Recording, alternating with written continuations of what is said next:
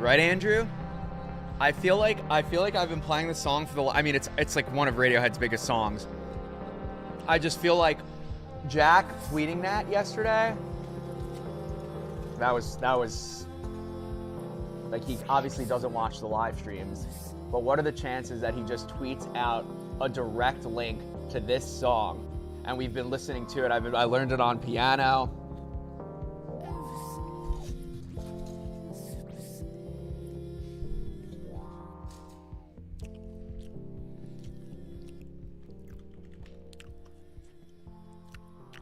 Tesla is down today, Jason.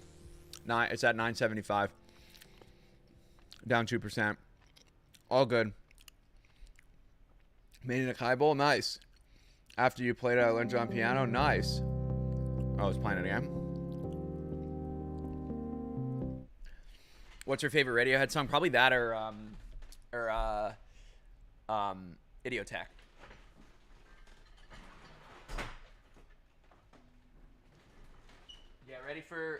Get ready for Stompy, lady.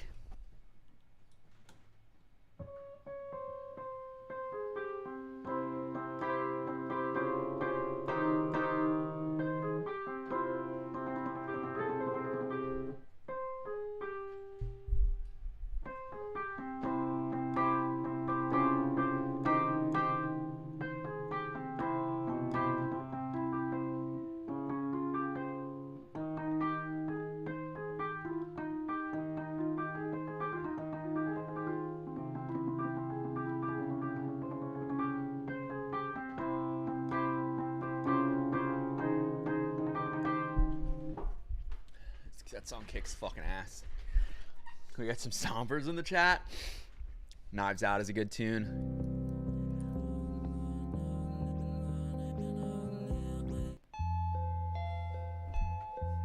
Cares finance user says it goes down for some hours yesterday morning. Elon loan falls through.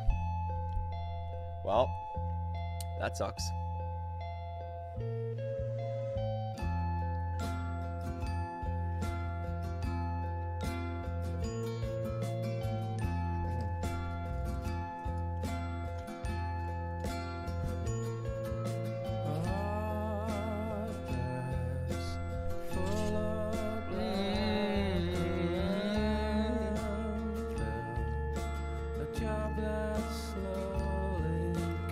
Has Elon tweeted?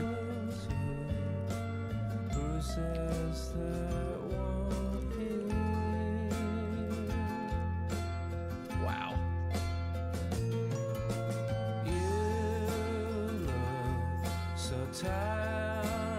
That has 2 million likes. Dude, his engagement is insane. 85 million.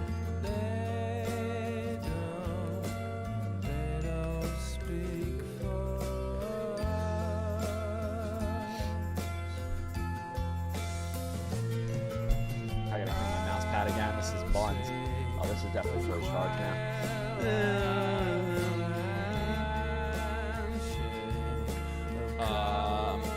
Sorry, 1 second, chat.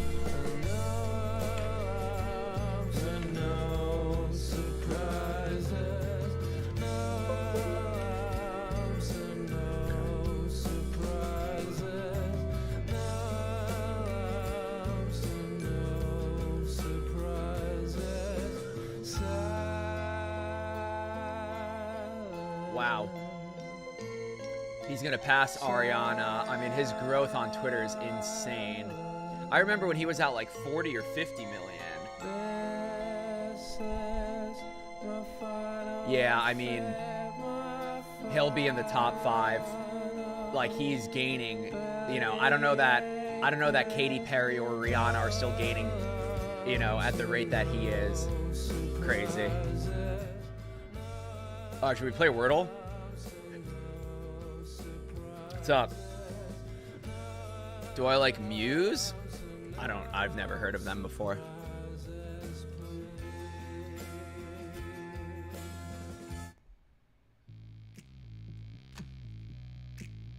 Exercise bike. Oh, wow.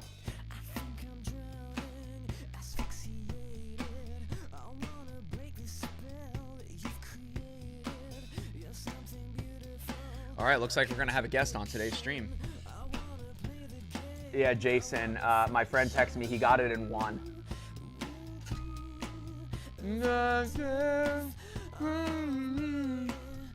Why does that sound familiar, Jason? Stu Leonard's? Why does that sound so familiar?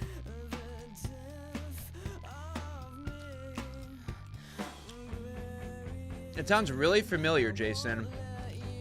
Supermarket? Maybe. I heard of it. Maybe. What's up, Jow? Yeah, dude. He's coming.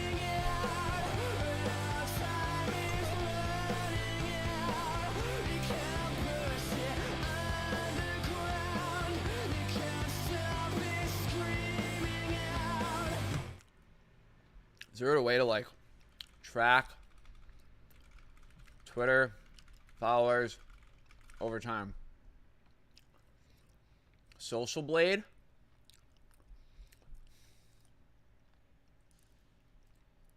Elon Musk, Social Blade?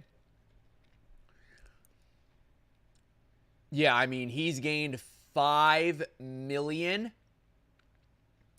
He's gained 5 million. Wow. Yeah, look at these numbers. Wow, yesterday he gained 1 million on Twitter. Oh my God. Is what official? Like, I don't know. Let's see Rihanna. Yeah, 400K gained, and he gained 5 million. Let's see Justin Bieber. Yeah, 17,000. Yeah, dude. I'm telling you. Minus 48K.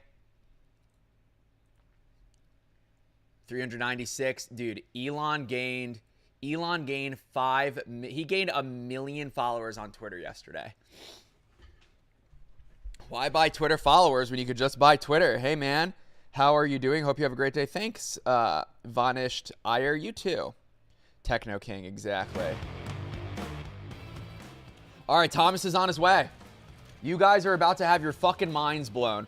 I couldn't even keep up in conversation with him because he's so fucking technical. He works at Google.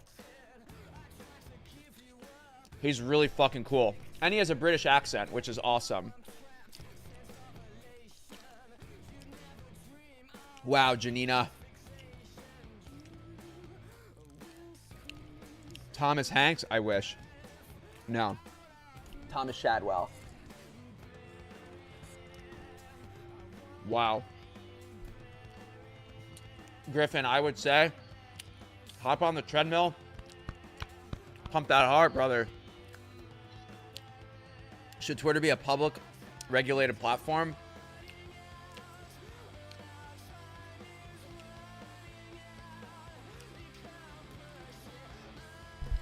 I think it should be. I don't think it should be a public company.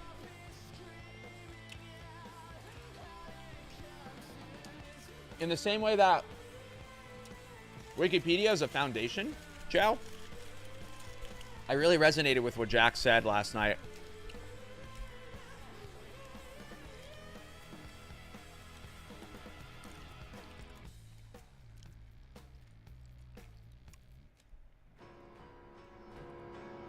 Prepping meals? Hell yeah.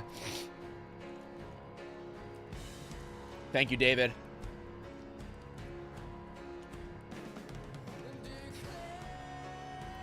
This an emergency.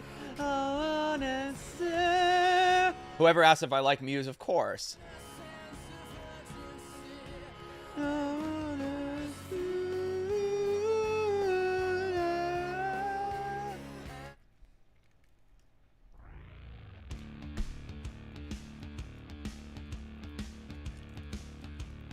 Good morning! Should I cancel my Twitter account? I don't think you can cancel your Twitter account. And Trump said he's not going to come back to Twitter.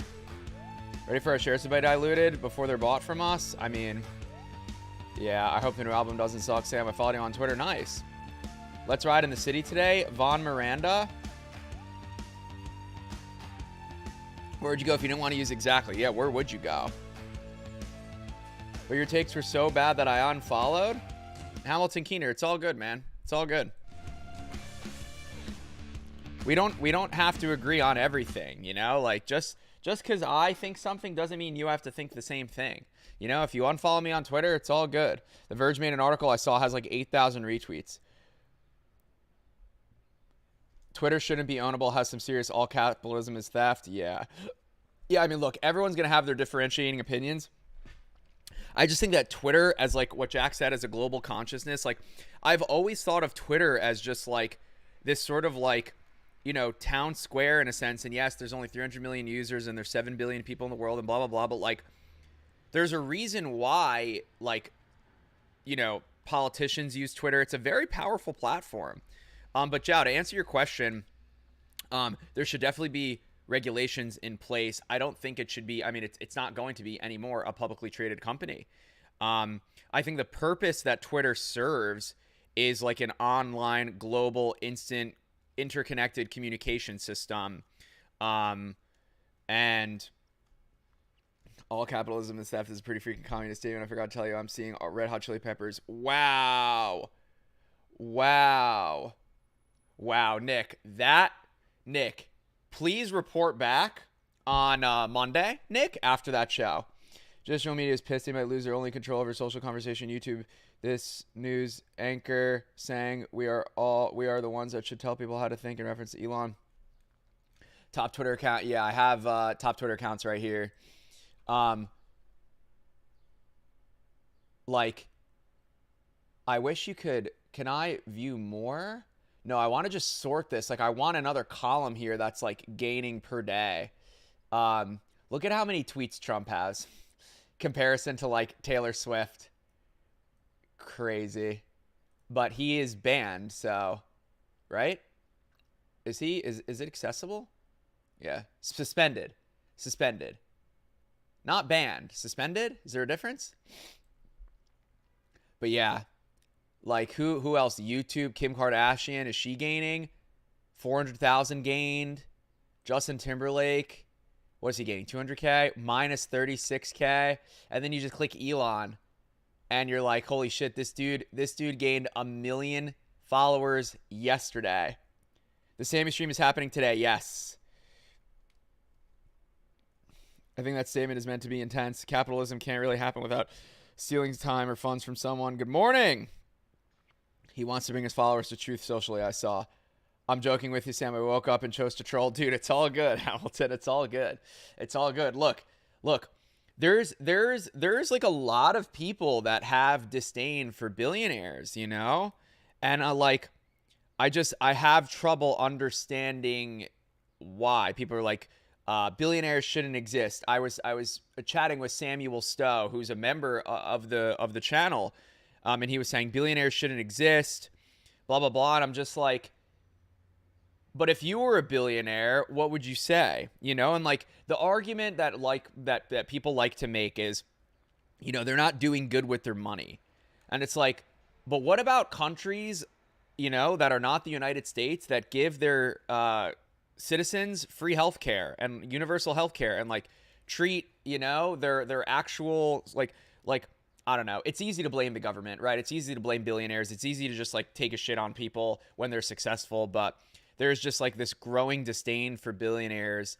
And yeah, I just like, you know, we watched that video yesterday of how Elon got his wealth and blah, blah, blah. But it's like, he did it. Pretty sure he did it.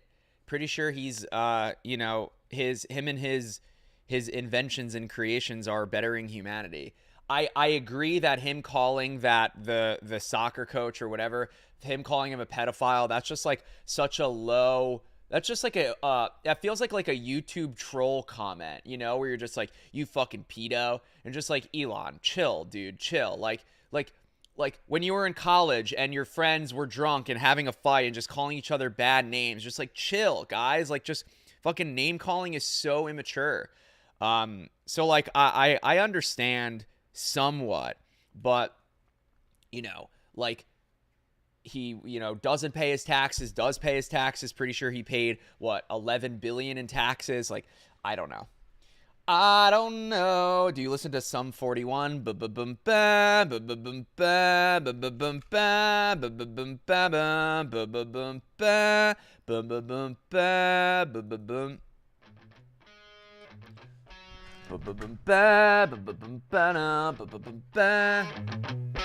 I sure do.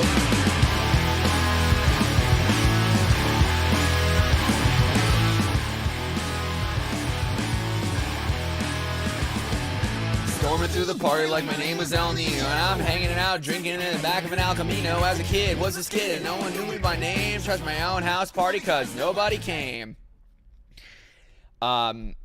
Yeah, Green Day. I wanna be a minority, vanished. Yes, I like those bands.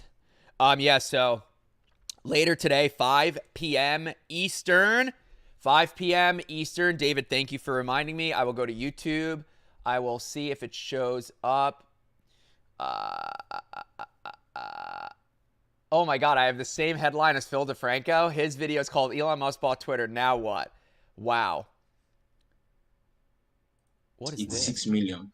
So, like Marvelous said, Dude, look at this clickbait. Oh.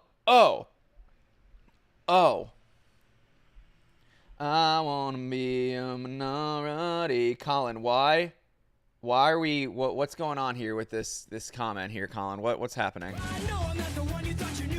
What's up, William? Look at this.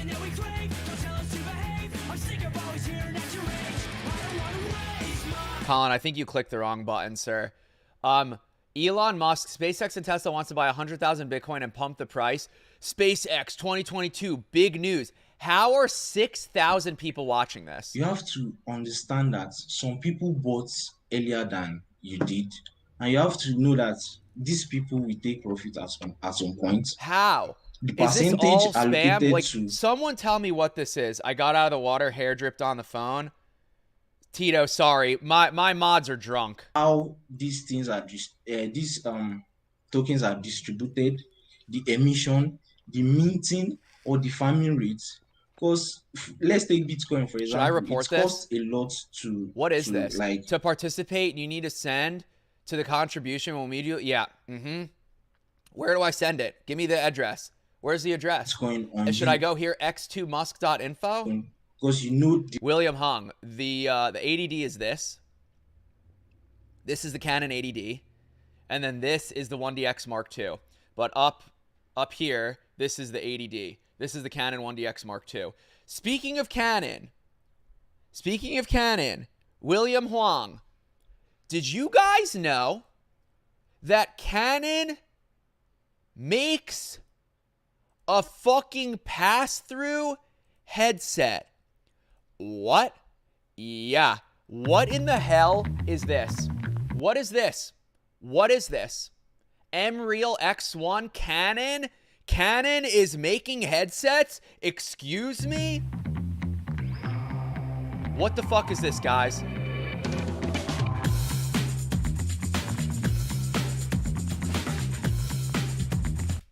What is this?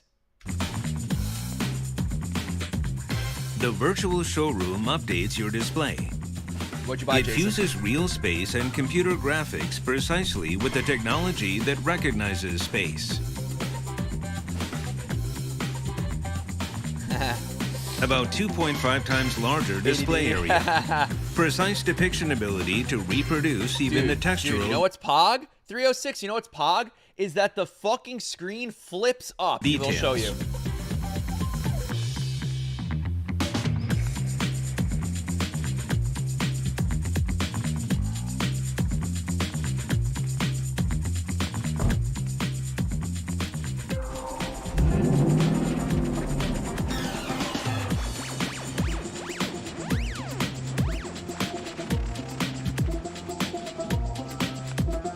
Who knew that Canon makes a VR headset?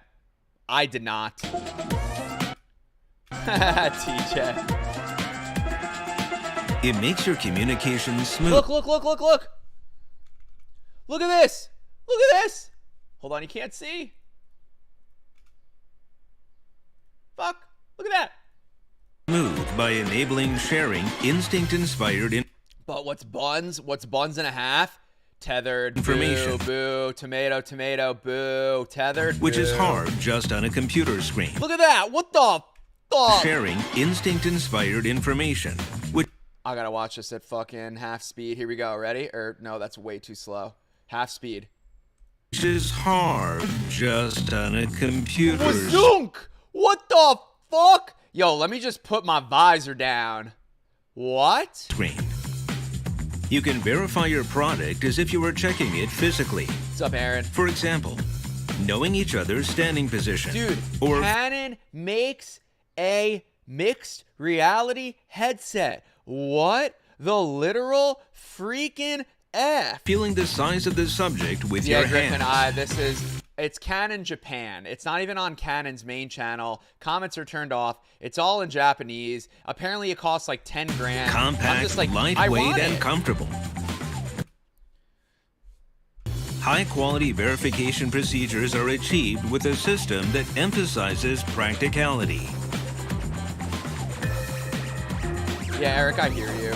High portability makes it possible to use in a variety of fields. For example, in medical practice. They just walk in with the Variety freaking of field. briefcase. You're thinking, oh, they may have some medical equipment. Nah, For fam. example, in Nah. medical Also, the bottom of his shoes are orange. practice. Both of them? What's going on? What's going on? This folds flat? Is that the PC? Look at those. Look at how thick those cables are. Oh my.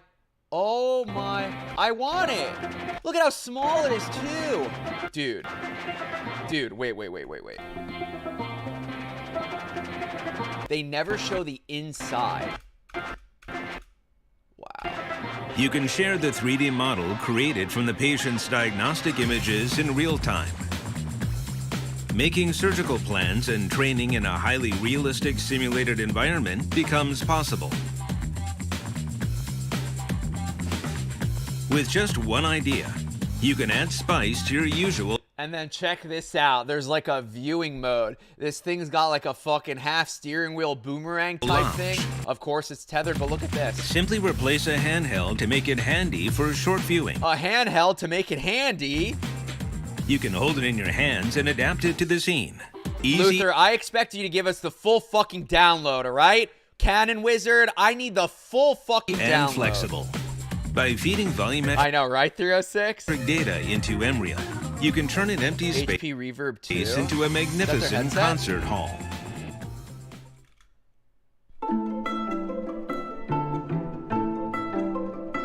It is. You can enjoy the realistic experience from a free viewpoint. Perfect for entertainment as well.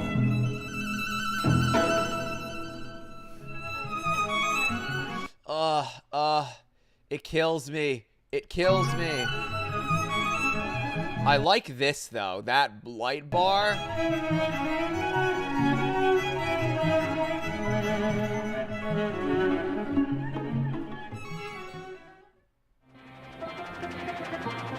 Emreal leads the answer.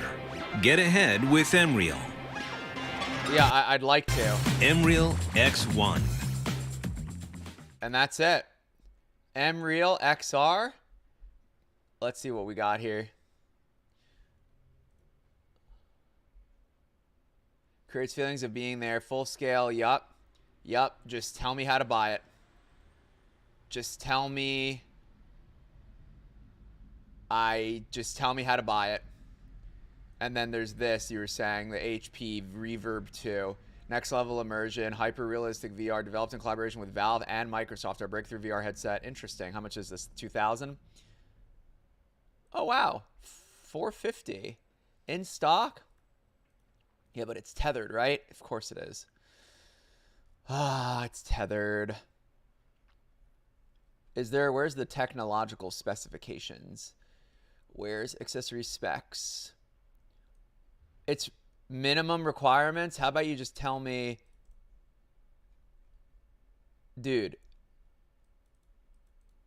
what? I have to open up a dang PDF? The frick?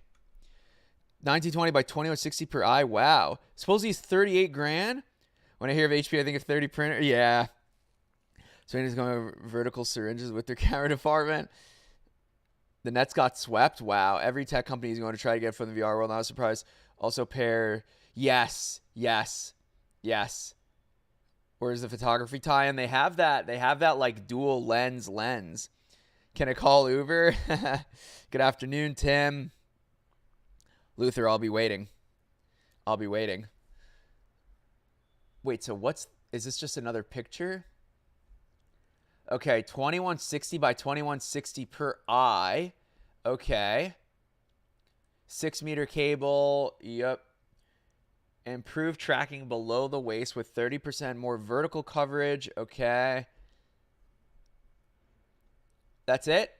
2 pages? Lifelike soundscapes and superb economics. Immerse yourself in an entirely new way to design, learn, collaborate, and game with our breakthrough headset. It doesn't even have smaller, more ergonomic design. Can I like? Interesting.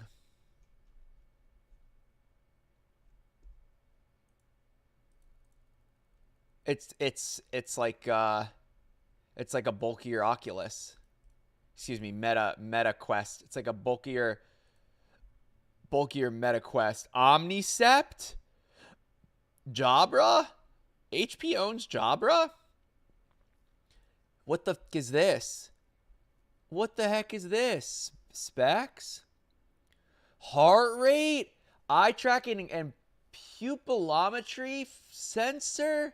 What the? Yeah. Am I going to have to click that little PDF again? Yep. How? That's crazy. Integrated sensors measure muscle movements, gaze, pupil size, and pulse. Seamlessly transfer data to the HP Omnicept platform. 21 by 60, foveated rendering. What's HMD? What does that stand for? Head-mounted display. Wow. 4 cameras built into that set. No external sensors required. Yeah, but it's still tethered. What the?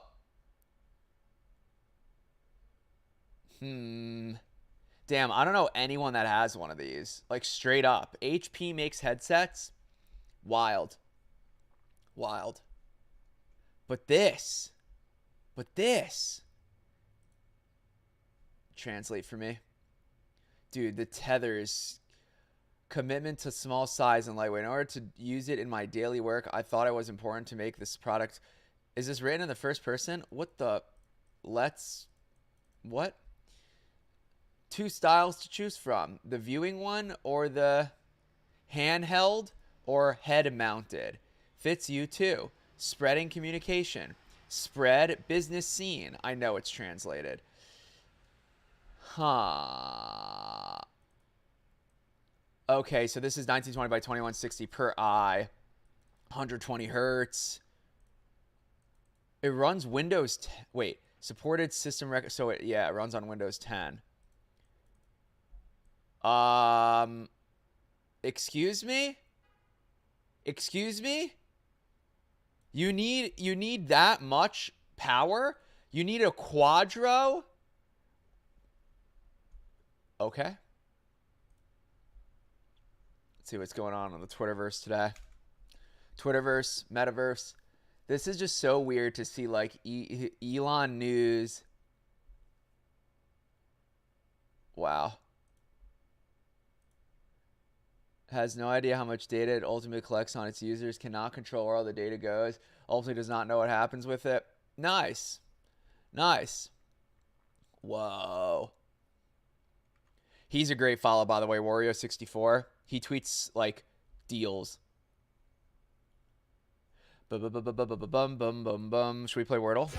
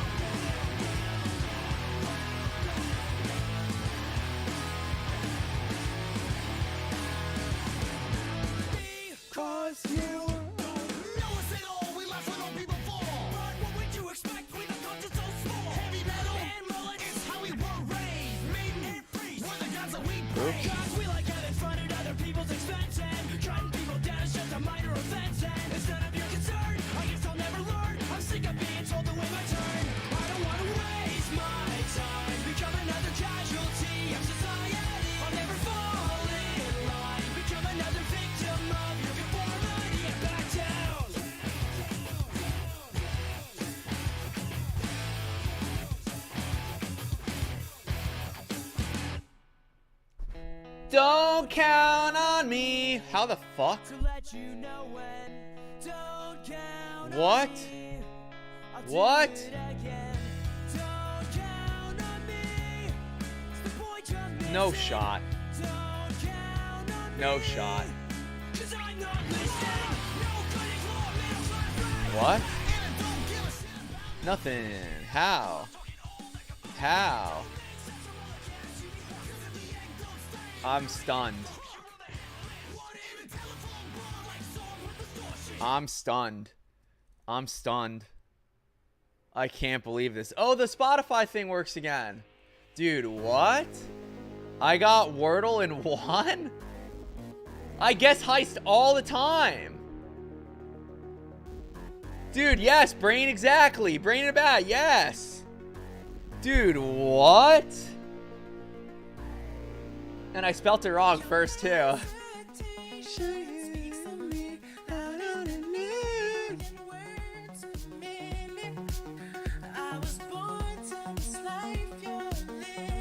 Wow.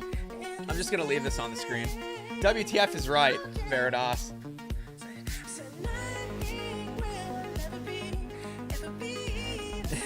Do.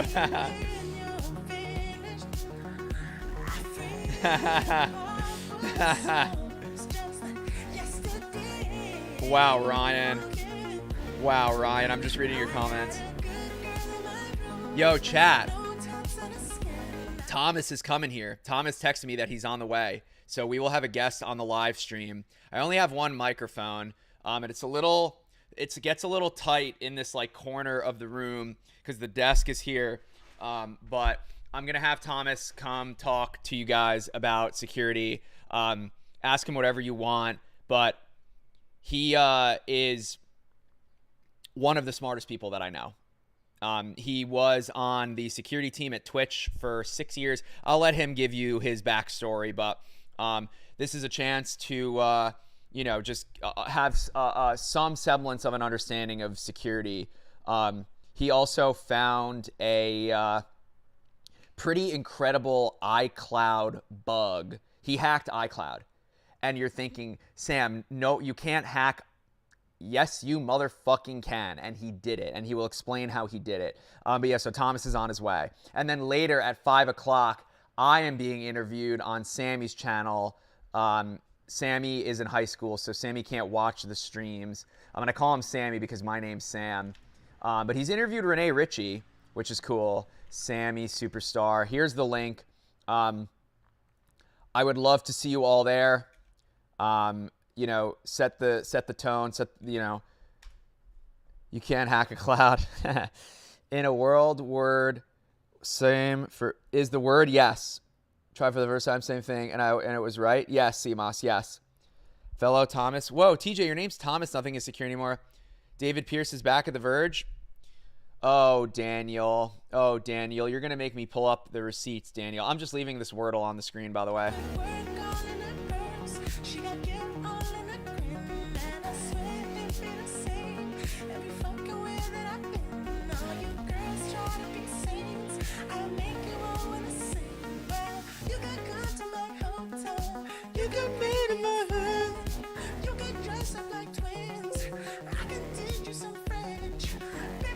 I saw Daniel. I'm looking for the tweet, but I can't find it. Oh, it should be under tweets and replies, I guess. Yeah, I saw. I'm waiting for Neeli to pick up the phone and say, "Come back on the Vergecast." Sony Link Buds. I've never used them, Prago. Never used them. Honest to God, never used them. So excited about getting it in 2. I got lucky, dude. I got really lucky, Mitch. Marquez is no, I haven't watched it yet. I'm gonna watch it over dinner. Someone whispered in your ear. That's worth sharing on Twitter. Yeah, you're right. How do I do this?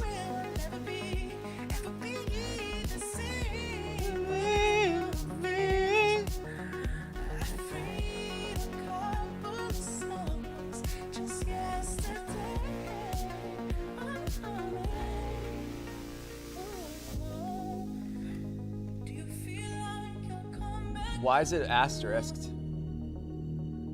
Why is it asterisked? Whatever. Worth the tweet. You're right. Worth the tweet.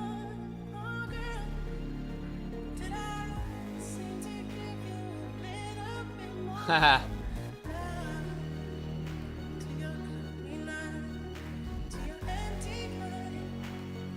Damn, that tweet got first from stream. Wait, Sam, you're or Judge Joey. Crazy.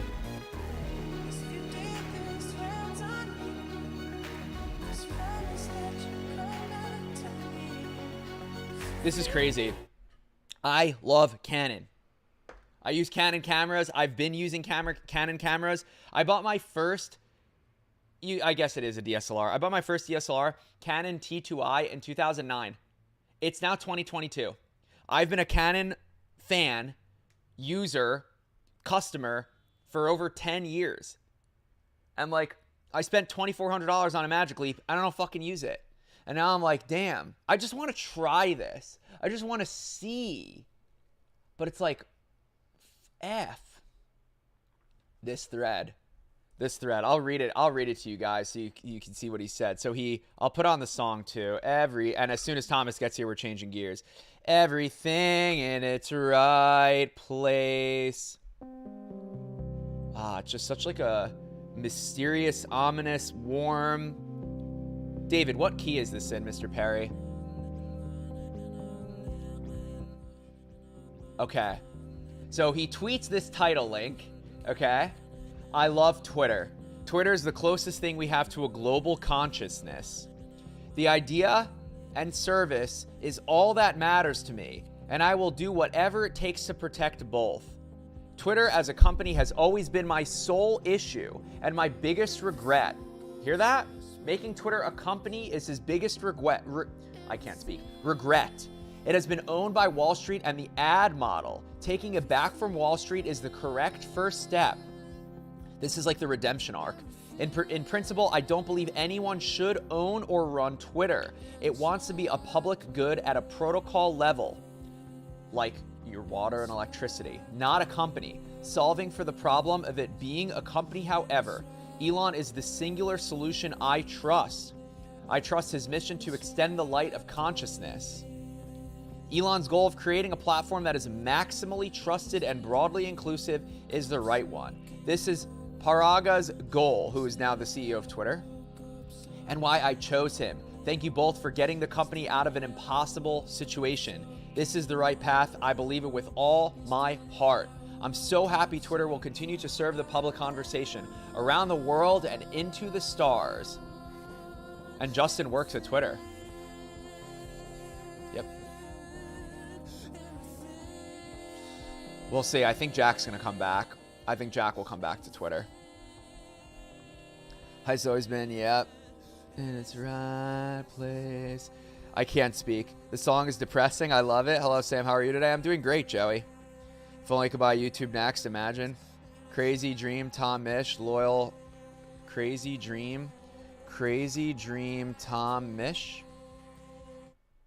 In my opinion, that was the most unwatchable video Marquez has ever uploaded. I closed it halfway through. Wow. Lost in the Fire by The Weeknd. Holy shit, look at this VR headset called PMax Reality. Oh, isn't that the... that's, who makes that?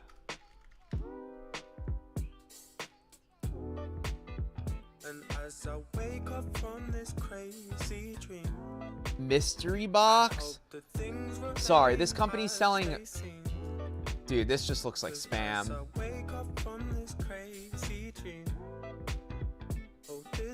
Why does this look so bad? This website is just hideous. Is that the Pi logo? Oh, Pi Max. Asterisk equals hard mode. Got it. Did you try Windows 11 now? Flip phone is wide open. So I didn't start with heist today. We're already to today. How do I do this? Obviously a hot take. Elon is killing. Hello, Sam. How are you? I'm doing great, Joey. Pictures around cute. What? What? I don't even see it on here. 12K QLED? 8K XDMAS? XDMAS? What are these names? Dude, is this even a real product? Like, I'm not kidding you. Is this a real product? Oh, sick. You buy this now, you get $10 off. Sick. Neuralink and Twitter have the same objective. What kind of stabilizer gimbal did you lend him in his Super 73 video? I didn't lend him a gimbal, did I? We just put his camera on it was just a Ronin S. Sounds like Jack wants me to share. Love to see Jack's endorsement there. What's up, Federico Natali? Technically C. I don't even know what that word is. What is Phrygian? I don't even know what that. It's like what are those like really fringe keys? It's like not like Meridian, Mixolydian, whatever the fuck. There's like diminished, and then after that, like, yeah. Look at the 12K version. Where is the 12K version? Dude, this website is poopy. I hope the things remain as they seem. 'Cause as I wake up from this crazy dream, oh, this dream. They all look the same.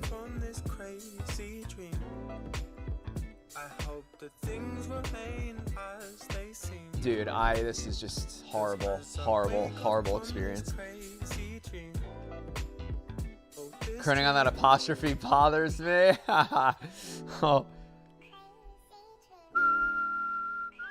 Pimax's 200-degree FOV blows everything else out of the water. But why is their website so bad? This website just really looks like it's just like... Exactly, Vaughn, exactly. My friend has the Pimax. Wow. What Loyal Karn song is this? This is called Crazy Dream. Janina just doesn't miss with the recommendations. I'll do this. Better website and more info. Where? Wait, where? I'm seeing live chat. It says extra discount on the left bottom. Music theory. Wasted on the floor again, and no one Study too much music theory in my life. Sometimes when I'm drunk, I can't listen to music without tripping out. Wow. I don't think Pine was giving out graphics website doing mix. I thought those mystery boxes were... Yeah, this is just like so bad. Like who's buying a mystery box? Yeah, let me just buy a mystery box of a VR headset. 8 units sold. This timer, it's just like...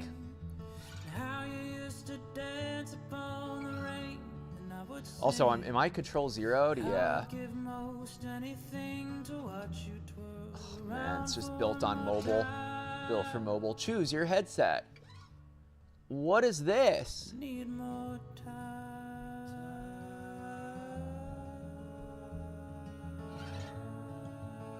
Get full deduction for Pimax Reality. What is this company? Like, who is this? Reddit, Twitter, Discord, OpenMR, Facebook, Instagram. Wow, Palmer follows them. In dreams we live. Our mission is to share the best VR headset with you. Live in a digital oasis. Check out pre-order forum and customers' review in our website.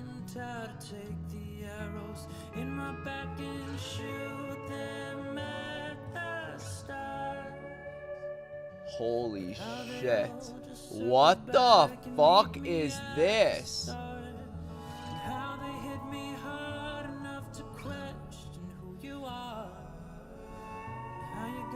What is going on?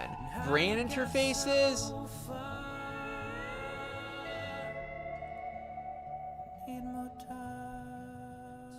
Sword controllers? Ooh. Oh, Varjo, wow, or Vario, as someone says. All right, I think Thomas is here. Yes.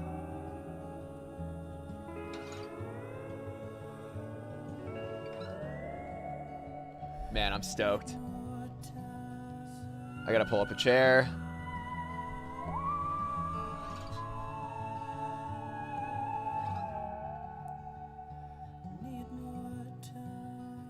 You guys are funny. Commenting right from the stream. All right.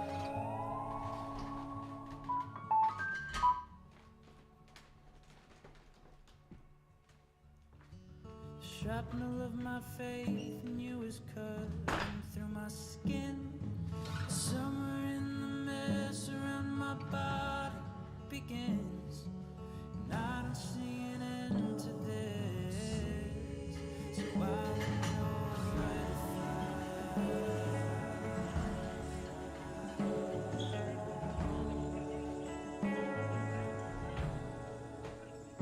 Need more time.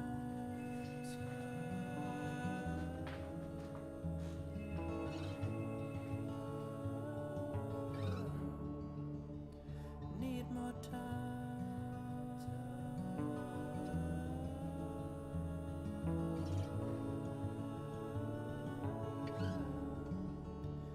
Need more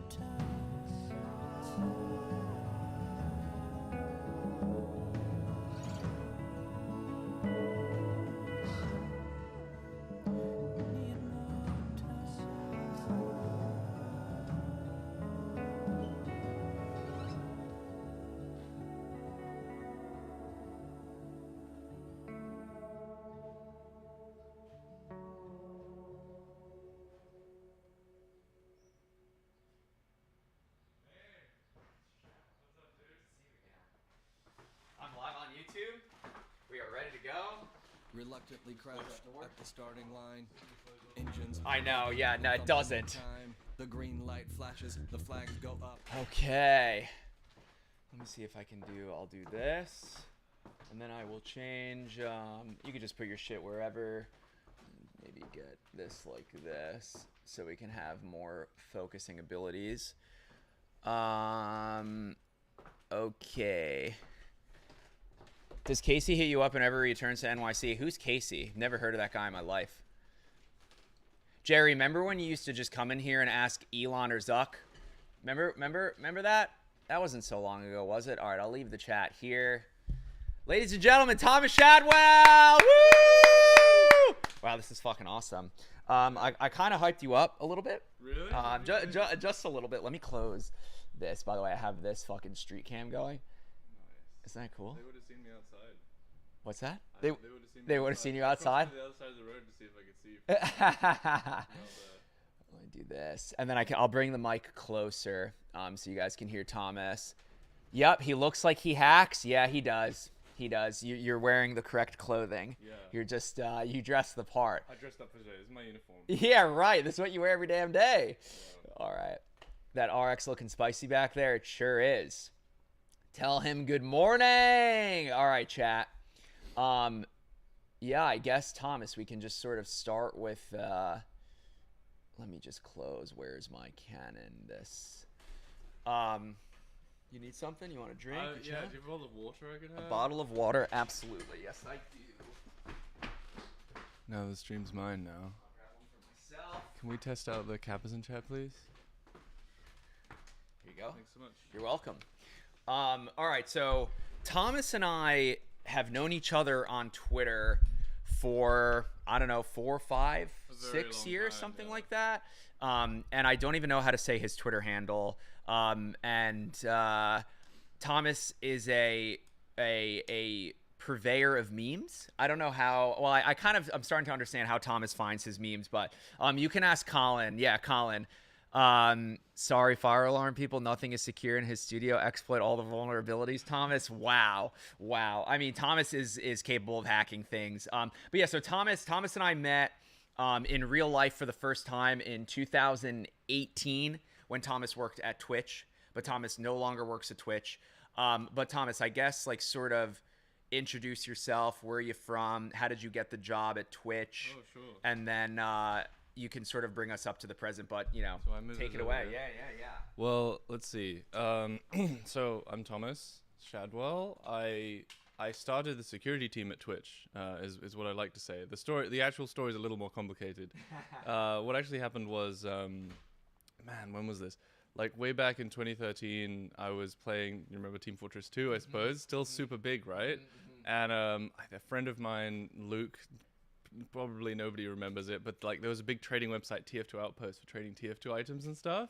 And, like, Luke had been my friend for a couple of years. On the game? And, like, I met him through... This is gonna be the most gamer shit you could possibly imagine. I met him during the Portal 2 ARG. Do you remember the Portal 2 ARG? The fucking potato thing? No? Alright, the Valve said we'll launch Portal 2 early if you collect enough potatoes, and they'd, like, spread them out through, like, 15 different games, and they had to, like, go in each game and, like, collect each of them, and the community was, like, collaborating.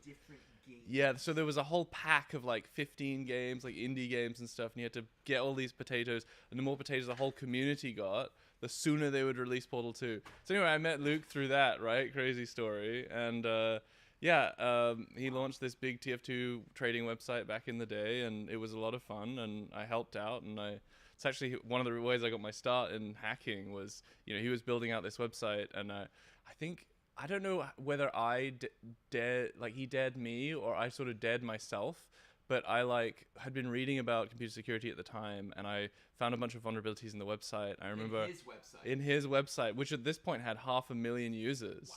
And I injected some code that, like, spanned the front page around and played You Spin Me Right Round, and it was so much fucking fun. I was hooked on it from that moment. Like. And this is what year? This is 2013, probably earlier, 2012, 2013. It's like when you put into Google do a barrel roll, how it, like. Exactly. But I did it on someone else's website without their permission. I mean, that would take a long lecture and a whiteboard, but it's not a very. Even back then, in the beginning of the hacking days, you were able to do that. Yeah, of course, yeah. That was one of the first, like, real vulnerabilities that I ever wrote, and it was great. It was super good. So yeah, how did I get my start at Twitch? So like we had this big live stream, twitch.tv/TF2 Outpost. It probably still exists. I think it got the website doesn't exist anymore. It got bought out and all that kind of stuff. And like you know how it's with corporations, they just disappear sometimes eventually. But I had got into this habit of just anything I enjoyed, I just wanted to hack it. I wanted to find all the vulnerabilities. I wanted to send them in. I wanted to like post shit on the website and like fuck around and all that kind of stuff. And so I found a ton of vulnerabilities in Twitch. And because we were a pretty big live stream, we had contacts with the Twitch staff at the time, which was like 40 people or so. Wow. And this is what year now, 2014? This is going to be 2012/2013. 2014 is the year I signed my contract with Twitch. Wow. So Wow. yeah, sorry, I skipped forward a little bit there, but yeah, like I sent them all these vulnerabilities and they were like, "Hey, do you want a job at Twitch?" And I said, "I'll think about it." And then Valve, because of I was doing like a ton of security stuff for Valve at the time, they gave me tickets to Dota TI, you know, like the big Dota tournament, which was at the time the biggest and like biggest prize pool tournament in the world for any game. And I was thinking like, oh, I remember there was that Twitch website, like kind of thing. And I was like, well, I wonder if they sent anybody to this conference that I could meet up with, because they were based in San Francisco and I was based in London at the time. So Where was this tournament?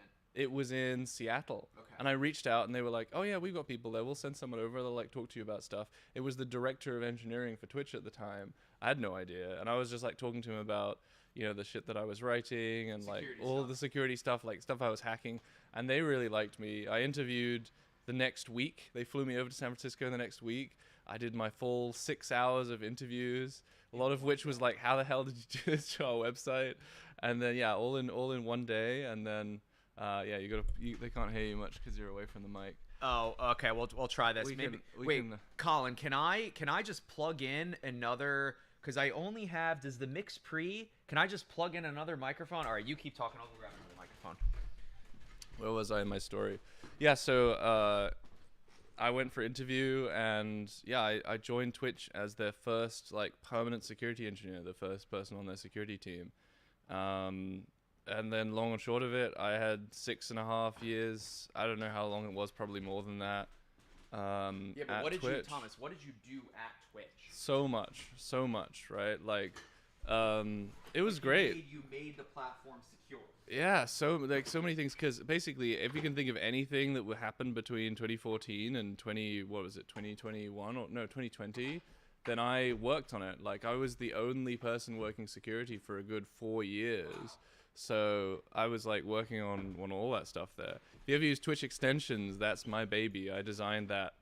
I wouldn't say through and through. There were lots of very smart people who worked with me on it, but it's a crazy product. Like, I remember Emmett, our CEO, said to me, like, hey, do you remember those widgets we had back in the day on Justin.tv where you could just plug in any HTML you want, and they were super insecure and people kept getting hacked through them? Wow. What if we bring those back on Twitch? And I was like, that's fucking crazy. Wow. There's no way that's going to work, and we did it anyway. Yeah. So the Twitch extensions are through HTML? Yeah, it's just a website that sits on top of the video player. It's all like heavily sandboxed, and it's got a super interesting model, but like that was what I really got my kicks out of, was like, being able to produce a product that would be impossible without having security expertise work really closely with software engineers. Something that doesn't typically happen. A lot of this stuff's very compliance. You're not talking about UI, right? You're talking No, I mean the architecture. Yeah, like I remember the team came to me with a lot of ideas that were very they were primitive, impossible. What? They were impossible. That's a good word for it. Like they did their best, but there were a lot of ways that I or someone else with my skills could have done a lot of damage to the website. And so, yeah, we went back to the drawing board, and I thought, I've really just got to do this. I remember talking to another engineer in the team and being like, I think I've got everything right. Like I've looked at it in every possible way I can, but like it could just turn out like a huge mistake. But they were like, they said like, as long as you've got everything that you possibly can right, and the business knows what risk that they're taking on, just go for it, So you had freedom and runway to sort of just like explore and keep trying and keep, yeah. All right, 1 second, chat. Colin, can you walk me through this if you can hear me? I think do do I just plug? So Colin, I have this other microphone plugged into the cloud lifter, and then XLR just goes into the mix or the. Everything is vulnerable. Someone who really wants to get in. Yes, that's why people like Thomas exist. I think if I just here, let me make sure I don't completely fuck this up. All right, Colin's calling me. All right, so if I just go into the second one. All right, 1 second. Sorry, Chad, this will be worth it, I promise. So go into input 2, and then set all the settings the same. Okay, let me see something. Testing 1 2 3. Let me see. Yeah. Okay. Is it working? Or can you guys hear me on this one? And then. Meaning like turn down the gain on it, I guess, maybe. Yeah. Just check. You'll check levels. All right, check. Thank you, Colin. That's input 2, gain. Yeah, it seems pretty good. Okay, loud and clear. Okay. Bonjour. All right, I think we are. Yeah. I think we're back. Okay, I think we're back. All right. Someone asked how old you are, Thomas. I'm 27. I'm turning 28 in a couple of weeks, I guess. When's your birthday? May 17th. Wow, nice. I'm June 19th. Wow. Yeah. Hell yeah. Dude, it's having a birthday when it's warm outside is the fucking best. I can't imagine. My brother has a birthday. I think it's like 24th of December. Can you imagine that? And also, you don't get Christmas gifts. You get the combined Christmas gift / birthday present. If Thomas has a hand in Anonymous blink twice on May 7th, how do I hack the train tracker? Does Thomas speak French and British? I've been trying to. In the UK you learn a bunch of foreign languages. I actually learned German, but everybody starts learning French. Like everybody learns like a little bit of French and a little bit of German, I think, and then you get to like decide and specialize whether you want to speak Spanish, French, or German. And I spoke German, but recently I've just been like, on Duo, trying to learn more Duolingo. French. Yeah. Like the app. Yeah. That's like, is it gamified? I've never actually tried it. I wouldn't necessarily say it. They definitely harass me, and they're like, oh, you're gonna lose your streak of like, I think I'm on like 130 days if you don't like, do your quick lesson. And it's like, so it's little lessons. I can show you if you want. You could do a Sure. French lesson with me. Sure. Let me. I just wanted to change the title and the thumbnail of the stream so we can like have this. No, that's this one. Where's my? It's gonna be in here. 1 second. Some schools teach French and then Spanish. There's I feel like overseas learning a second language is like way more of a thing, It's something I've definitely noticed personally. Like, it's really interesting. In the U.S., like the way that people speak foreign languages is totally different. Like, in Europe, most people will speak like their primary European language, like English or French or Spanish or whatever, and one other to some extent, like usually English or French or something. And then in the US, it seems like you find very few people who have this like middling ability to speak other languages like I do. Like if I meet somebody and they speak German, they speak English with a perfect English accent, and they speak German with a perfect German accent. That doesn't exist in Europe. You have Germans who speak perfect English with a German accent, and you have Germans who speak German with a German accent, right? But like I guess it's because a lot of people grow up bilingual here in general. That's my guess. Here? Yeah, in this country. Like when I meet people who speak German, they're like, "Oh yeah, my parents are German," but they're saying it with a perfect American accent. Then when they speak they start speaking German, they speak perfect German with no stops or anything, right? But if you go to like England, you find people who speak French. They'll be able to stumble over and like get things out, but it won't sound like a French person speaking French. You know what I mean? No, I know, and like here. The accent is kind of undetectable. Yeah. But then they can just whip out another language. Yeah. It's like having multiple skills. Cool, ich bin Wolgadeutsch. Wolgadeutsch. All right. All right. So we keep this train going. All right. So Thomas, what is like when you think back to the work you did at Twitch? What sort of do you you know, you look at the platform now and you're like, I'm glad I did this. This was a really hard project. This was cool. Like, what are some things that stand out to you of like projects you did? Like for me, it's like cool Verge videos where I had Alexis Ohanian on a 90 Seconds on the Verge, Alexis hoverboard video. Like, you know, you built things, shipped things, you know, maybe found vulnerabilities. What sort of comes to mind? Yeah, I mean, I think I could answer that question so many ways depending on Yeah. like what specific thing you mean, and I guess I could just answer it every way. But there's like, is it the coolest product that we shipped? Is it the most difficult product that Yeah. we shipped? Well, is it for the you. coolest vulnerability I found? Like, Yeah. those are all different categories. Sure, of things. sure. You pick. Okay. I think, let me think here. I think the coolest product that I like, the thing I'm most proud of is definitely Twitch extensions. Like that thing Okay. is fucking crazy, and I think it does shit that no one else has done, and I don't expect anyone else to do in a long while. You know, like where you can go on, you know, like man, what are those popular? You can watch like a Magic the Gathering streamer, and some of them have the Magic the Gathering extension. You can hover over their video and like see what cards they're playing and like stuff. interact with them. I fucking love that. And I think Yeah. it's such a beautiful evolution of what video streaming should be like in a way, right? Like it's got the metadata of the game in it, so that you don't have to like type in the chat like, hey, you know, which cards are you using every couple of times. How does You can that just check work? it. Okay, so like there's a web page that runs that the streamer like is running in the streamer's browser, and it is pulling data from the game client usually, and the game client is saying like, you have all these cards open, and the web application has access to data on all the cards, so it's just like rendering that out on top of the video. It's just a transparent web page that sits on top And of you the built video. what aspect? You built the entire framework Like for the framework, yeah. I didn't personally write it, but Okay. I designed like the things that stop it completely destroying Twitch ultimately, right? Because in the end of the day, it's downloading other people's code and running it directly inside Twitch, which could potentially be catastrophic to some extent, right? Did Twitch ever get hacked? Did Twitch ever get hacked while I was there? Is that the question? It depends on what you mean by hacked, and I can only talk about that to like some small extent. We Sure. definitely had like security events that happened Yep. over the time, but like I think if I went out there and just said Twitch got hacked, it could be misconstrued in all sorts of Sure. various ways, right? Sure.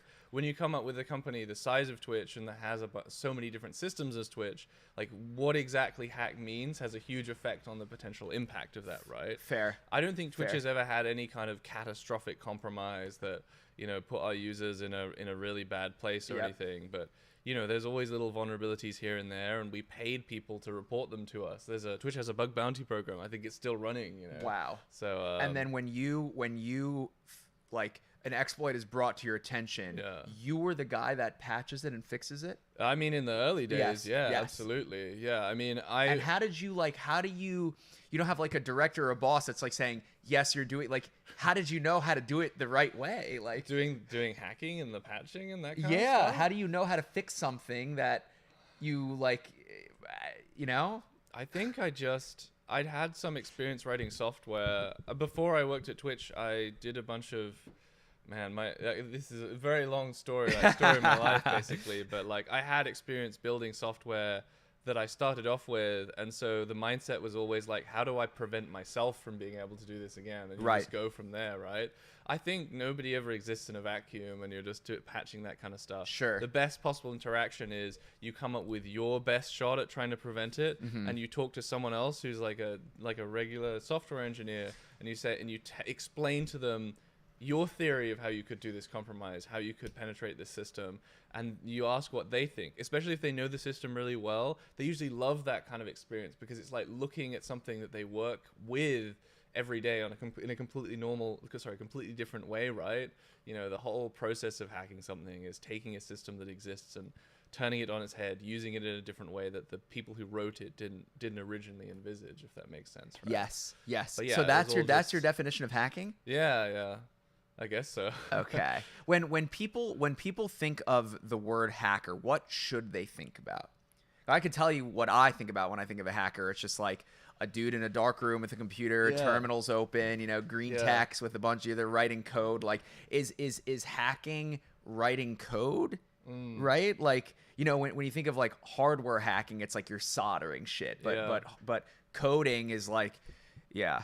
Matrix, exactly. Yeah, Mr. Robot. It's a really interesting question because it has a lot of computer history wrapped up in it. Like, Yes. I think it's a far gone conclusion at this point, but there was a good long while when I got my start in the quote unquote hacking scene that people would talk about reclaiming the word hacking, which originally was like used on, you know, ISE channels and like on the web, I suppose, to refer to somebody who was like a particularly talented programmer. And like a hack is described as an elegant fix or an elegant use of a system. And so like the word hacking to describe like an abuse of the system sort of evolved from that quote unquote sort of hacker mindset of being able to think around a system in a way that nobody expects, and then was sort of like blown up by news companies that would take this new like foreign word and like use it to mean somebody who is abusing or using a system. And that's one of the reasons why like there's that sort of confusion between like some people talk about hacking something and they're just like a life hack, for example. They're not breaking into life. You're not like reading the source code of life and like discovering its secrets. You're using those things in a way that, you know, other people wouldn't imagine. And that's like the older use of the word hacking. Yes. And this one for like compromise is a different Compromise. one. But for me personally, I would say that I think my definition does lie somewhere between. I'm not in the camp of like it can only mean like masterful software programming or something like that. When I watched, and you watched like that crazy speedrunning video with me the other day. Yes. So crazy. 0.5, was it? Watch Rolling Rocks 0.5 A Press is one of my favorite videos ever. It's a deep cut. Like, yeah, it's amazing to watch. And that guy has no like background in computer security, and yet he's abusing this system in exactly the way that I truly recognize, right? And to me, that's like a hack. Like when you see like a speedrunner do some amazing skip, some amazing abuse of a game, and use the game systems to their advantage in a way that's like exciting. I guess that's not necessarily a qualifier. Like, No, that's a me, version of a right? hack. And just so chat, so there is like this there's a huge community in gaming that plays video games as they try and beat the game as fast as they can, and it's called speedrunning. So, for example, the original Super Mario Bros. On the Nintendo, there's like ways to beat the game in under like 5 minutes, and you have like pixel perfect jumps, and there's like Mario Kart's another game, Mario 64. There's so many games that get speedrun, and what Thomas is referring to is like there's a person that figured out how to get one specific star, and there's like the way you press the button down on a controller. It like you press A, and then it's also another button press when the A gets lifted up. It's like this whole complicated thing. But I think the point you're making here is like the way he went about it is like beautiful in a sense. They had a vision, know? Like, even if that vision wasn't necessarily something that everyone would aspire to, completing the level with only holding down the A button the whole time. Yes. Which is a crazy thing. And he like just conceptualized it and managed to actually make that happen. and you made know? a video about it too, And make right? a video about it by massively abusing like in the long and short of it, he just like abuses the heck out of the way that the speed systems work in the game to make him teleport from place to place so he never has to jump. Really amazing. But that's what I would say is hacking, because like I don't know, maybe this is me being elitist, you know, as a security engineer. Sometimes you see people talk about hacking and it's like, you know, the hacking will be like, oh, I reached out to somebody and I said like, you know, I told them something horrible was going to happen to them unless they like told me this specific thing, and like I hijacked their Twitter account. To me, like I understand why people report that as hacking, but it feels so unsatisfying, right? When I would read a hacking story, I want there to be like intrigue and like, you know, it It's has like a to movie. be You need the something drama. meaty. Right? Yes. Exactly. Yes. I mean, Yes. I think there's so many people who got into this industry just loving that excitement, that sense of power, right? Yes. And being able to do something that Well, nobody else can do. I definitely want to mention the iCloud hack. Sure. Colin says, I want to know about his pinned Twitter message. Yeah. So if I go on my desktop here. Oh, nice. I didn't even see this. This is Thomas, by the way, if you want to hit him with a follow. It's N-M-E-Z. It's a palindrome. It's a palindrome, yeah. Yes, So it's the yes. same forwards and backwards. So it's twitter.com. Let me just copy and paste this if you guys want to follow him. You probably will not get much hacking news per se. It's a lot of like really good fucking deep retweets. I mean, from time to time, Thomas tweets about hacking, but all right, let me go back to so wait, what is this? Yeah, so that's an interesting one. Like I think So I didn't get my start in security from the traditional security community. I was just like messing around with this stuff and like doing all this stuff myself, really. And so I always find it interesting to like find little features that are like barely used. I know there's like, what is it, Jane Manstrom Wong? I don't know. If you know her. Yeah, that kind of stuff. Yes. I think it's so amazing watching her work. Like, it's another kind of when I watch speedrunners and I see them do that. You're kind saying of stuff, when she it's like a similar thing. Yeah. Dude, do you know how she does that? Absolutely. You yeah, do know yeah. how she does that, okay? Because Yeah. I as like a regular, sort of tech nerd, but not very technical, I'm just like, how is she able to get access to like these like internal features? Like, Yeah. is she like running like, is she hacking their servers? Like, is Yeah. she downloading like a test flight version on her phone, or like? Okay, I will. I'll explain this. Yes. But you have to get me to come back to the messages thing because I'll forget otherwise. Okay. Yes. So, Yes. So when lots of modern pieces of software are developed, like Twitter, for example, apps and so on. Yep. The most common way to do this is to have just like a lot. You have your code which represents the structure, the contract, if you will, of how the program operates, and everybody's regularly contributing to that contract. And usually that code, or at least parts of it, the machine code, that kind of stuff, it has to reach your device, right? Yes. And in modern applications, like I'm pointing at Twitter over here, you guys can't see it. Yeah. There's a ton of code that isn't ever executed, that it can be loaded, that is just sitting there, for example. Sitting where? In like on their servers, On their waiting to be servers. accessed. Got it. Because there's just going to be a switch that Twitter employees can press to turn the feature on if you And you we understand. can't see, there's sort of like, we can't see all that stuff, but it's there. Right, it's right. in there. So like when they develop a new feature for Twitter, they will so-called dog food it. They will Yes. have their engineers use the feature for a while to see whether it's good. Dog food. And there are dog fooded and partially developed features that will be in the code that gets transmitted to the browser. And so if you have the right tools, you can like look through the code and like see how has this code changed since the last time I pulled the code from the server, and say, oh, they've added this code. What does it do? And like you can inject your own code in there to run those functions that would normally, instantiate this feature. I don't know how much sense that makes. It does. But if you can imagine like an example Twitter feature, like if they added an extra like button, Yep. they would have months developing that before it actually reached the public, and there would be vestiges of the code in there, if not the whole feature. And they'd be running experiments on certain target groups to see how they reacted to that feature. So ultimately, Thomas, right? you can do this then? Yeah, I Yeah, mean, yeah. that's what I was going to say, like the the button that you press on my profile, Yeah. because if you click it, it like pops up this cat, right? Yes. It was essentially found through a set of very similar techniques.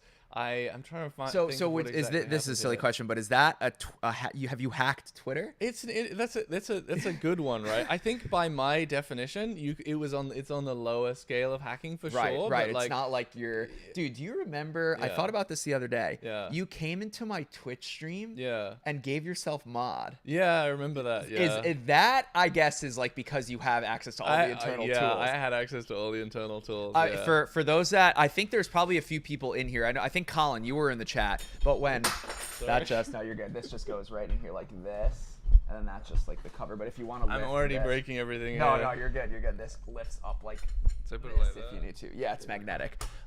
So back when I used to, Brain in a Bat, yes, you were there. When I used to stream on Twitch, when you're a Twitch employee, you have a green sword badge next to your name. No, that's the mod one. Sorry, You yes, get like a yes. spanner. Isn't it the? It's black, right? The icon's Yeah, black. it's like a black spanner, but I forget what Americans call a spanner. You I don't know call it what's a something else. spanner. A wrench. That's it, yeah. Yes. Yeah. So Thomas was in there, and then all of a sudden he just starts typing again, and he became a mod, and I certainly wrench. Yes.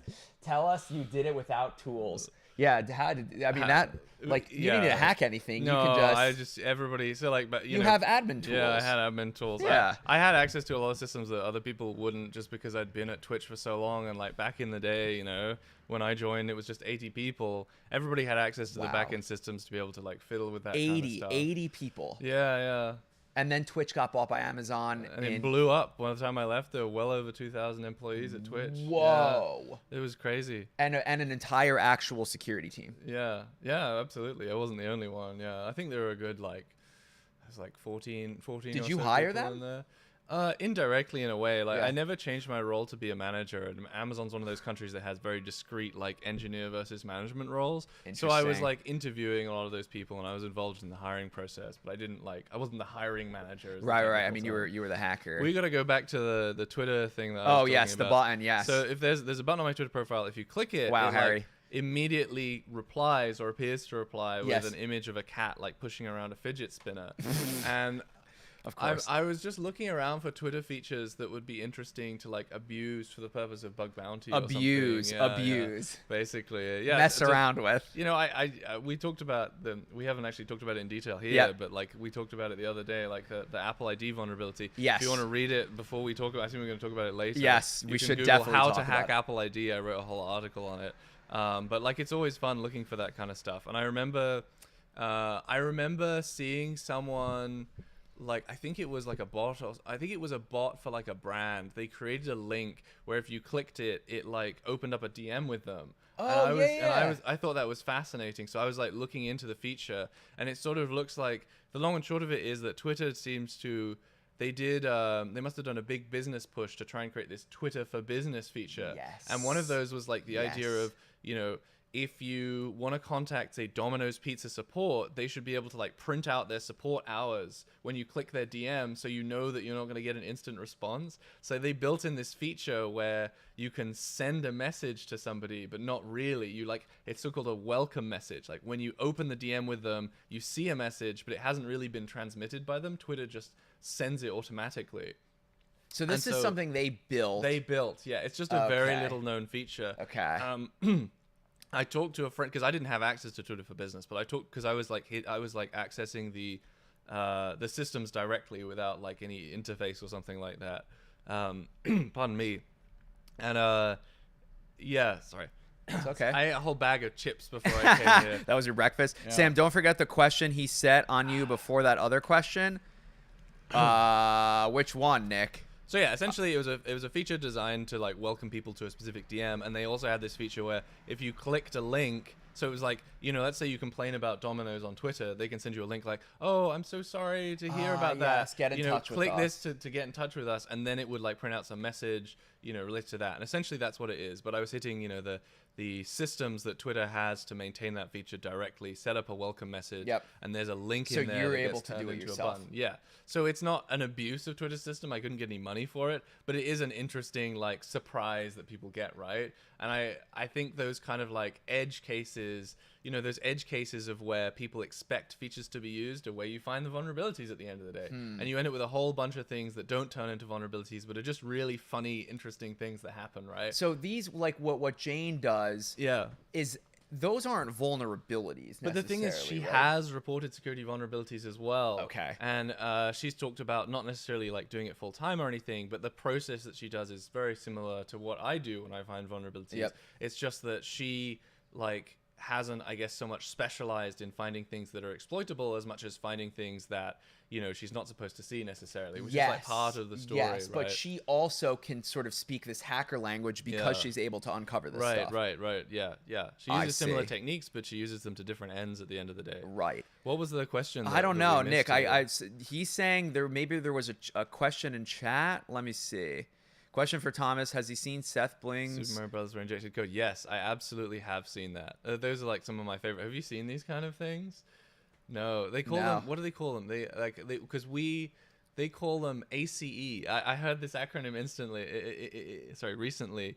In the speedrunning community, they call it ACE, arbitrary code execution. And in security, we do call it arbitrary code execution, but we don't shorten it to ACE. But it's the idea of like taking a system and then like injecting code into that system, so then you can operate from the same level that it can. You remember the whole like Apple ID thing that Yes. I mentioned, where Yes. I injected code into Apple ID? Yes, which in we'll talk about. speedrunning terms, they would call that an ACE basically. And so there are speedrunners that find similar vulnerabilities in games like Mario, and if they're able to use similar techniques on that game, they can just start rewriting and injecting code into the game That's to like turn a Mario into tool-assisted anything speedrun? else.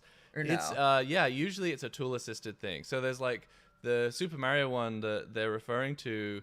they do a bunch of things in Mario that puts it in like a weird memory state, and then every move that they do causes them to be able to write memory into the Mario game, and then they do another move and it executes all that memory as software. So it actually is able to Wait, but like, it's done on the N64 hardware? it's done on the N64. I've seen it done on SGTQ on the N64 hardware. I don't know if Seth Blinks does that specifically. Whoa. But in that case, they like have a like fake controller that gets plugged into N64 that's like doing all these key presses, and the way they bootstrap it is they do all these things to inject the code, and so they write in a short program by sort of abusing the game, and the program allows them to send inputs to the game like the D-pad and all that stuff and interpret them as code. And so then when you watch it, there's like a million inputs on the D-pad as it's like transmitting a program through the D-pad now, and like terminates it, and then Tetris comes up on the screen because they've written Tetris into Mario. It's super good. What? Yeah, that's like one of my favorite ones. Like, I love those kind of speedruns. Wow. Yeah, they did the same thing with, there's one in Pokemon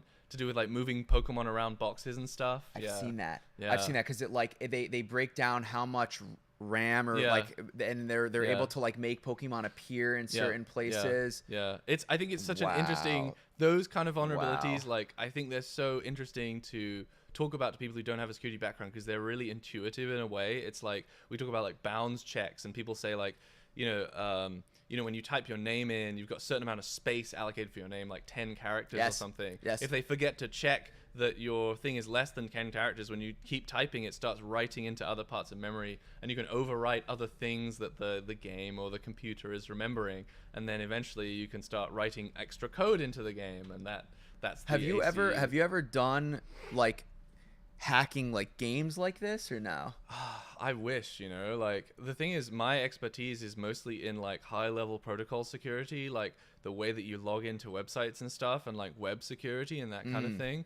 But I'm staying with a friend in New York. Shout out to V, by the way, V Vice, who's a fellow hacker, and she does a lot of binary reverse engineering. I got a lot of friends who do that. So like, Binary reverse engineering. yeah, so like there's lots of specialisms within information security, as you can believe, and so there are people who specialize in that kind of compiled code that comes from C and C++ and C#, and like how you can abuse that kind of stuff. I explained like ROP chains and stuff. Yes, before. we got I don't know how deep. many people we got in the chat, but like, I know Layers. that kind of stuff, but I'm not an expert in it by any means. Yeah. So many layers to hack. Exactly right. This is one of my close friends from high school, Chong Bao. Nikki, you double majored in what? Mechanical and software engineering at Rutgers. Nikki is probably one of the most technical people in here in the chat. Yes, it is like going out of bounds in old Pokemon games. It's a similar kind of thing. Like, Yes. yeah, it's I think it's so cool and interesting to see, because when you work in security, you explore that same space, right? You're walking out of bounds, but because you're not abusing a video game, you don't get that satisfaction of actually seeing yourself out of bounds. Right. You know? But when you're sort of like hacking, I know this Yeah. sounds like I'm speaking in layman's terms, Sure. but like when you, like, to Janina's point, when you go out of bounds, the game starts glitching. You get like a visual when you're hacking shit, and there is a breakthrough. You're just reading lines of code. Yeah. It's like you're pressing enter, and either the thing is gonna work or it's gonna break. But all of the visuals that you're getting is just more lines of code. Yeah, it's not like there's no interface. It's sad. But when you get to that moment, because the zenith of every vulnerability is when you finally get that thing and you get the code execution you want, right? And then you pop up a box, or as I did back in the day, you spin something around, you play some music. Like, that is the satisfying payoff for like all those hours of work. Seeing something, it goes from entirely from the theoretical that would be really hard to explain to somebody to like, you are now in Boom, here control it of this is. thing, and Yep. everybody knows what that means. That's so exciting. Okay, let's talk about I got asked if I was German. I'm not German, but I speak a little bit of German. So yes, it's not just pressing hack and getting multiple people to type fast on a keyboard. I mean, that's the way. What's that show? Mr. Robot has pretty good, accurate depictions of what hacking looks famously, like. yeah. What is your view on passwordless Passwordless solutions. I think that. Oh man, that's a hard question. biometric eyes, fingerprints? Well, as far as biometric is concerned, I tweet this. I feel like occasionally I say like people always tell you, oh, you got to rotate your passwords after a compromise. What do you do? Like, there's this picture. I guess it's, it's information security community stuff, but like, there's this picture of Angela Merkel, and she's got her hand towards the camera, but it's taken with like a proper journalist camera, so you can see every little structure of her finger, right? Oh my God. You cannot rotate a finger, right? Like, if somebody compromises and gets like a picture of my fingerprint really good, I can't go get a new fingerprint out of there. So that's what I think of biometrics in general, right? Biometrics can't replace passwords, but as far as like, I don't know, Face ID or something is concerned, the so-called threat model, the understanding of what issues you're dealing with, the people who could attack you, is such that you can make a compromise on those kind of things, right? Like, it's, when you're talking about unlocking your phone, you're going to have it on your person most of the time, right? And it takes a lot for somebody to be able to like, make a fake version of your face. So for the most part, Face ID is like great and stuff. I can talk way more about Face ID because I think it's particularly fascinating because it uses machine learning, and that's like a somewhat unexplored area in security. Like, it's those machine learning algorithms are essentially statistical models, and they get trained to be able to recognize faces. And it's all done on device in the secure enclave. It's all on device in secure enclave. Yep. But the issue is, traditionally, if you enter like a 6-digit password or something, we can tell like how many potential configurations there are, like how many choices if you did it naively, brute force. But when it comes to these kind of statistical models, it's anybody's guess how difficult it is to be able to bypass that system. It's really hard to quantify that, right? So Face ID is safe. I mean, I use it every day, absolutely. It's safer than a PIN. Yes, yeah, right? That's a good question. I would say it's probably less safe than PIN if you chose a really good PIN. But I would give that with the caveat that most people will never need to worry about the kind of attacker who is interested in bypassing Face ID, right? Like, PIN is really hard. Like, the cost of bypassing a PIN, is like, I think it's like $1 or $2 million or something like that. But Face ID, I'd guess, is probably less if anybody's ever done it. Just because, like, Face ID at the end of the day, recognizing a face, like, as I said, it's somewhat untested technology in the long run, but we know very well how hard it is to bypass a PIN, and people have solved those. How about back in the day? Did you have an iPhone with Touch ID? Yeah, I had that too. Yeah. What do you think is more convenient? No. What do you think is more secure? I think these questions are always interesting for me to receive as a security engineer. Yes. Because people assume that because I can break into these systems and like I have demonstrated that I can do that which to we'll like talk a pretty about. high level, that I like live a really kind of like, stringent lifestyle in which I'm permanently worried about security vulnerabilities and stuff. But I think at the end of the day, when you reach this is going to sound crazy, but when you reach the like real truth, about like how much power people with vulnerabilities have and the structure and the layout of the industry, you have to give up at some point, like there are threat actors out there, like I have no chance against the NSA, and I could, if they gave me a long run up, I might be able to make it for a couple of months. So in your head, the NSA is one of the most powerful hacking entities on the planet. Absolutely. Anybody will tell you that. And are these guys just like, 50-year-olds that are just like have been entrenched in this, sort of like they've watched these languages get developed over the last 25 years and they have like a really good foundational understanding? Or is it like fucking 17-year-olds that are just like digital natives? Like who at the NSA is like the scary people?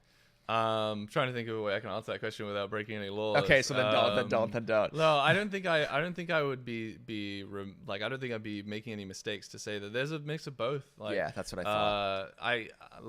I can't really talk about having potentially met anybody at the NSA, but there are a lot of really smart people of all shades at the NSA in general. In my head, I always just figure it's like some random white guy that you would never, think is like this crazy hacker that just like, he wears his like baseball cap, and he's just like a regular. I think it is kind of like that to some extent. I think if you meet somebody from one of those, what do they call them? Like 3-letter services, you wouldn't expect them to be who they are unless you talk about that stuff to them, and there'll be that twinkle in their eye, and like they know so much more than you expect. Is there a good resource off the top of your head to help educate my parents to be aware of common scams? So I used to do work for the UK National Cybersecurity Centre, which is a part of a wing of what the UK equivalent of the NSA actually. And they're somewhat unique, and they have have this public-facing wing, and they do talk about scams there. So I think that's a fairly good resource. Like, I think they've released quite a lot of stuff, and like the people at NCSC are some of the best that I've ever talked to or worked with. Like Ian Levy. This is insider stuff, but Ian Levy, the guy who's like the technical head of the UK National Cybersecurity Centre, is a really smart, really good guy. And Wow. he's ultimately pulling all the strings behind any of these like things they write about staying safe online. So yeah, UK National Cybersecurity Centre. Thoughts they have on a bunch of two-factor? articles about it. Thoughts on two-factor. Long and short of it, SMS two-factor is probably dead, or like close to dead. But for the most two-factor part. is a thumbs up for The sure. two-factor is amazing in general. If you care about two-factor authentication, buy a FIDO2 compatible authentication token like That is a what, Thomas? Yeah. FIDO2 YubiKey. It's a physical. It's a physical key that keeps all of your. So like, I explained this before, and I think I can probably do a shorter explanation now. Like, most people are familiar with TOTP, which is the code that gets sent to you. Time-based one-time password is what that stands for. Yes, where you get a text message Yeah. and it says, use this 6-digit code to log into your bank. In the early days, it was fantastic, right? It was better than anything else that could be. Yes, could but be now out with there. It SMS prevented hacking, everything. it's... Yeah, now people know you can do SIM cloning. If you know someone's address, you can call them up and be like, "Oh, Social I'm so engineering. sorry, AT&T. I lost my SIM card. My baby's crying in the background. I needed Social to get into engineering. my house." Yeah, that kind of stuff, and they'll like print you a new SIM card. Yeah. So like that, all that kind of stuff happens, and then also the phone network is totally unencrypted as well. So like the SMSs, you know, I think they call it like a stinger. You can basically buy, and some U.S. police departments have them. You can buy what is essentially like one of those telephone relay stations, and then just That receive all the texts and intercept them. So like, yeah, a lot of people will say SMS 2FA doesn't do a lot, but it does Okay. do something. If you ever seen Tavis Ormandy's famous security engineer and friend of mine, he's very against SMS 2FA. I'm much Because less it's against so it. easily hackable. Because it's so easily hackable. But I think that it provides some little barrier there, and I think the way that it notifies people to some extent when they get like a login is really good. But back to the FIDO2 2FA, yes. that little device, you tap it against your phone or you plug it in. Using NFC? Using NFC, yeah. It verifies the website the code is being sent to. I got in front of myself there. You know, the downfall of SMS 2FA, of TOTP, is people updated their phishing websites to no longer just ask username and password. They ask username and password and your two-factor authentication code. And of course, there's no way for you to really verify which website you're putting your two-factor authentication code in. With the FIDO2 YubiKey tokens, they know which website you've registered the two-factor with, and when you plug it in, they check that it's being typed, quote unquote. Into the right So website. these are Yeah. secure, but up to a certain degree. Are they unhackable?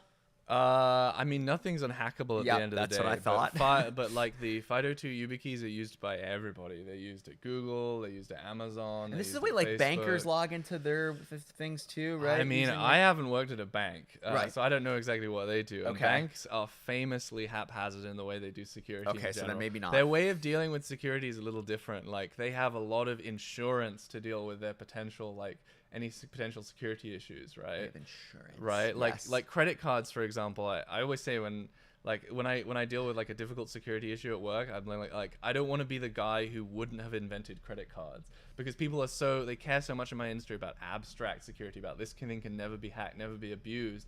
But like the idea of the original credit cards, you just have a number. Anyone can type in the number, they can take your money, right? Yes, That's yes. terrifying. Yes. That would have never happened for like the modern security industry. But they have really good insurance to back it up, and they have systems to be able to deal with it, and it just prints so much money that it's worth it to take on that kind of security risk.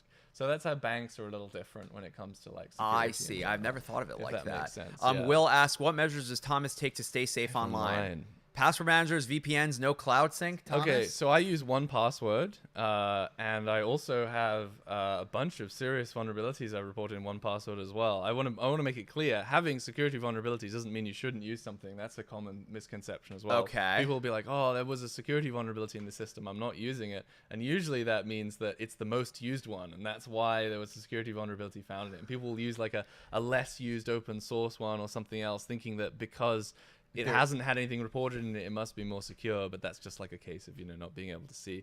I think VPNs are I think VPNs are what's the term, snake oil by and large. But you know, I know they do a lot of sponsorships on YouTube and stuff. Why are they snake oil? Well, they were really important back in the day before like HTTPS and like encryption on the internet was a really big thing.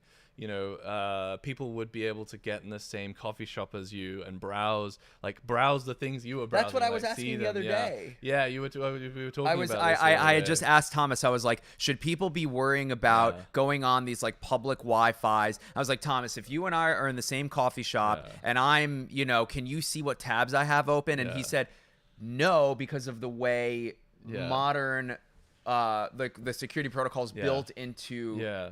All the web browsers these days. Or the like web browsers. Chrome, for example, it used to be, you know, it's got the padlock for showing it's secure. It used to be that it would be the padlock for secure and nothing for insecure. But now, if you go on an insecure website, and you probably haven't even seen it because it's so difficult to do these days, it shows a padlock crossed out if you go on an unencrypted website. Oh, you have seen it, right.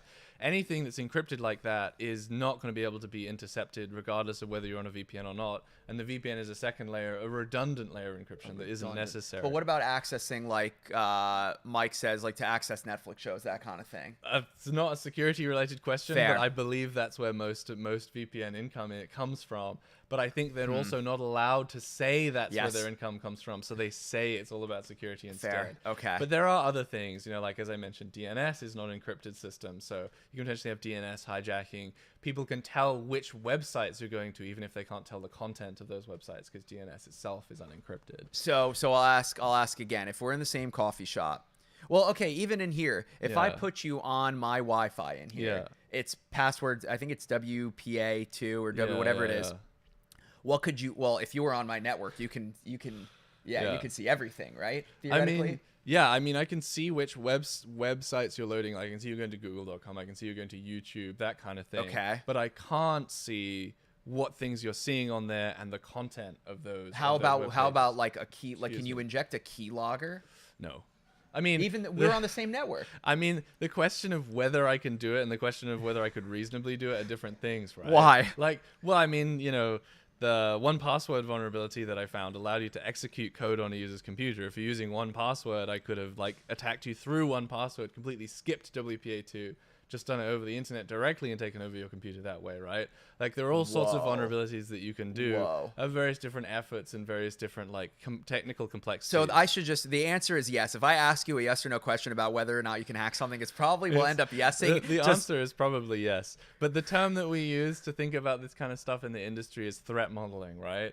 Like the answer to whether you can hack something is almost always yes. But the question is whether it's reasonable for someone to be able to hack you in that circumstance is very different, right? Like you and I are friends, right? And I work in the industry. I'm well known. If I did something seriously bad that I was capable of to get into your computer, yeah, I could make it hard to trace me or whatever. But it's not the kind of thing that you should expect from me. That's your threat model ultimately, right? I see. Like I have a job that pays enough money. I don't need to do crime or like scam people for Bitcoin and that kind of stuff. Exactly, yeah. Have we talked about iCloud yet? No. Okay. Yeah. So if you're watching the stream, this is probably going to be the best story for you. So Thomas, I guess from, start to finish in as much detail as you want to go. I won't be able to keep up. Chat probably won't be able to keep up, but sure. So Thomas, in a nutshell, I'll just say it, found a pretty serious vulnerability in Apple ID. Yeah. So if you were to go to iCloud.com. Are you asking me what I could do with it? No. I'm saying for you to give the chat the explanation, how you found it, what it did, and how you did it, and then what happened after. Okay, yeah. So for background, I do a lot of this stuff. This is just like one of many examples. As a hacker, Thomas just sort of you you dig and uncover and just you've tried. It's a hobby of yours to find exploitable vulnerabilities. I mean, that's what got me in the industry. That's what got me excited about security in the first place. Finding this stuff, like that rush of like doing something that nobody else knows how to do is just amazing. It's the best feeling in the world. Wow. You have no idea. Wow. The moment in which you have anyway, so the long and short of it is like, no, I want the long bit. If you type how to hack Apple ID into Google, there's a video. You want to pull up the video and show it actually? Yes, we have you here. We can watch this video whenever, but here, I'll pull it up. Of how it works, and ultimately you click a button and then it opens a page. That page is Apple ID, but it's an Apple ID that I have full control of. It's right at the top of the page of the video. I think it was just loading. Yeah, there it is. So like, here's the All right, demo on iOS.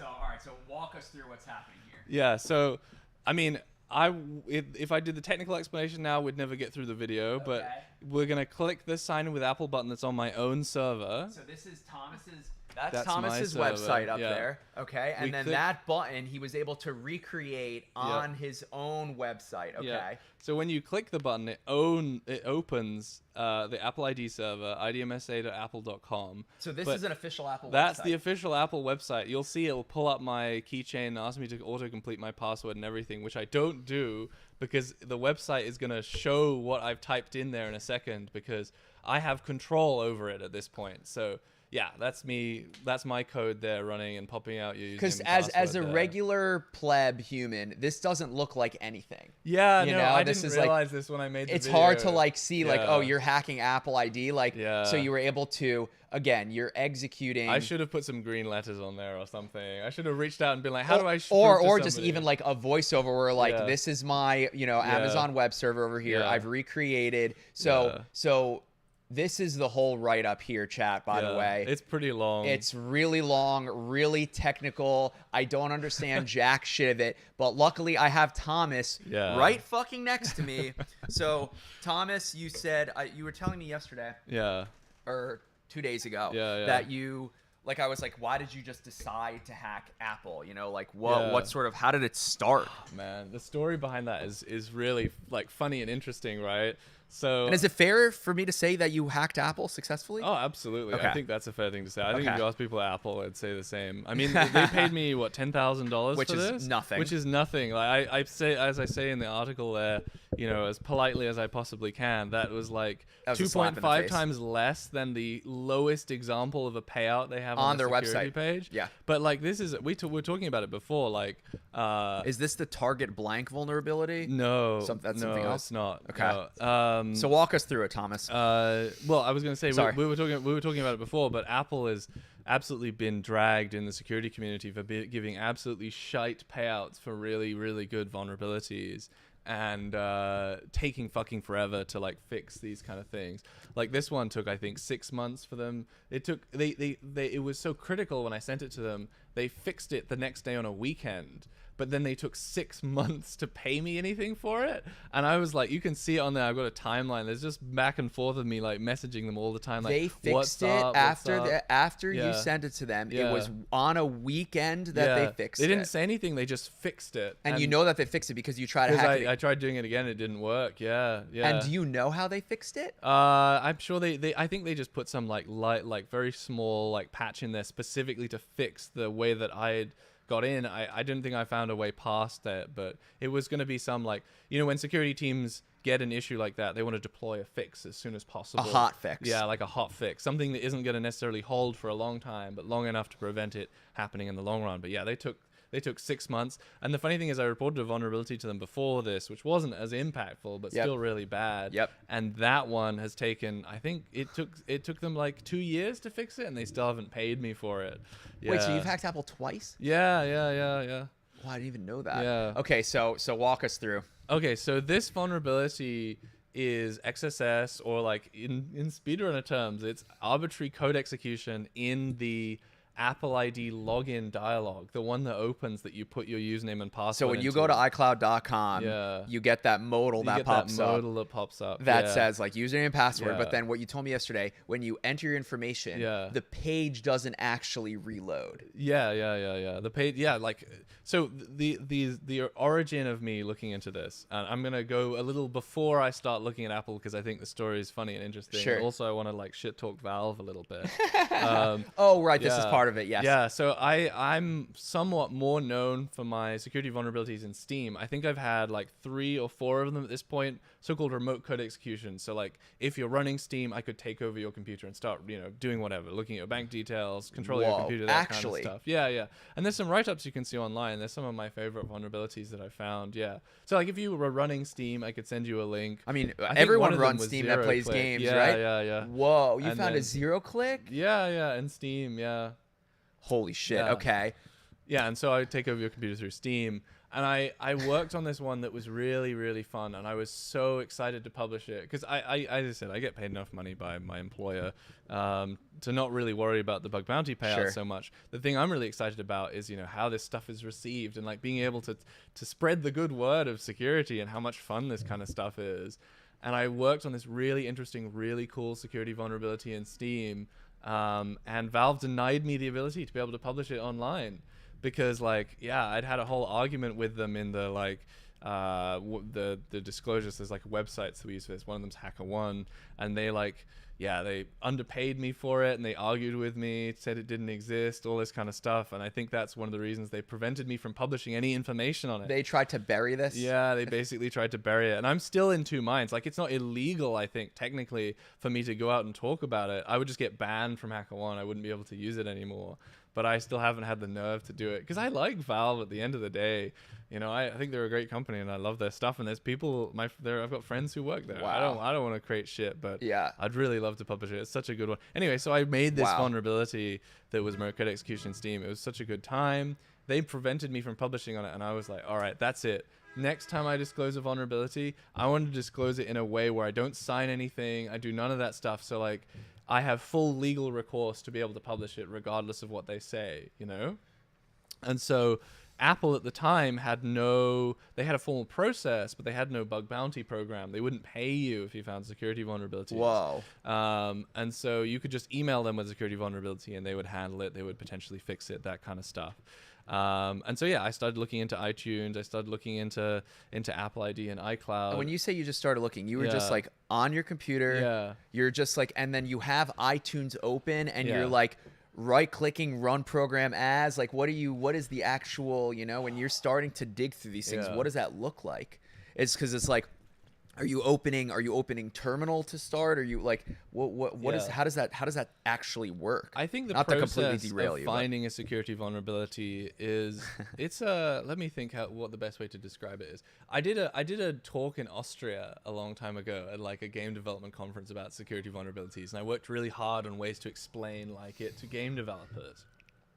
And what I said is, whenever you describe something to a computer, a contract, or anything like that, you have a certain idea about what those words mean, right? When you use an API on a computer, there's so many things that sit underneath that computer code you're writing. You know, there's the operating system, there's the silicon, you know, there's the quantum physics, all that stuff. Nobody really knows exactly what the words they use mean every single time, and that creates an area of ambiguity. Yeah. And that area of ambiguity is what creates bugs at the end of the day. Nobody goes to work and is like, right, I'm going to write a security vulnerability today. I can't wait to like file the Jira ticket for, you know, writing a security vulnerability. It's an accident. And those security Wow. vulnerabilities arise from this ambiguity, this intent for the program to do one thing, but the result is that it maybe does that thing, but it also does something else as well. So when you do this process of security research, of vulnerability discovery, it's a case of like looking at a piece of software, theorizing about how it works internally, and then testing those theories. So ultimately, yeah. you looked at iTunes, Yeah. you know, and then like, I want to understand, Yeah. What does it look like on my screen? Is that the question? yeah, like what are you physically doing? Yeah. So I've done like this.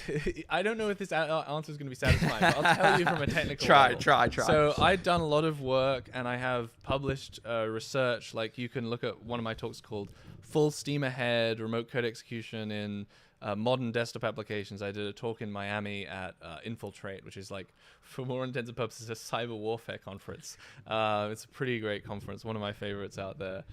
Shout out to Dave, who used to run it, if there's anyone in the security community. But I did a talk about hacking modern desktop applications, which I qualify in the talk as being like Discord or Slack or Spotify. Okay. Ones where they don't use the native like user interfaces of the system. It's a web page Yes. that's augmented to be able to fulfill Is some that what other kind of Discord purpose. is? Yeah, Discord is such amazing, like it's an amazing piece of software because it feels so fluid, but it's a web page. You can go to discordapp.com and you have exactly the same Yes. thing, but the desktop version has this veneer of extra functionality that's Versus applied on like top when of you it. install iTunes.exe, that's Yeah. running natively on your. But it's not. iTunes is a web page. That's the thing. So that's one of the Okay. reasons that I targeted iTunes. Okay. Is that you might notice that when you use iTunes, there's like a brief page load when you go between certain pages, because they were like way back in the day using that pattern of having this desktop program that had web functionality in it. And as somebody who's like a web specialist, that's where all the cool shit is, because okay. I don't have to fuck around with binary or anything like that. I just need to know, does this program attempt to re-implement a really difficult to implement web security policy incorrectly? And I just theorize about it, I test it, and usually I can find some way of like bypassing it and using it against it. Like, think about it Okay. like this, right? Okay. If it could have been made as just a website, they would have made it as just a website. If it's a desktop application, it's doing things that websites can't do. And the websites can do nearly everything, as you probably know. If it's doing something websites can't do, it's usually a bad idea. It's usually insecure at the end of the day, right?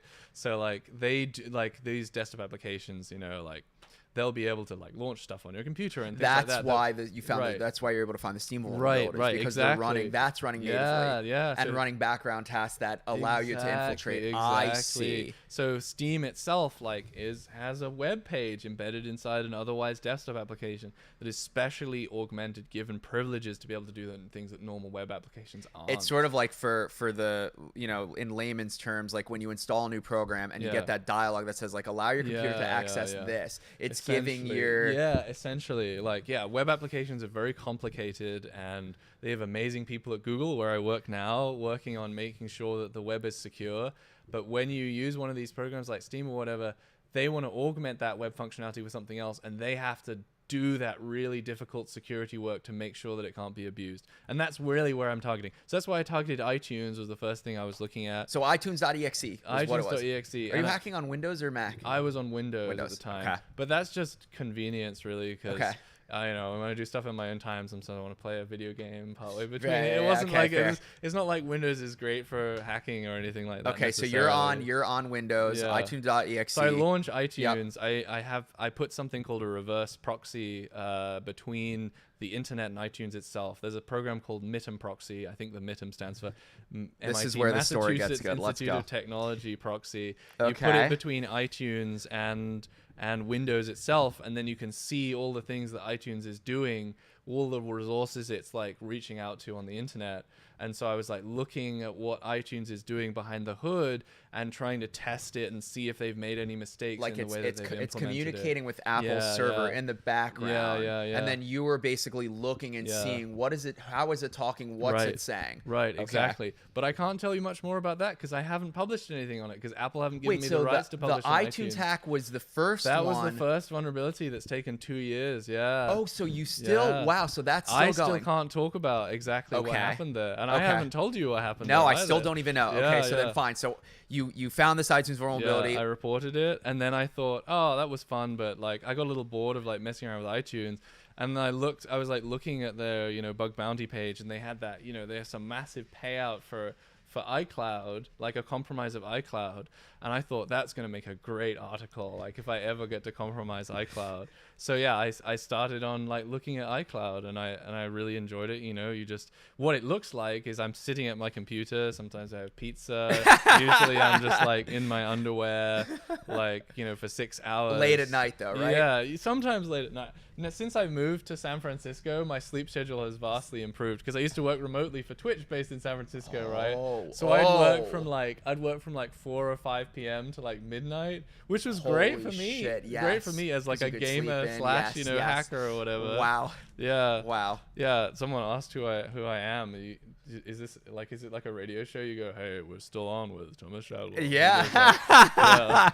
Yeah. If you're just tuning in, Thomas is a friend of mine in real life that used to work at Twitch, that started the security team at Twitch. Thomas is one of the smartest human beings that I know. Half the shit he says to me, I don't fucking understand. I just shake my head and say yes. I have a sort of a very a basic level of computer programming and these kind of things, but Thomas's profession is sort of a security engineer at Google these days. And Thomas is just here for a few days, and we hung out the other day, and I was like, Thomas, you should come on Yeah. podcast, live stream, whatever the fuck you call It this was thing. a while ago you said that, but I finally made it here. Yes. You know, yeah. Oh, yes. I did was ask a you a long while time ago. ago. Yes. You're like, oh, I'm not sure. Yeah. Okay. So anyway, so we're in the middle of, yes, Father. Exactly, Nick. We are talking about Thomas found it. Was it a 0 day? It's an O day. It was an O day and Apple ID. that Is it allowed called me- O day or 0 day? Uh, yeah, I think I used to say 0 day, but people say O day a lot. O day and now?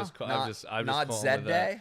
Z day. Oh, that's cool. Yeah, I like So O day, because I listened to Colin, if you're still in here, that the Lex Friedman podcast with that security journalist who explained what a 0 day is basically they have no time to patch it. Yes, Right. yes. So Thomas found what I would say a critical exploit in Apple ID. yeah, All right, yeah. so here's where we are. If you're just tuning in, Thomas Shadwell, hacker extraordinaire, found a wild exploit in Apple, and here's what happened. Yeah, people are Good luck- asking like how they can follow me and that kind of stuff. Oh, It's yeah, on difficult Twitter. because I share the same name as this famous English poet. So if Yes. you type Thomas Shadwell, that's what it comes up with.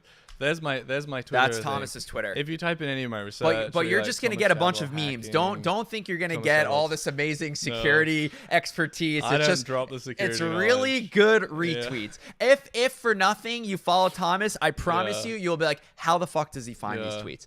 All right, Yeah, so where was I? We were talking about the Apple ID thing. yeah, so right? you basically you moved on from the iTunes thing. Yeah. You looked at the bug bounty Yeah. program. You're like, ooh, iCloud pays out. iCloud, yeah. I remember. So I went on iCloud.com and when you load iCloud and you're not logged in, it shows you the login dialog. Yeah, we were talking about this before. There's a little spinner. It like loads for a brief second before it has the login dialog. I thought that was kind of interesting, right? Like So that Yeah. nuance, that right there, where you logged in and you're like, what is that Yeah. spinner? Yeah. So you realize there was something maybe going on in there. I thought like wow. that's interesting because that means that it's dynamically loading the login dialog, right? Like the login dialog is not part of the page, which means there's some mechanism by which iCloud is negotiating the ability to log in, right?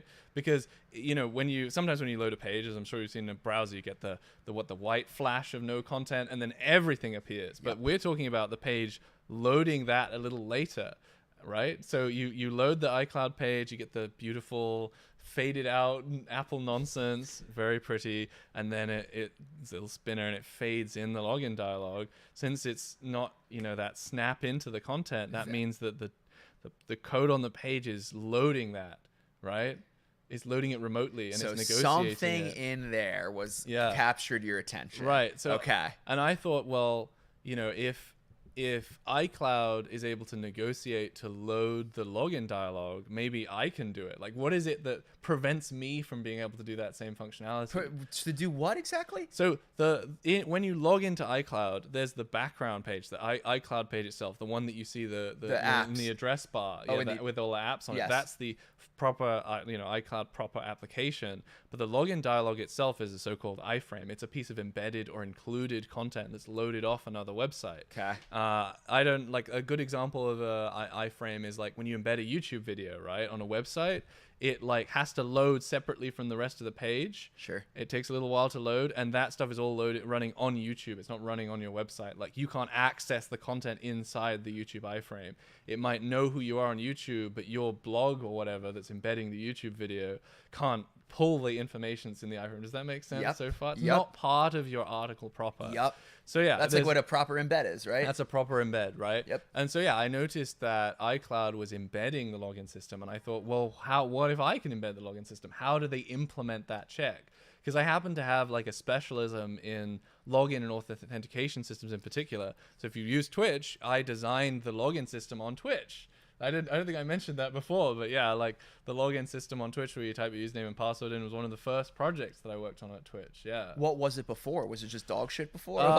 Well, so Not to completely derail I don't or- think I can mention all the details, but like the long and short of it was that when I joined Twitch in the early days, we had a massive, big, so-called monolithic application. Everything's in one code base, and we wanted to take the login system out of the core of Twitch so that if Twitch the website was compromised, you wouldn't be able to steal people's login credentials, login information. The idea is, we could completely fuck up, and obviously Twitch doesn't do this, just for reference, right? We could potentially completely fuck up the rest of the website, but the users' credentials would stay safe. The users themselves would stay safe. We could push some sort of patch, and whatever shit the hacker put on the website would be removed.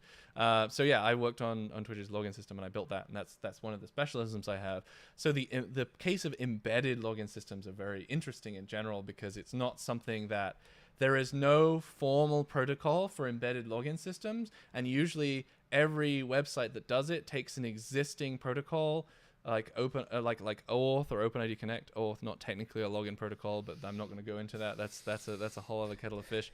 And they adapt it to allow it to be embedded like a YouTube dialogue, and that process is complicated and difficult and easy to mess up. So let's see, where do we go next? I looked in you can right click and inspect the page. Yes, people use that to like edit pages and stuff. Yes. So like I look at it and I see how the login page works. Like you can see that what it's embedding is embedded just the same as you embed a YouTube video on your website, but there's some process of negotiation, because if we were embedding a YouTube video, I could copy the embed, I could put it on my website, and you don't want somebody to be able to copy the iCloud login page, put it on another website. If that was possible, it'd be catastrophic to some extent, right? Which is what happened. Essentially what I was able to do in fact, I was able to do more, because I compromised the dialogue itself. I wasn't just able to embed the YouTube video. How were you able to embed that? So I looked at the thing that it was embedding, and there's a whole load of parameters in there for a protocol called OAuth, which is the negotiated login authorization authentication protocol. And as part of that, they need to implement a system that is able to say, only these websites can embed me, the ones that will be safe to embed me, which we were discussing is going to be catastrophic otherwise. With a parameter within the OAuth context for that, which is like, if you ever go on a website, you see the question mark and you see like the ampersand separated stuff. Do you know what I'm talking about? The end of the URL? Yeah, like if you're on Google, it's like google.com/search ? Search equals. That's the parameters I'm talking about. One of those parameters for OAuth is something called client ID, which uniquely represents who the login is being done for. So the client ID would be, for iCloud, it would be iCloud.com. For, I don't know, if they implemented it on iTunes, it would be like iTunes to Apple.com. It's like a unique identifier for that application, if that makes sense. Yep. And so I was looking at the headers, the like way that it's communicating to the browser where it can be embedded, and it's sending back a content security policy which describes who can embed it, that implements that security policy that I mentioned before, and it sends frame ancestors, which describes like, these web pages are allowed to include my content ultimately, right? And the frame ancestors basically said the same content as in the parameter that was specified for the purpose of embedding, like in the URL, the question mark parameters that I mentioned before. And so I thought, well, if they're specifying in their parameters, they can be embedded by iCloud.com, and that appears to directly translate to a response from the server saying iCloud.com can embed me. What if I put my own thing in there? Maybe I can embed it, right? So I tried that, and it's immediately rejected, of course. But I was able to manipulate the URL to bypass the check that they had put on their own servers. How? Okay, so I want to just keep digging. I was talking about this before. It's like the structure of an address, of a URL, is much more complicated than most people imagine. We work with it every day, but a lot of these things they just came out of like people doing that stuff, of just adding little things to existing specifications. Like they are, they are ad hoc, in the sense that people were just doing things and suggesting things, and so some of these things don't have formal specifications, if that makes sense. So like a good example is those parameters I mentioned on the edge of the URL. They have the ampersands, they have the question marks. That's called URL encoding, and there's various ways that describe it, but there's no one true specification. There's no like law that describes how everyone should implement it.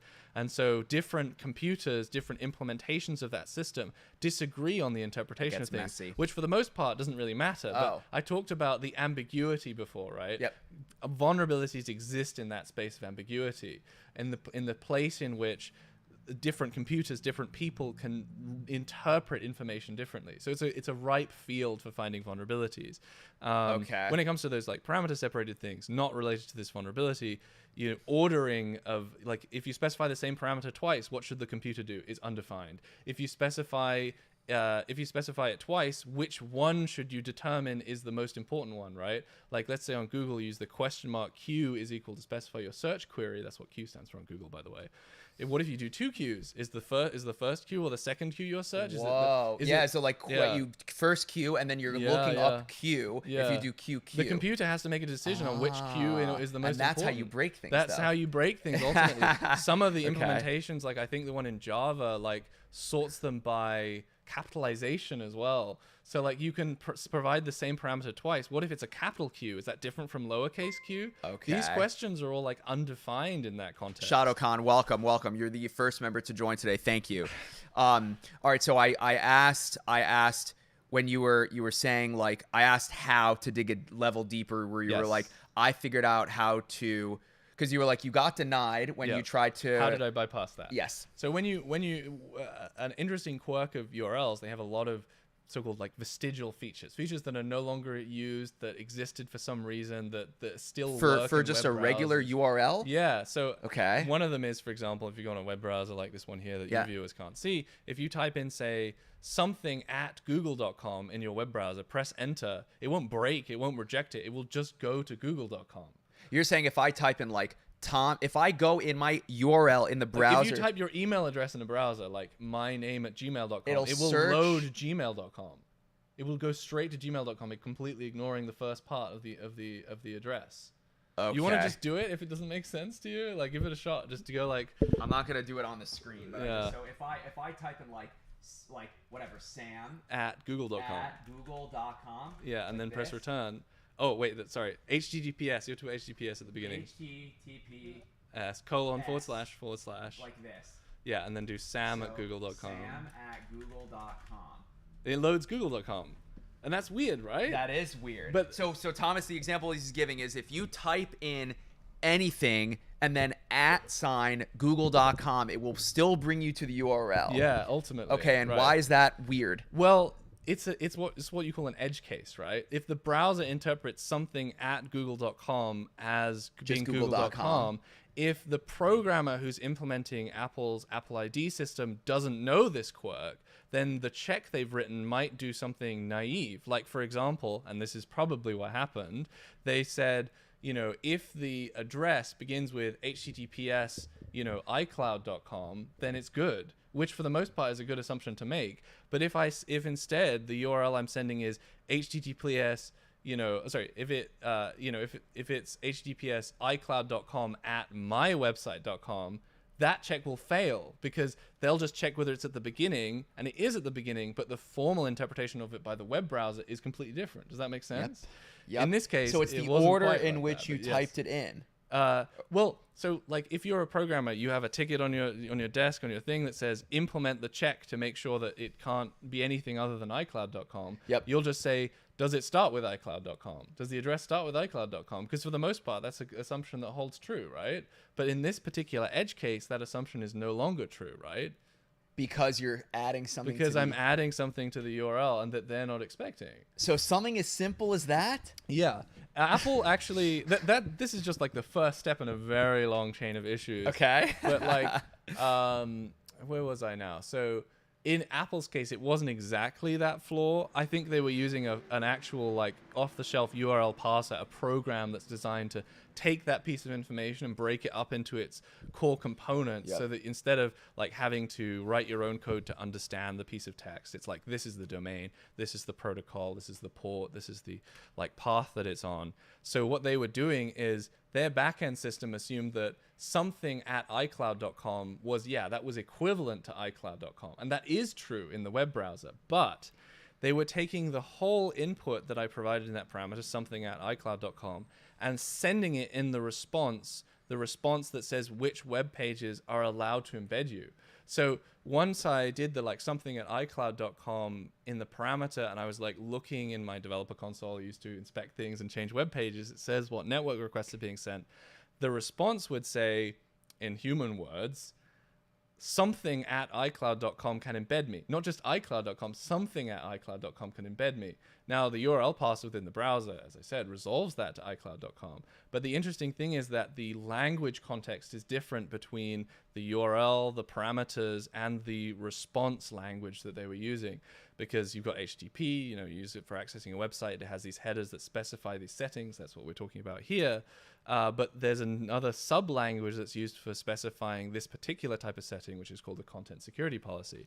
And that is a set of semicolon separated rules. Each of the rules says something like, this website can embed me. I'm going to load images only from this website, that kind of stuff. It's a security feature that allows you to specify ahead of time where content is being loaded, and so prevent the injection of content from an attacker, right? Which is where you come in. But since you can put quite a few things before the @ sign. You can't put anything before the @ sign. Mm-hmm. But I put something semicolon at iCloud.com in that parameter. And because the language that they use to specify these security parameters is so-called semicolon terminated, it basically means each sentence in that statement it ends with a semicolon. So the sentence that previously said only iCloud can embed me now says only my website, end of sentence, can embed me, new sentence, iCloud.com, which is a statement that says this other website can embed me, and then just some junk that it just completely ignores. Does that make sense? Yep. So that right there is the crux. That is the first of the first. 4 issues that I had to chain together to get that. To get my takeover. Yeah. Wait, so that's only thing number 1. That is thing number 1. That's why the article's so fucking long. Yeah. Okay, what happens next? Okay. Thing number 2. So what happens next is what the fuck? I can use that to embed the iCloud, the Apple ID login page intended for iCloud on my attacker control page, which is pretty cool, right? Like, you can embed YouTube videos in your articles. I can embed a whole Apple login page at that point. But that is That's enough for a bug bounty in a way. It's the actual iCloud login page. Yeah. Like if that was on your website, on your blog or whatever, and you had cat memes next to it, log into iCloud, and you click that, it would actually log you into iCloud? Yeah. So the thing is... Almost not quite. The thing is that... TJ. The way that the Apple ID system works is a little more complicated than just embedding the thing. What actually happens is there's communication between the parent page and the child page. Oh, this is and what the you're saying. parent-child relationship means the page you're on, the one that shows in the address bar, and the content that it includes. So there's a communication between iCloud and the Apple ID page that's included within it. You can think about it as being a conversation between the iCloud server and the Apple ID server, where the iCloud server is trying to negotiate itself into a position where it shows the dialogue, and then you type all your stuff into Apple ID. Apple ID has custody of that information. And then once you've logged in via Apple ID then hands you a token that's not your username and password over to iCloud. So iCloud never sees your username and password directly, which is one of the things they're trying to do with their security model. So you're able to embed this content, but they have a whole system of this communication and expects constant communication. When I set up my browser so that I can view the communications between Apple ID and iCloud, I noticed they're having a really long conversation. You can see it in my article. And the conversation goes something like, hey, have you loaded yet? Have you loaded yet? Like, are you ready to present a login dialog? And then Apple ID says, yes, I'm ready to present a login dialog. And then Apple ID, I'm getting this so confused. Let me start again. They embed the thing. iCloud keeps saying, are you loaded yet? Are you loaded yet? Are you loaded yet? And then once it is, Apple ID says, yes, I'm loaded. Tell me what to display. iCloud says, okay, you're doing a login dialog for iCloud. Here's the iCloud logo. Here's our privacy policy. A lot of the stuff that you see that goes around there that isn't the login dialog. And then Apple ID presents that login dialog. You enter your username and password.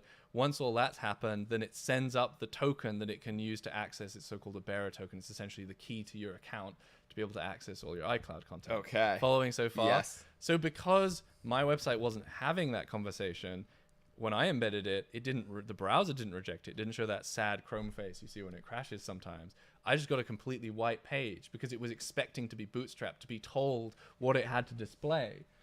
But that bootstrapping procedure, that process of communication, had another security layer on top of it. So whenever a communication was sent to Apple ID or vice versa, both pages were verifying that the originator of that message was iCloud itself. So I had to find a separate bypass of the mechanism that they were using to secure the messaging between those two components. Yeah. Okay, so this is step number 2. This is step number 2 in the Okay. vulnerability. Okay. So we've embedded the page. Now we have to coax it into actually displaying a login dialog, right? And so I'm looking at what they're doing. I'm looking at the protocol, and I can try replicating that protocol. But even if I say the same things, I can't spoof being iCloud to the extent where like it'll actually render the login dialog. I'll send it the same messages, and it'll say thomas'swebsite.com. This doesn't sound secure to me, and just reject it. So I'm like looking through all their source code, and you wanted to know what that looks like for a lot of things. I have the same inspect element window open. Basically, there's a button on there and that says sources, and you can see the full source of all the JavaScript client-side code that's running on there. It's all compressed and minified, but after many years, you could get used to the idea of reading code that's written for a machine to read instead of a human, and it's a lot of fun. It's really interesting. So that's to what do. you had to look through. That's what I'm looking through there, and I'm trying to work out how that mechanism works. I'm trying to like diagnose it in general. There's an error being thrown in the console. I can see that it's failing, and so I think well, if it's throwing an error because I've missed a security check, if I tell the debugger that I'm using to stop execution as soon as it encounters an error, I will then have stopped the program on some line that is at least after the security check, if that makes sense, right? Because it's throwing the error. So that's what I did. I told it, as soon as you get an error, stop. And then I look at what it's already done, and I step so-called backwards through the program so you can until I find the relevant security check that's failing. It's an interesting way of looking at a program, because even the people who at Apple would not look at the program like that. It's like They'd be looking reverse at engineering. It's exactly reverse engineering. They'd be looking at some higher order source code, but because I'm looking at the actual ground truth of what's running in the browser, I can see things that they might not necessarily be able to see. So this is still step 2. This is still you step said 2. Stop here when you get the error, and then you walk backwards, and you can see right up until it hits the wall what's happening. Yeah, so like when the error has happened, what has happened before that? Okay. So I see the security check. Yeah, what did you discover? Checking to see, basically if the if I'm iCloud.com. It's checking to see if like it's checking to see if the domain, the web page that's communicating with them is the one they expect, which in this case is iCloud, right? And so that's a really hard check to bypass at the end of the day. It's just like, are you iCloud? I guess I'm not iCloud at the end of the day. Right, so what do? You're not iCloud. So yeah, I start auditing the protocol, which is called PMRPC. It's actually open source on GitHub. It's amazing. This iCloud code is super old. Like PMRPC, like you can find it on the GitHub repository. It was published in 2015, so it's really fun. I'm like auditing this thing, and it has an interesting edge case. Like it has the security check basically says, if the website sending me the message is the website that I expect, then let them go. Or if the website sending to me is null, which means if it's nothing, like literally undefined, if the website that's sending to me is undefined.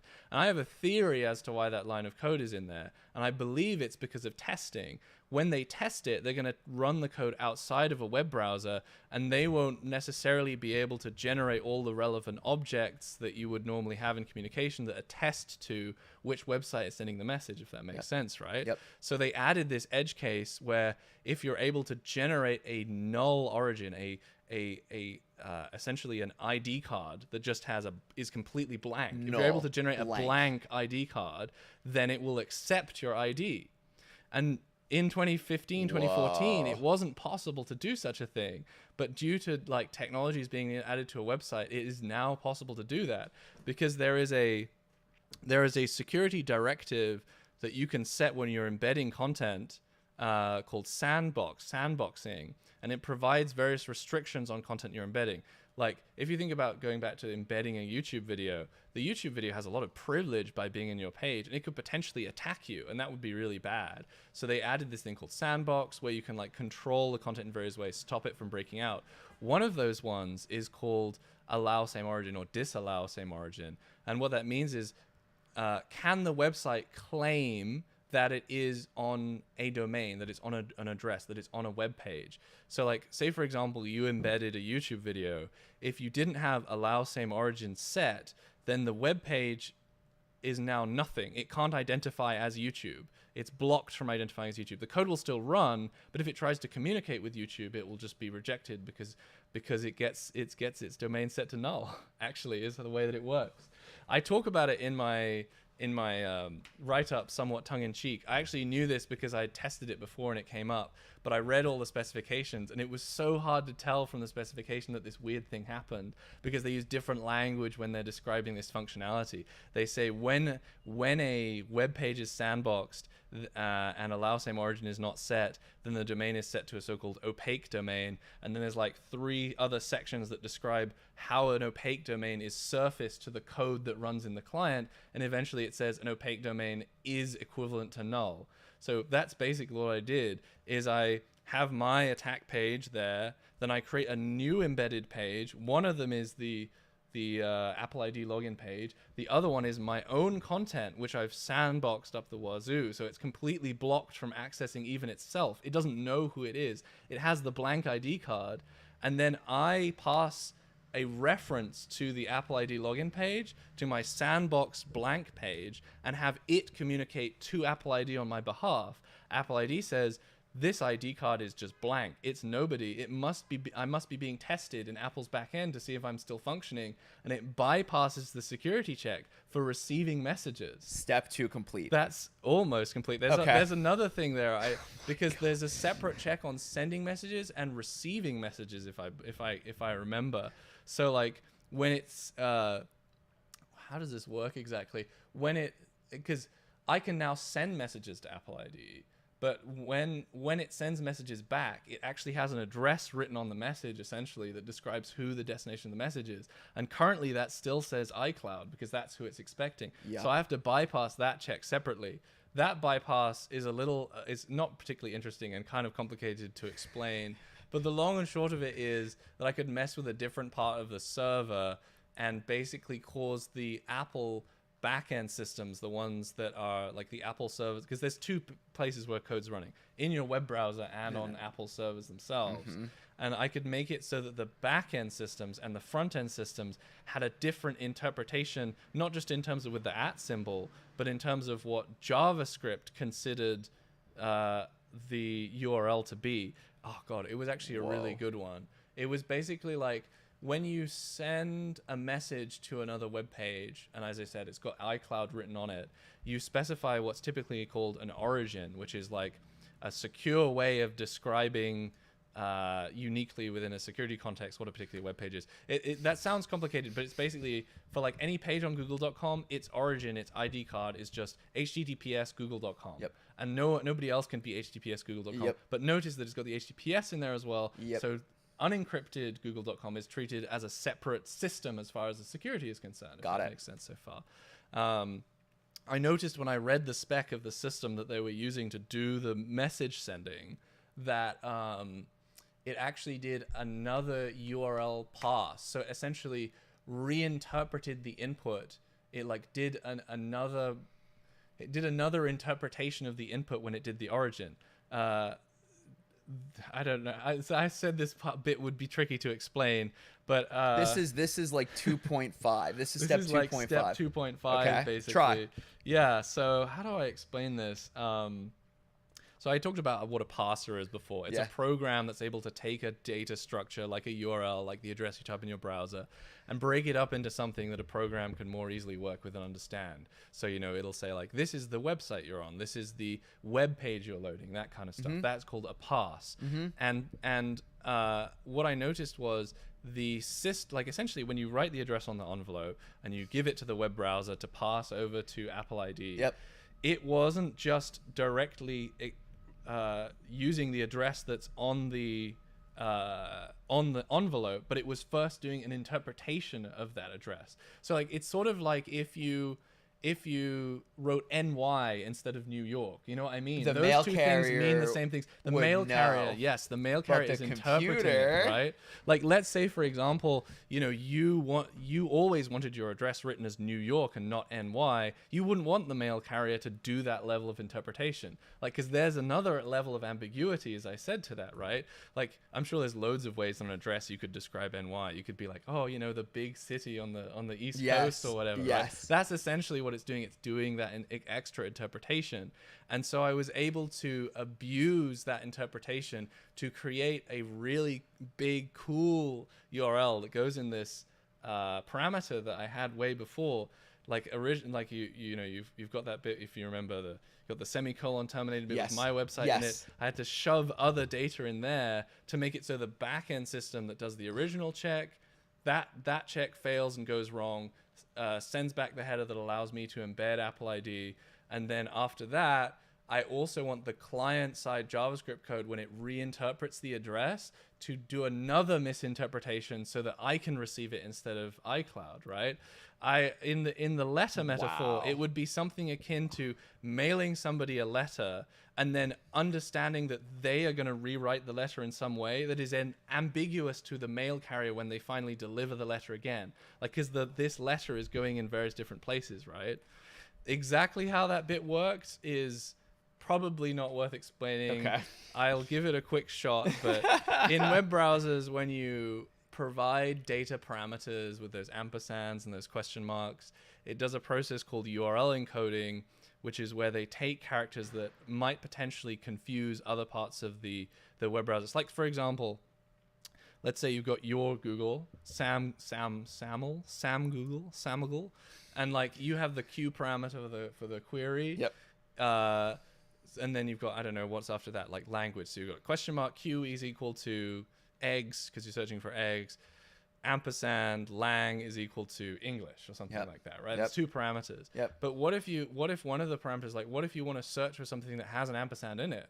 If you put it in there, it would get confusing, right? Because you wouldn't know which ampersand was trying to split the parameters and which ampersand was an It's actual like the way real Boolean ampersand. opertors work, I in a sense, right? I don't 'Cause exactly know what that means, but probably you know yeah. Boolean operation. I Like, know when you- Boolean operations. When you search for something very specific, you have to have it in like a very. I see what you mean. Sorry, I was thinking about a different definition of Boolean operations. No, but like yes. when I search on Yeah. Twitter, if you search a certain Yeah. way, you can Yeah. get specific You're talking about like findings. quoting things and putting Yes, plus in. exactly right. Like that, right? So the Yeah. browser Yes. or whatever's checking that has to Yes. understand if like it's in this order, and Yes. if you see this question mark before this thing, okay, so continue. So like you have to put it in a way that's unambiguous, or the computer will get fucking confused. It's not very smart. well, It's- this is what you were able to do. You're able to. Computers are very lovable, but they do their best, and you have to make things simple for them, right? So this URL encoding system is a formal way of encoding things like ampersands to turn them into a representation that is more unambiguous in that context. Right. So when on Samgle, when you try and search for like, I don't know why you would put Dogs. ampersand in it, dogs ampersand cats. Well, yes, Right. yes. It would turn up as dogs. And then it's like, what is it, like percent? It's like a percent symbol, and then it's like some numbers, you know. Oh, You've seen that? yes, That's URL encoding. yes. So you do know that. Okay, Yes. Cool. Yeah. Yes, when you like search something specific on Yeah. Google, the URL becomes Yeah. yes. Yeah. Okay. So I noticed something really interesting when I was doing this part of the investigation, which was like, if in the URL that I was putting in, the one that I said before with the semicolon, the @ sign in it, if I put something URL encoded in there, I don't remember URL encoding very well.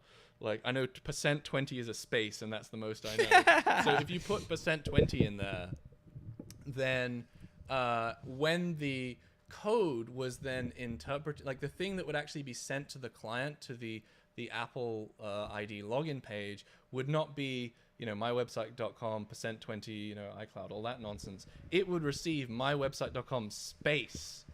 And so it was doing that act of interpreting. It was modifying it as a result of that. And so that has an interesting opening, because the backend system, therefore, is seeing it without those percentage signs being removed, but the JavaScript is seeing it with the percentage signs being removed. So what I did to make the URL be misinterpreted 3 different ways is I sent the backend something where something that once it got unencoded from the percentage signs made a new address that when the mailing system interpreted it would resolve to my website, if that makes any sense. So that act of like de-encoding the URL encoding would result in tricks the system. Essentially, yeah. Like I'm trying to think of the way that works in the mail metaphor, but like you're handing it off to various people, and like you know that somebody is gonna be pedantic and like replace your ands with at signs and stuff. But if you can imagine, if you could abuse that change, you know they're gonna make to the address to make the resultant address a different place. That's essentially what I did there. Yeah. So it's the same, yeah. similar. How maybe not, but how I specified 368 Broadway in Manhattan, not Brooklyn. Yes, if exactly. you put That into is Google Maps exactly 368 it. Broadway, Right. 9 times out of 10 it brings you to Brooklyn. Exactly. Yeah, I almost went over there. So we're still on step 2.5. That is the final part of step 2 there. That's the final part of step 2. So there's still steps 3 and 4. The system that communicates between iCloud and Apple ID, we now have a way of abusing both of them bidirectionally. When we're sending, we can send from our null page, which is all sandbox. When we're receiving, we've abused the shit out of the way that URLs work to make it really fucking confused. Yep. And as a result, it's going to send to our address instead of to like So I want to pause and just sort of like So this is over the, like, how long, if you can recall? Jason Dollar, $5, another great stream. Thomas is an excellent guest. Really enjoy his way of communicating these concepts in an educational and entertaining format. I can show you a message. I probably asked Thomas 2 years ago to come on a podcast, and you know, I waited this long, and I'm glad you're all here to witness this, because Thomas, like, the shit that he's able to do is just fucking insane. So Thomas, I just want to sort of understand Jason, thank you for the $5. I just want to understand the sort of length of time. Like, how deep are you in this process? You know, you finished step 2. You don't even know where you know what the finish line looks like. You don't know where it is. So, like, I probably should I want to take a step back before I answer this question, which is that the original vulnerability I found was enough for a bug bounty. Like, it was enough to be paid out for. Step 1. Yeah, step 1. Because being we able can already to embed it, right? That's bad. And I'm sure you can think of ways that could potentially be bad, right? I could make a web page, embed Apple ID, and it's just picture perfect, right? I could overlay things on top of it, like cover various pieces and like make it so when they're typing, they accidentally type in the wrong place. It's bad. Like, it's not super bad. They'd probably pay me like $500 for that vulnerability. But all this other stuff I'm layering on top of it is me creating, it's like widening that hole in a way to try and create the maximum amount of proven damage I can to get the maximum amount of payout, so I can prove to them how bad the vulnerability really was, if that makes sense. But you just kept going. Yeah, right. absolutely. You like was in your head when you're doing this. If you remember, like, once you did step 1 and then you were saying like the thing broke, so you had to build that checker and then walk backwards. Then you figured that thing out. Were able to like confuse it and bring it back to your website. It's like, so then, okay, great, I did that. And then it's like, how do you know to keep going? You know, or it's like just how keep going until you can't, you know? But like, you just kept going until it was over. You get all the right signs, you know? Like, it's like, you're just like, you feel like you're onto something. Yeah, you feel like you're onto something, and it's like, you know, it's like when you play video games and like if you're able to make tiny steps, even if those steps are really tiny, you feel that sense of satisfaction. I mean, even like with working out. Absolutely. Like, the first time doing a muscle up, I'm like, holy shit, And it's it's every time that you add one of those steps, the feeling is just like amplified. It's so good because you've gone from like, I can do this thing, and if I said if I talked to somebody about it, they'd be like, that's bad, but you know, it's not that bad, to like, ooh, that's a bit worse, to like, oh fuck, that is some serious shit. And that's where you want to get to. That's where you want to get. And you were doing this while you were working at Twitch in your spare time. In my spare time. And you are now what, a month or two into this? The whole thing only took a week. This was what? A week. Only a week. Okay. That's a long time for me. I have very short I've got a very short attention span. A week is a crazy long time for me. Most vulnerabilities I do in like 1 or 2 days. Like, all the Steam code executions are like 1 or 2 days. Yeah. Okay, so you're finished with step 2. Step 3. Okay. So Joe, just to recap in as short as possible, you have done what now with iCloud? So I've been able to firstly bypass the system that restricts who can embed or create an Apple ID dialog, and I'm able to embed it in my own website. Step 1.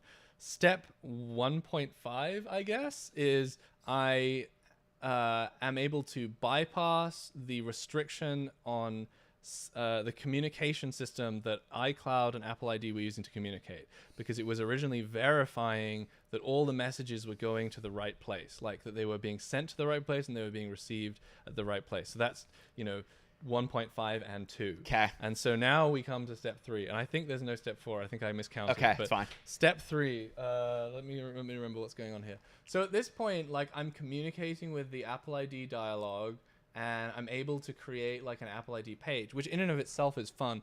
And if you see this picture here that you can't see on stream, I'll pull this up. yeah, This right here? No, the one underneath it. This. Yeah. Can you see it on stream? Yeah. So it Yeah. says sign up to get your free Apple gift card. What? Because at that point You were able to do that? Yeah. So because at that point, like as I said, when iCloud Whoa. loads, it's able to define like what the logo is, what the tagline is, what the privacy policy is. You can make a custom dialogue like that. That isn't me editing the page. That's me embedding the thing, and I'm able to like put sort of content in shit. there, right? Wow. Yeah. Varun, thank you. Sam, love your videos. Watching your videos since Lexus. Wow. Skate. Wow. That video was published in 2015. Varun, thank you. Thank you. I hope you're all enjoying this insane hacker conversation right now. But all right, let's continue. So you're able to, thank you for the $2 or pounds or euros, whatever it is. Yeah. Is that the pound sterling? That's the pound sterling. That's the pound sterling. It comes from an L. Comes from Yeah, an L. it originally was lira, the Roman lira. Here, Thomas is going to Yeah, go on a but no, so history much history tangent right stuff. now. So you were able to say whatever you wanted in those official dialogues also? Yeah. Not just editing the HTML. No, that's a real Apple ID dialogue. and I can put Holy whatever I want in there. shit. But the problem is that I want in speedrunning terms, I want the arbitrary code execution, right? I don't want to just be able to like billboard, like essentially, I don't want to be able to put a sticker on top of Apple ID. I want to own Apple ID. I want to be able to do what Apple ID does and deal with all the shit they do. Okay. Because that's the big money, and that's the most exciting shit I could have come up with, right? Okay. And so at this point, this thing where I can like put information on there is really exciting. Insane. Because the attack surface there has really interesting characteristics, which is firstly that there's a lot of variability there to be able to create content. Creating content is one of the most insecure things you can do, but simultaneously content? it's so What do you mean? deep under this iceberg. When I say creating content, I mean like if I'm able to like put text in there, I'm able to create links, that kind of stuff. That stuff is dangerous. You're like, relatively what else speaking. can you do Yeah. aside from Right. that? And the thing is that for the most part, the people who have encountered this system are Apple employees. right? Correct. So I am now attacking a system that has probably never been exposed to security eyes before, at least outside on the internet, right? So I have virgin soil, I guess is what you'd really say. It's ripe for exploration. Wow. Um, Okay, so this was the next step. I'll just put it back on the screen. Yeah. This was sort of the next, like, after. So All you've that explained nonsense, all of this stuff was Yeah. like, oh, this was the back and forth communication, Yeah, right? that's the back and forth communication. Okay, and this was the there. blank That's thing, the blank page, business card, yeah. and then Yeah. you were able to, That's the null page there, the communications that I'm doing with okay, my null page. and then you got to Yeah. this step, and you're like, okay, if I can even inject my own language Yeah, into if I can this, inject my own programming code into the Apple ID, What then we're else can golden, you- yeah. well, if I can inject my own text in there, can I widen that to be able to inject my own computer code into the Apple ID dialog? Is the question, right? Okay. Yeah. So, I mean, that honestly wasn't terribly difficult, I guess. I mean, it's not going to sound very impressive. Yeah, I think a go lot of for it, people would Cam. find it quite hard to do. So essentially what I'm doing is I'm trying to look at the way that it's constructing the dialogue, because it's What does that creating it on mean? the client. So like, HTML defines a web page ultimately, right? Yep. A web browser as a tool, as a program, is something that takes HTML and turns it into a visual representation. Yeah? Yep. So the Apple dialog, when it loads, it's a blank page, as we've seen before. Yep. Which means all the content on here is being created by code. It's being created by JavaScript, by client-side code.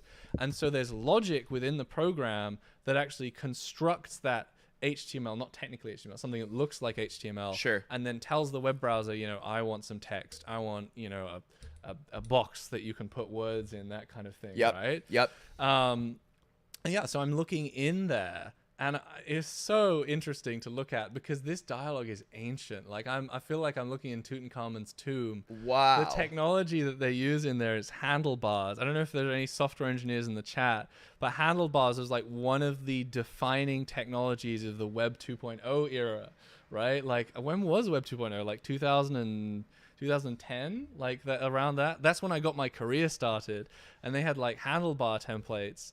It was so exciting to see such an ancient technology there, but I was like, there's no fucking way. There's no issue here. And so that was your attack vector. That was I mean that's just me theorizing about what I could do. As I said, the process of hacking something is a process of theorizing. Like, you have to think of all the ideas of like, what if they did it like this and they made this mistake that could result in a compromise, and then testing each of those ideas individually, right? And so Handlebars has a somewhat archaic approach to being able to treat foreign content. I'm trying to think if there's a quick way I can explain it, but like generating like, if you are able to send HTML to somebody, like let's say you got this Google web page, right? Yeah. They can't see it. I keep doing this. It's easier with pictures, but if you imagine Google for the people in the chat, that's all generated by HTML. If someone was able to add HTML to the Google page, your web browser would just think it's Google writing that stuff, right? Yep. And that HTML could include code, it could include scripts. You'd have so much ability to be able to mess with people, right? Mm-hmm.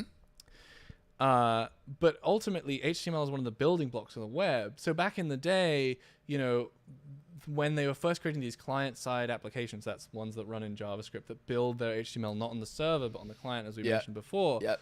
They still wanted to be able to create HTML and put it into the web page, because that was the only way they knew how to construct web pages. Modern systems like React and other systems, they either do something called DOM manipulation or contextual encoding to prevent HTML injection. But yeah, like back in the day, you could have a user input like a username, and because they were building the web page itself by so-called concatenating, or like sticking HTML together, you know, let's say you want to create a web page and you want to have the username in bold, you have the B tag for bold, you stick the username right in the middle. Yeah. But if you don't do your relevant encoding, relevant security checks or whatever, somebody could send a username that is itself HTML code, right? If they do that, when you create the HTML for your web page, they now take control of your web page. They're now fucking around with your site. Code. They're injecting their own code. Because of like, it lacked the sort of checks. It's not so much a check as much as like, for all of these languages, we talked about URL encoding before, they have a contextual encoding that is able to say like, this is not an ampersand. This is not like an ampersand representing something within our language that's, you know, separating each of these parameters. This ampersand represents a so-called literal ampersand. It is an ampersand symbol, not a piece of ampersand code, if that makes sense, right? Like if you think about a web page, sometimes you want to talk about HTML itself. So you need to be able to put HTML symbols inside the web without the browser thinking, oh, this is HTML, and just interpreting it as HTML code. Yep. Does that make sense, right? Yep. So HTML has its own special encoding for that called HTML encoding, which is the one, if you've ever seen like ampersand, amp, semicolon, have you seen that kind of shit? Yes. That's HTML encoding. Okay, so wait, back to this, you said you found this handlebar thing. You're like, no way Apple's using this archaic. So, yeah, like back in the day, we didn't have technology, like we didn't have many, like the approach to protecting from this kind of injection, HTML injection, was basically like, you tell the templating language, that's Handlebars. So like with Handlebars, you make a template, you write all the HTML code for your like blog page or user profile or something, and you give it a bunch of slots to put information you hand to it. That's how this page is created. They have a bunch of HTML to create the login dialog, and then they have slots for privacy policy, slots for this, slots for that, right? Wait, so that dialog's HTML? Yeah, everything's HTML online, really. Yeah. Okay. So they load these HTML templates, and in Handlebars, the difference between putting something in that's encoded and safe and something that is unencoded is like 2 extra characters that look identical. Handlebars is so cool because everything's in these curly brackets, you see, right? So if you want to put like somebody's name in there, you do curly brackets on either side of the word name. Then they look like handlebars, like on a bike. And the difference between safe handlebars and unsafe handlebars is just whether there's 3 curly brackets on either side or 2 curly brackets on either side, which I think is a massive fuck up, right?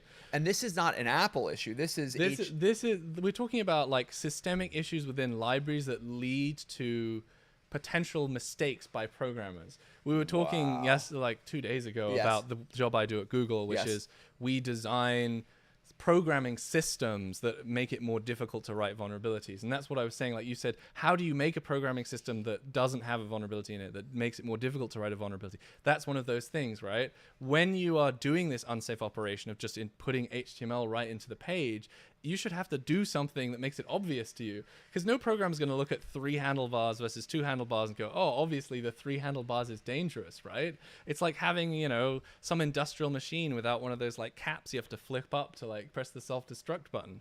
It's like in a lot of modern systems like React, if you do something that dangerous, you have to type out dangerously inject HTML code. And not only will you have to think about what you're typing when you're doing it, but when it comes to code review time, they'll look at it and they'll be like, dude, did you really just try and push code to our servers that has the word dangerously in it? Whoa. You know what I mean? Whoa. So then I like was looking at all the communications it was doing. I looked at the templates it was creating, and I just did a Control F for 3 handlebars, and I had 3 hits. I had 3 fucking hits inside it. So then it was just a case of like reading the code backwards and trying to see like which inputs can I make to Apple ID from the position that I'm in to be able to get my input to go all the way down zigzag through that program to reach that, we call it sync in computer security terms, to reach that sync of compromise. So I know if I get an input into there, I can compromise the system. Now it's just a case of how do I get an input into there, right? So I'm communicating to and from Apple ID, and I'm telling it to like put all these templating things in. And I think I'm trying to think, like the injection point was the copyright notice. I think when you go on, I don't know whether you'll be able to see it now. Like if you like log on to any page that has Apple ID, some of them have a copyright notice that says like copyright Apple 2000, 2000 or whatever. That one had the 3 handlebars. That one was unsafe. And that was a user error, human error that put the 3 handlebars in there? I mean, it's a mixture of the two. Like from my position as somebody who tries to design secure systems, I would say handlebars fucked up when they made it so difficult to tell that you were doing something unsafe. And Apple also to some extent fucked up by not realizing that they could have made that mistake, right? So there's 2 things that have gone wrong there. That's this part, right? Handlebars. Yeah, there's the handlebars. Okay, I have a dirty little yeah. secret. Value statements work like you would expect. So if you put Yeah. Okay, this is literally what you're explaining now. Yeah. Okay, from a previous search, privacy text. Yep, you're right. Yeah, It the was a privacy privacy. notice. Okay.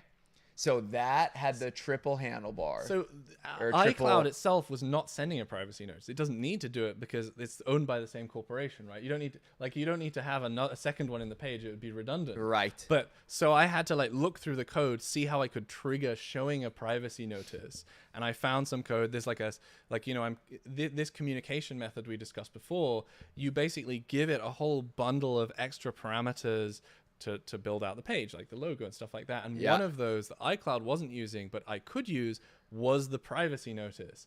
And so here, you see that broken image at the bottom of the picture? That's my image that I've ejected into the page. And I have some code on the image tag that says, I basically say, embed an image, and I don't specify where the image is. And then I say, if you fail to embed the image, run this code. And the run this code is opening that dialog right there at the top of the page.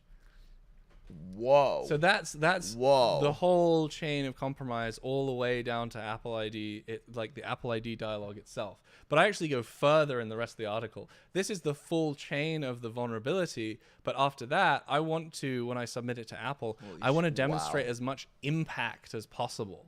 I want to show them, I don't want to just show that dialogue, because when you see that dialogue, you don't know that means You're like, let me show you what this can do. Yeah, exactly. Whoa. So what I do is I write a full so-called payload, the whole vulnerability, and it runs through this process. It loads my page. My page does all the things with the null frame, with the null embed, and like with the Apple ID. When you watch my video, you can pull up the video if you want. Which one? The desktop one? Yeah, desktop or either of them works. So you see that. If you see that sign in with Apple thing, at the point you see in the sign in with Apple, you're already owned. Right here. Like what you're looking at inside sign in with Apple, that button is not in my website. That button is on the Apple ID server in the embedded page. So what I do is once I inject my code, I immediately delete the whole Apple login dialog. That's what happened right here. This is what you were showing me the other day, where go to the beginning where it has the button that says login with Apple.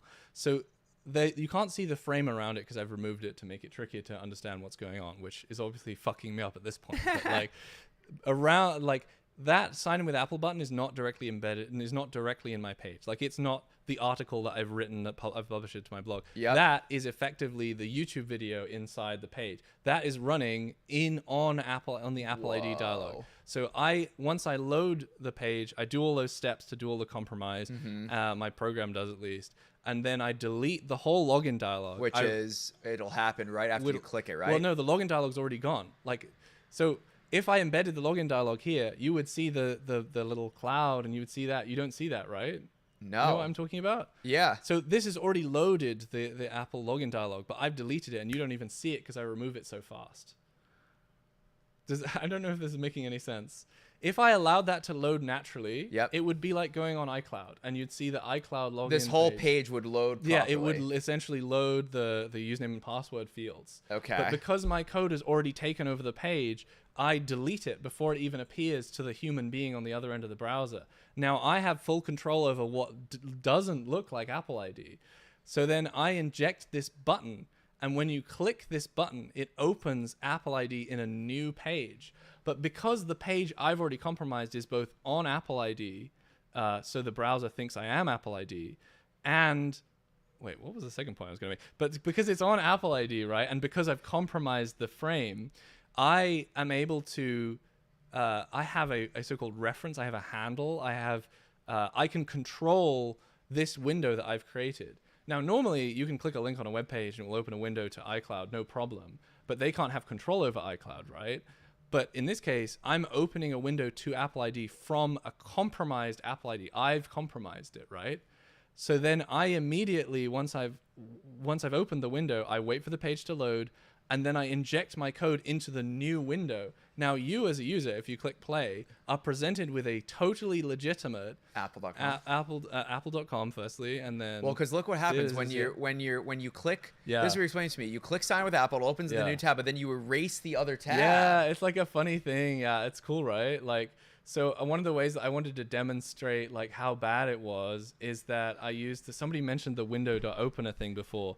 Yeah, so what I do is I erase any history of the original button being in the browser, the one that you clicked that caused my vulnerability to happen.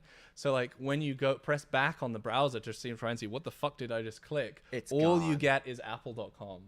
Cool, right? Yeah, so here, I'll let this play out in full without pausing. So this is Thomas's server here. Yeah, you click it opens up a real Apple website, and then you go to the other tab. And it's apple.com, and it's only ever been apple.com. It's like if you checked back, fucking you would be like, oh, but wasn't it some foreign website that I was on? You press back, and you'd be like, oh, maybe it was just apple.com. I guess it was at the end of the day, right? And that you put in there to show them like how bad this is. Yeah.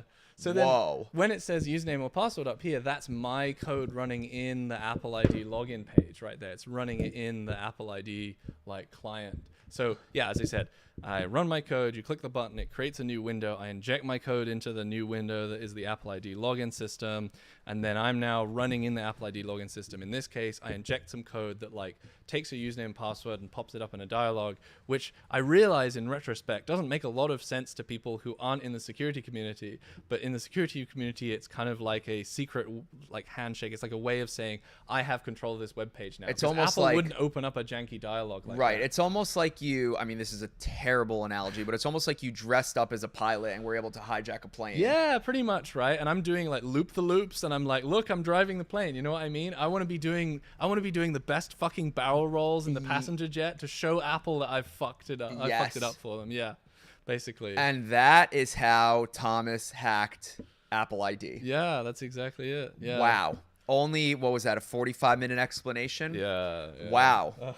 Wow. I did my best. Wow. I hope it was all right. Does anyone have any questions? There's definitely going to be 1,000 questions. All right, we can open the chat now to answer some questions here. I know that was extremely long, maybe boring to some of you, but I find it fascinating. Yeah. Because, like, the technicality, the knowledge that I have is just, like, so surface level. You know, like, I'm a nerd. I like gadgets. I like buying new tech, but, like, WTB day zero day, Colin. You're talking about zeros, day, O days. Yes, that was an O day. Yeah, that's an O day. That's an O day. Again, an O day is what, Thomas? So the term is used to describe the number of days since there has been an available patch for the security issue.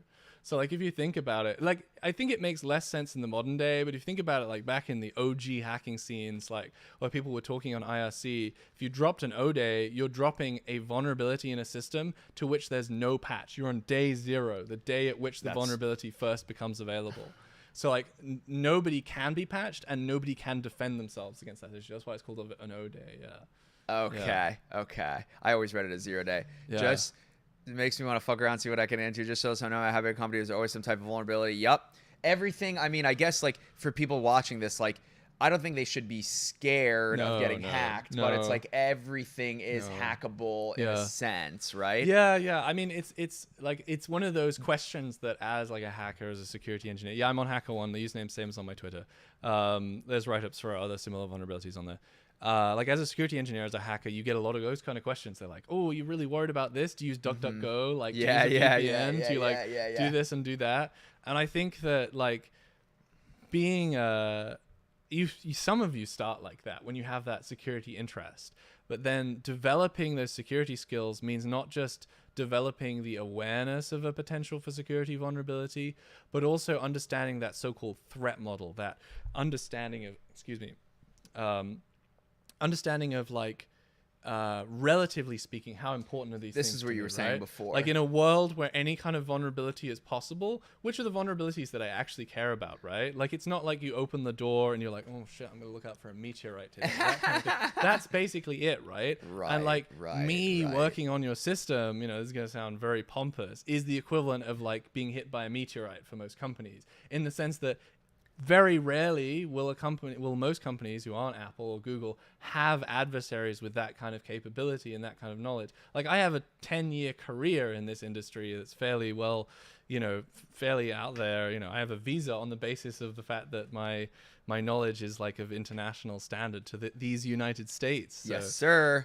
So most people shouldn't worry about the kind of stuff that I come up with, and that's like a funny oxymoron to the type of things, right? Because I want everybody to know so much about this stuff because I find it so interesting, so exciting, especially to talk about, and I want to share that like absolute rush you get when you find this kind of vulnerability. But in the same way, I never want to like feed into that hype that comes from the basis of like, oh shit, maybe Apple is fucked because somebody did this, right? Like the signs of Apple being fucked are not me finding the security vulnerability. They are the individual things on the way that show systemic problems, systemic failure. Like if I was at Apple, I'd be like, we're getting rid of handlebars tomorrow. Like we're going to replace it with something else. We're going to replace it with a different system. That's you're saying if Thomas, you were at Apple and you were able to call some shots, you would say we're changing some standards here. We're not but do you know that what anymore. it's like in order to make a change at a company like that, you need 40 meetings, you need 1,000 approvals, whereas like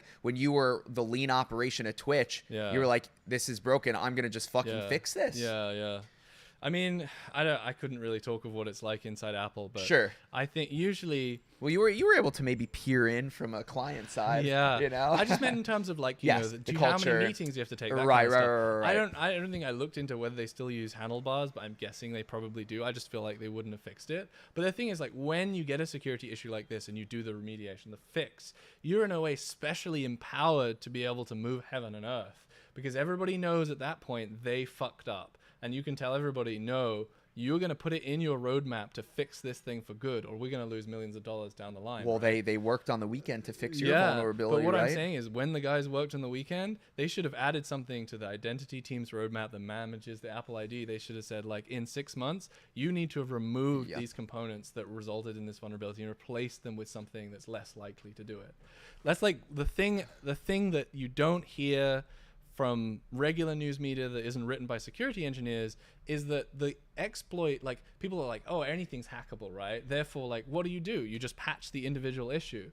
But as somebody whose job it is to make systems more secure, I would never say that. I would say the issue here is not that I found the security vulnerability. It is the system that led to that vulnerability in the first place. So you're right? redesigning systems. Yeah, that's my job, basically, in a okay, way. So Thomas, just to tell the stream, what do you do at Google now? Yeah, so like I think I might have mentioned before, like I used to do security at Twitch. I like founded the security team, which is what I say, and it's technically not quite true in the sense that when I joined there wasn't a security team. It was just me with the job title security engineer. I mean, similar thing with me and Verge. Yeah. There was no social media team. I was the only person running social media, okay. and then we hired other people to do social media. Yeah. Sort of similar thing. Okay, so I you were did loads of stuff when I worked at Twitch. When I moved to Google, I had my 6+ years of startup life. I wanted to slow down. I wanted to specialize. I wanted to do like more complicated things, less politics, that kind of stuff, basically, right? like you were moving quickly, doing a lot of different things at Twitch. Yeah, in a way, like because it's a small team, you have to have your fingers in a lot of different pies. You wear a lot of hats. When I was at Google, when I moved to Google, my aspiration was to do something that's like very complicated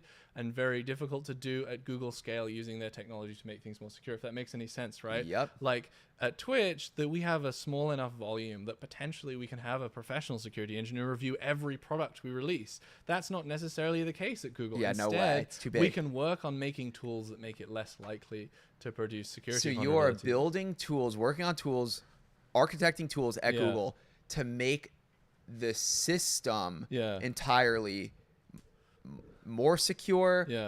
Yeah. So I'd summarize it like this, right? So the team I work on is called ISE Hardening. It's like a specialized unit within information security engineering. ISE, Information Security Engineering - Hardening. The names of teams at Google are terrible. Okay. ISE Hardening. But the idea is to make Google harder, i.e. like more resilient to potential security issues and compromise. And the way that we do that, usually, I think the best way to explain it, they use this motto that is going to make sense to software engineers, which is, if it isn't secure, it shouldn't compile. Like the idea is like, if you write some code and it isn't secure, the system that builds that code should reject it, if that makes sense. And that's right? what you're working on? That's what I work on. Yeah. So the way that we do that is we identify security issues that Google has paid out a lot of money for to white hats and stuff, or security issues we think are going to happen, that kind of stuff. We try and work out what the big security issues are.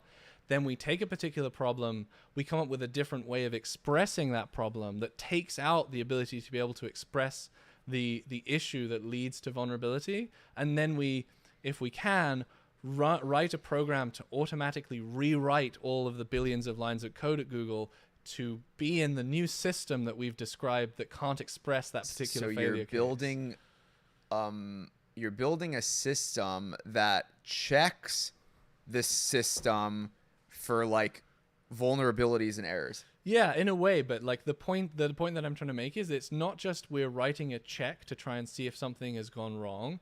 We do, because that's like a quite common thing in security. The difference is that we try and also create new ways of expressing those problems in ways that don't lead to that security issue, and then we rewrite the code to be in that format. I'm trying to think of a way to express that in a layman's terms, but it's like, I don't know, like it's like the equivalent of, you go to like a workshop, they have the saw blades that come out the table, right? Yep, table saw. A lot of pieces of security software out there are trying to see if a security issue would happen. And that's a really complicated thing to do, because a piece of software, as you can imagine it, is like a huge flowchart full of thousands and thousands of states. And for the most part, you have to check every state to see whether each one is in violation of that security protocol. Yes. And that, I think, is the equivalent of, being in a machine shop and like having somebody run out, like paying somebody to look at what everyone's doing and jump in front of them if they try and put their hand in the saw blade. You know what I mean, right? So that's what I think of when you say like checking for security issues. Yes. You're doing the hard thing of trying to teach a computer to recognize a security vulnerability. That's a hard one to do. Is that Instead, you can restructure the system so the security vulnerability can't happen in the first place. That's what I don't understand. Yeah. So, I mean, it would be like checking for a triple, whatchamacallit? So, yeah, I mean, that's a good example, I guess. Like, one such example that we actually have a mitigation, a way of fixing a similar issue at Google that my team maintains. But before getting into the technicalities of how that works, just staying in metaphor land a little bit, like, if I was to perform like my team's, like a relatively normal remediation, like a fix for that, we would probably we would write a piece of software. We would first take the system that you use for templating out this stuff, that like structures out these login dialogues, that creates that user interface, and then we would create a new system that doesn't use handlebars and makes it so that if you do something dangerous, you have to type out dangerously. Now we're in a state where we've got a new system that we can tell everybody to use that's more secure, but we have to tell everybody to use it, right? And we Yes. still have 15 years of code back there. So then we also additionally write a piece of software that's able to read the existing piece of software and rewrite it into the new form. How the fuck? How do you write a piece of software that reads software that interprets it to something modern? I'm not the team leader, but I guess I'm relatively senior on the team. I don't know. Like, I'm not the team leader. The team leader is a guy called Christoph. I don't remember what his full name is, but he goes by the handle Xtoff, and that guy is really, really fucking smart. He started the whole team. Wow. Yeah. Sorry, back to your question. How do you do the rewriting? Yeah, I mean that's like what I'm trying to understand. It's like you have to build a system that talks to a 15-year. You know, this thing Yeah. has been Google's source code is Yeah. however old, Yeah. and you write this. You have to write a program that reads a program that then translates the program into something Into modern. another program. Yeah. It's what the it can fuck be is hard that? to do. Yeah, it can be hard. Yeah, to no do. shit, it could be hard to do. Like, but that's your job. Yeah. So I mean, Wow. So okay, so the answer to Wow. the question, how do you write a program to rewrite a program in this respect? Man. Well, I mean, the first part to think about is that there are already programs that read and understand the structure of programs. Like, you know, in a computer, there's a compiler, and it Yep. takes the program, it translates it into machine code, right? Yep. That program already has data structures inside it that represent the syntax. So you're able to ask questions about the syntax. Like the process of doing a compilation, if you think about it, is a process of taking one language, the computer language, and translating it into another language, the machine code language. The process of fixing of making a computer rewrite computer code is like, what if I can take this language, instead of rewriting it into a machine code, I rewrite it into itself. I just reorder all the objects we have that represent the input language, and then we make it spit out a new program in the same format. Okay. You look very confused, and I don't know if I'm I trying explained that very to well. visualize. Like, give me some examples, or give me an example. Compiler development is like one of the most complicated things. I mean, I Compiler love it, but development. I will be here all day talking about Okay. it. So like, let me think. Let me give you a short rundown. Okay. Wait, I think this might make sense. Okay. Let's say we were baking a cake and there's a rotten Rotten egg in our egg in the basket. basket. He would identify the rotten egg before it gets into the cake. That's like one of the things. It's more like we would look at the recipe to find out if there's a rotten egg in the recipe, and then we'd have something that goes and automatically checks every recipe and then rewrites it to be a non-rotten egg in the recipe.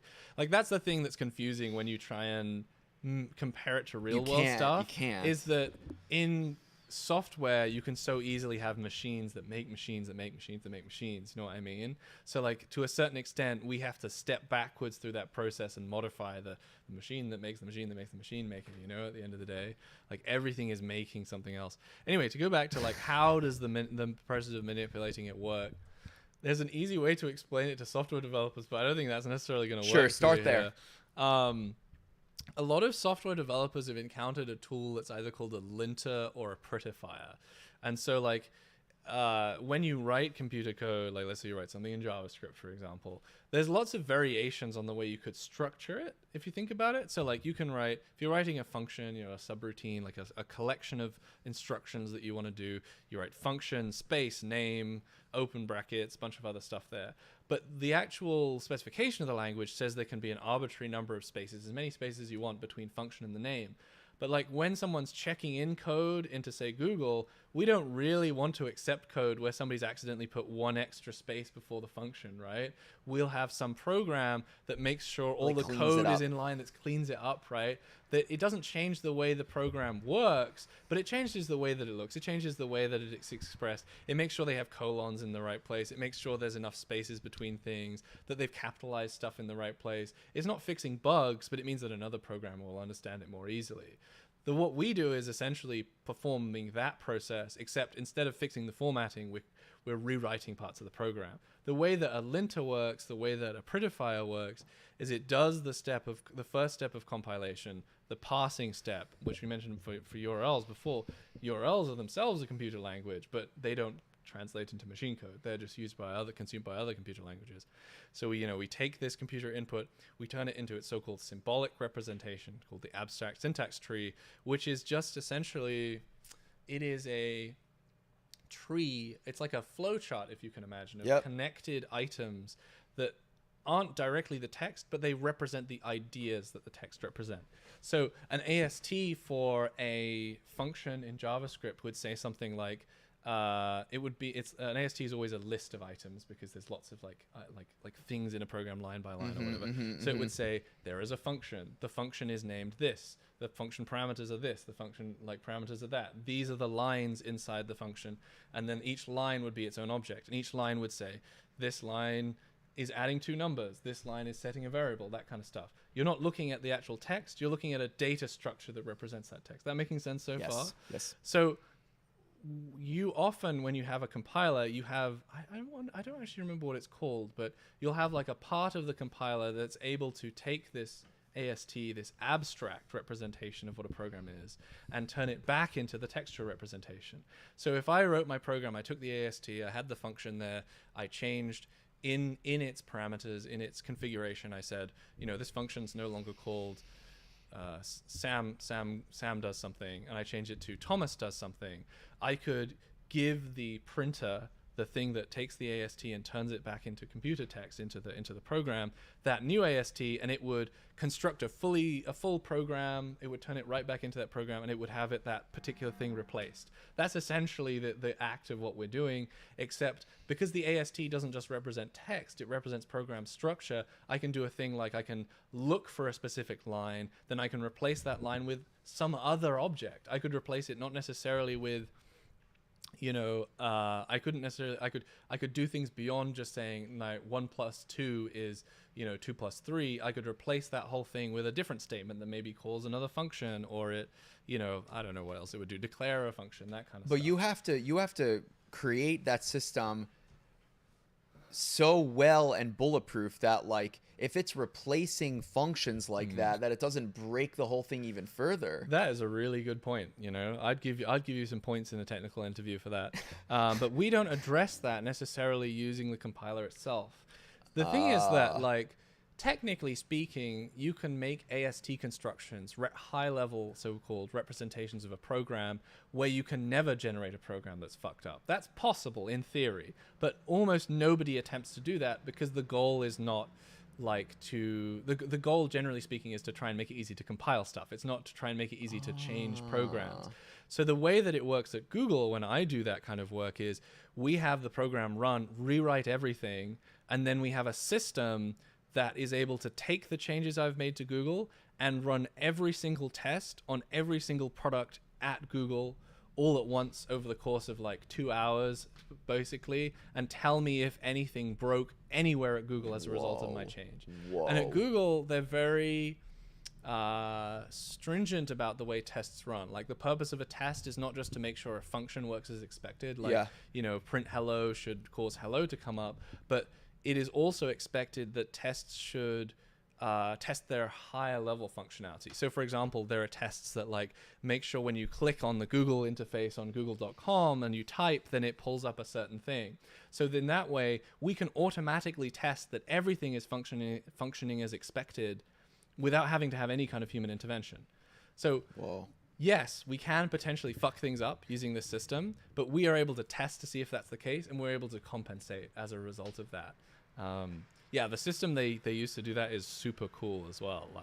You would think it uses huge amounts of computational power to run every single test at Google, and it does, but they have this really neat thing called the tap train. Tap just means running every test at Google, essentially. Okay. Where I think it's every 2 hours, they take everybody who wants to run every test at Google, and they take each of their patches to the Google source code, and they apply them all on top of each other to make one program that's the combination of every change that they want to fully test everything.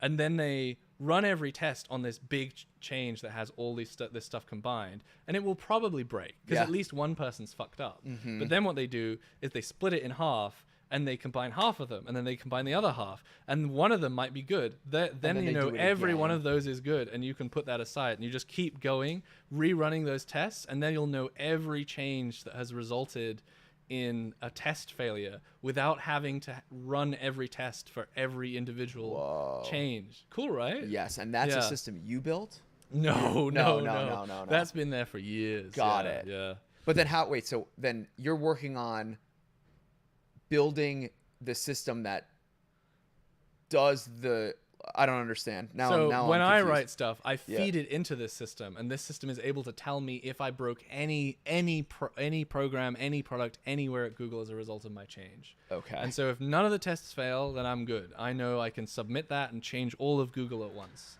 and the security issue no longer exists. Yeah. Let's read some questions. Wow.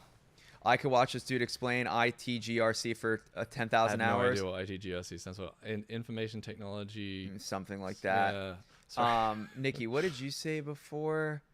That can make me Yeah, trust I'm a robots. Googler. Yes. We need the same checks for humans getting into this field of knowledge. Yeah. Nikki, there was something you said before I feel like I saw. Sounds like you're turning Google's code into an editable database with made-to-order lookup and replace bonds. I had to do that frequently with Fox Sports and NGL tables. GitHub's working on a code writing bot as well, but it's only cool to see. Yeah. Everything hackers will... this is what I wanted to read. So eventually, hackers will need to hack by causing a particular fix by the auto-correcting compiler and then exploit the fix they're able to predict.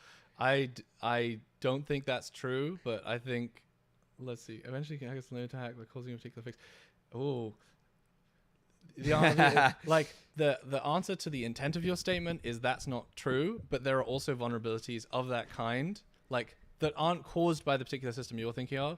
But if you look up if you Google a search term MXSS, that is exactly what you're describing. Essentially, it is a system that is attempting to make a piece of code safe, transforming that into an unsafe piece of code by side effect.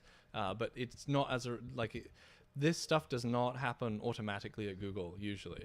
For the most part, these changes are not complicated. They're very simple changes, like changing one function call to another function call. And we ask the programmer to do any of the ones that would be complicated enough to potentially break anything. But yeah, there are MXSS issues, and you can look that up, and it's a whole different kettle of fish. I can be on for say another 30 minutes, and then I got to go to the office to take a meeting. Okay. If you want to fire away some questions for Thomas, how'd you start coding? We sort of answered that, but you can sort of say it again if you want to. Years ago, how did I start coding? I think it's one of those questions. Also, where Thomas is 27, I'm just to give you 27, guys some context. Years ago, so it's one of those things where I've been programming for so long. There's so many different stages in that cycle, right? Everybody can perhaps remember the first time they wrote a line of code, but there's so many people out there who will have written their first line of code, thought that's not for me, and then moved on, right? So when did I start coding is a little more of a complicated question.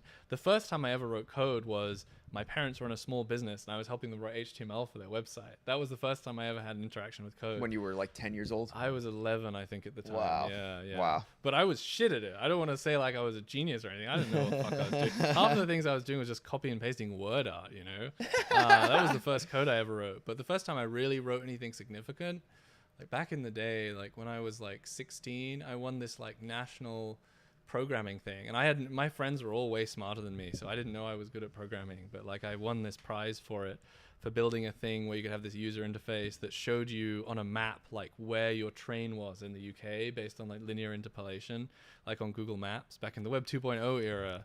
And that was probably the first time I really wrote a significant piece of code. I'd say that's the start of my career, basically.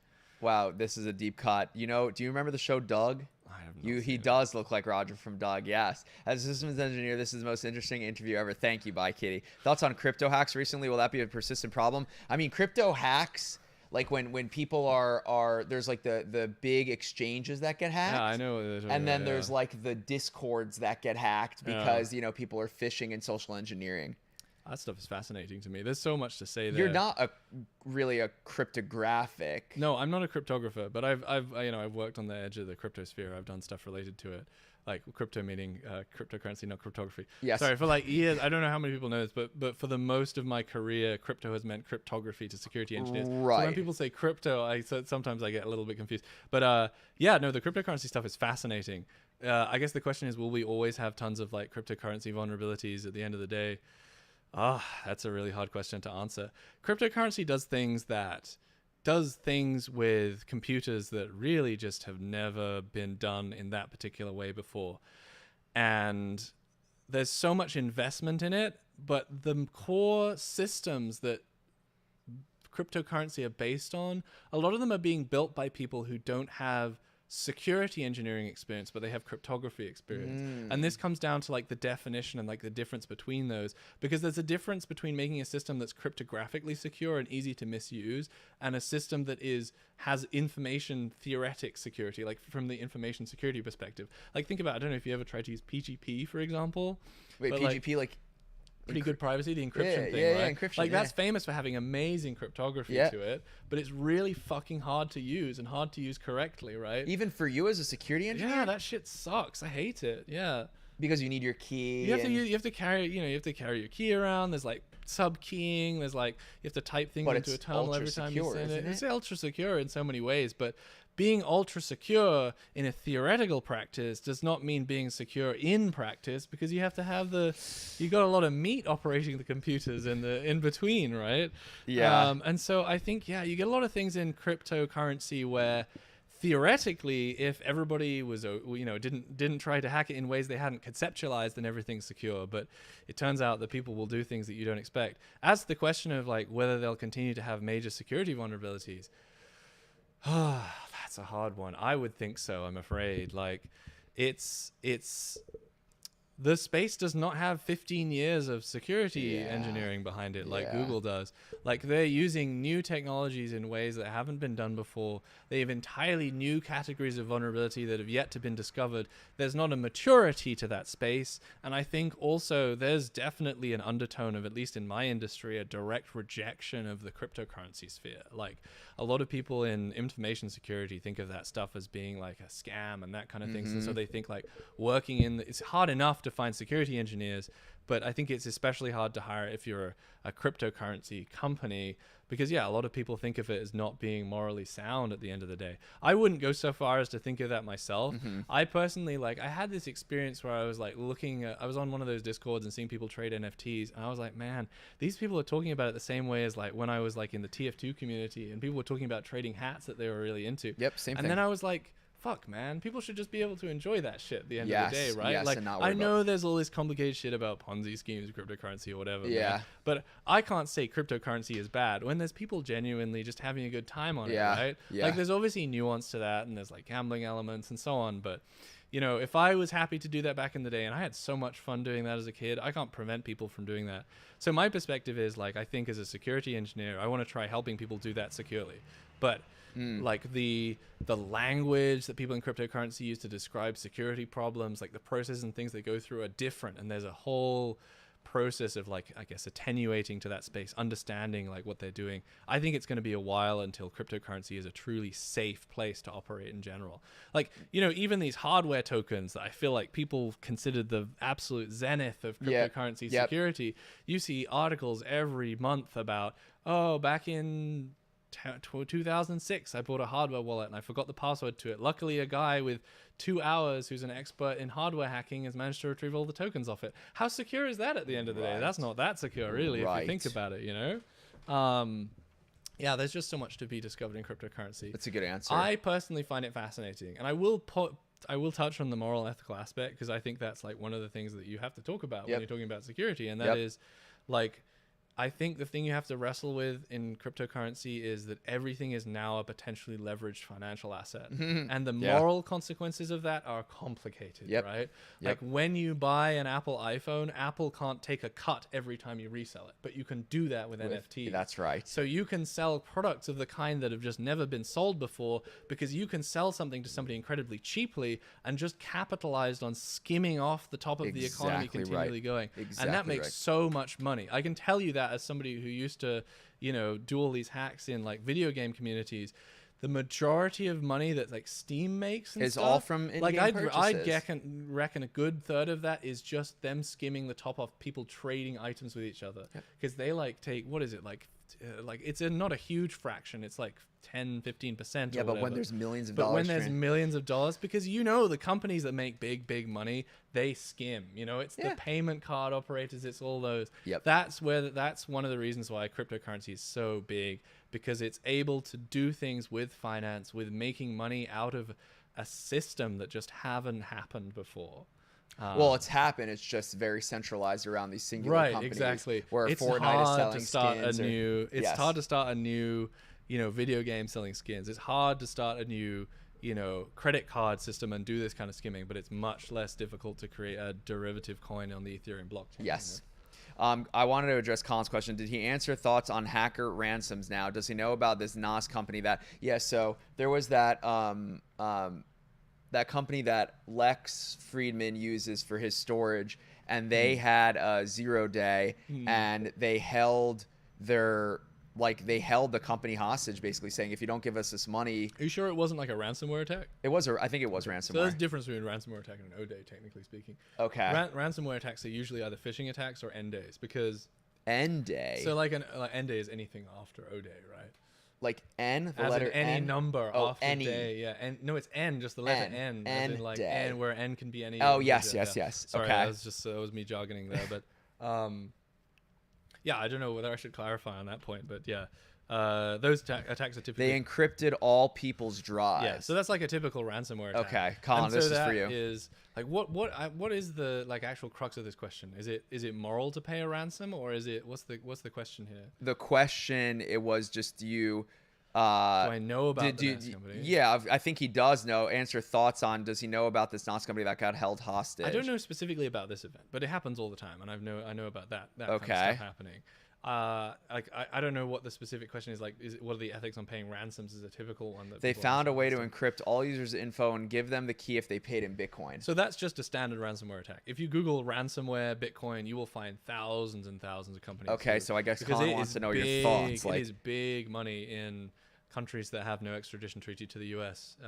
Russia, Yeah. North Korea, that kind of stuff. My thoughts on it. Gosh, what would I say?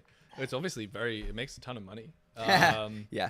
Like it's a very mature industry at this point. Like the people who do these compromises, a lot of the people who will be hacking these companies, like the NAS companies, like hacking, and when I say this, not using O-days, like they aren't coming up with original vulnerabilities. Yep. They have very little security expertise themselves in a lot of cases. They are buying the ransomware software off of people who manufacture ransomware software for some amount of money, and then they do the sticky business of like finding the names of everyone at the company, tricking them into running the software, like scouting out the network, that kind of stuff. So it's a whole industry there. This is that goes specific on. ransomware. That's specific to ransomware, yeah. So what would you define ransomware as? So ransomware is a specific type of, like, I guess you'd say malware. The key thing about ransomware is it usually encrypts your drives and then says, I will decrypt your drives if you pay me a certain amount of money. Holy to get shit, it literally off. hostage. Yeah, it holds your computer systems to ransom. So the core components of a ransomware piece of software that you buy, if you're buying it off, I hate to say the word, the dark web, the onion network, is it will usually be, structured as a piece of malware. It'll try and evade any antivirus systems. It will perform the process of encrypting all the files. Some do full disk encryption, encrypt the entire hard disk. Then it will have a mechanism by which it will... We talked about asymmetric cryptography before. The whole ransomware industry only works because of asymmetric cryptography. So for long and short, asymmetric cryptography, you have a public key, you have a private key. You can encrypt things with the private key. You can decrypt them with the public key. A ransomware runs on your computer. It encrypts all your files, but it encrypts it asymmetrically using a private key that it then transmits to the attacker's so-called command and control servers, that they send it to the people in Russia. Usually, I'm sorry to all Russians. I don't want to, but it is mostly from Russia. So then the attacker now has a private key to decrypt all the things, and the guy is just left with files that are all encrypted on the hard disk, right? And so they're fucked. They're basically fucked. Sorry, they get the attacker gets the public key, so they're fucked, and they have to send usually Bitcoin to some address, and and so they'll receive that, and the customer support on those things is amazing though. People often talk about like you reach out to those hackers and they'll like reply within like a couple of minutes or whatever, because it's big money for them, right? Like replying soon and replying early to make sure that it's as easy as possible for them to hand over. They will give back. Yeah, they usually give it back as well. I don't want to like say that people should pay hackers money. Yeah, but right. They usually do give it back. Yeah. Whoa. Yeah, there's a lot of it's a real shame. I don't think I'm saying anything secret to say I had a discussion with at the NCSC, National Cybersecurity Center. Like they were thinking of like potentially making it illegal to pay money and ransom in this respect, because the industry is only perpetuated by the ransoms themselves, right? But obviously it hasn't come to fruition, because I think it would also be crazy to do that. Like I don't know what the implementation would be, but yeah, it's a fucking thing, you know? Yeah, it's like for a guy like Lex Friedman, he's just a customer of Colin. What did you say it was? It was Pegasus, or no? Was it? I think you wrote somewhere. I don't know. Like whoever it is, you just pay the service for your data storage. Yeah. And then it's not is it the service's fault? I guess. Yeah, that they got hacked, and then it's just like out of your control. Yeah. You know, it's fucking nuts. I can answer what you think of elliptical curve cryptography. That's a niche fucking question right there. I love elliptical curve cryptography. I think it's great. I would have said in the past, I think it's a little untested, but I think it does things that are really, really neat. Like the way that it's able to achieve the speed and also like the information theoretic, like complexity is really, really good in general. Did Thomas work on WannaCry at all? I didn't work on WannaCry, no. And if he did, he probably wouldn't say he did. No, I didn't work on WannaCry at all. That was like one of the biggest hacks of all time, yeah, right? I know, but I know the guy. Who was it? Like Malware Tech. I forget what his real name is. The guy who like stopped WannaCry. That's a cool dude. You know, the British government gave me a medal for. Gave you a medal? Did I tell you this? No. They gave me a medal for hacking the UK tax system a long time ago. It's in like 2018. That's why I got on the Forbes under 30 list for. That's a whole other kettle of fish. What year? Forbes under 30? Yeah, 30? Yeah. What the fuck? What year? Like 2018, 2019. Whoa. Yeah. Whoa, I did not know that. They gave me a medal for it, and I tried to convince them to give one to Marcus Hutchins. I was like, dude, send me your address, and I'll tell him to send you a medal. But yeah, it's a bit sketchy sending an address to a guy you don't even know. Yeah, right? Whoa, wait, so what did you win the award for? They gave it to me for making a disclosure on the UK tax system. The article it's like How to Hack Apple ID is like a sequel to the original article I wrote, which was called How to Hack the UK Tax System. And you found a vulnerability on their website? Yeah, it was really good. It's a really good one. It's one of my favorites. Yeah, so like you'd like click a link and it would take over your tax stuff basically. Yeah. Casual. It was good. Holy shit. Do you have a security clearance? Yeah, I have security. I don't think I have it anymore, but I like when my work with the NTSC, I required a security clearance. So I had a UK security clearance, but I think I lost it now that I've moved to the US.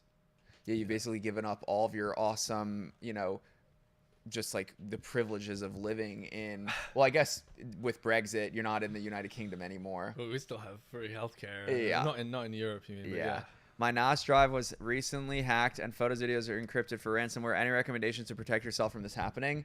Use something locally, right? Don't pay.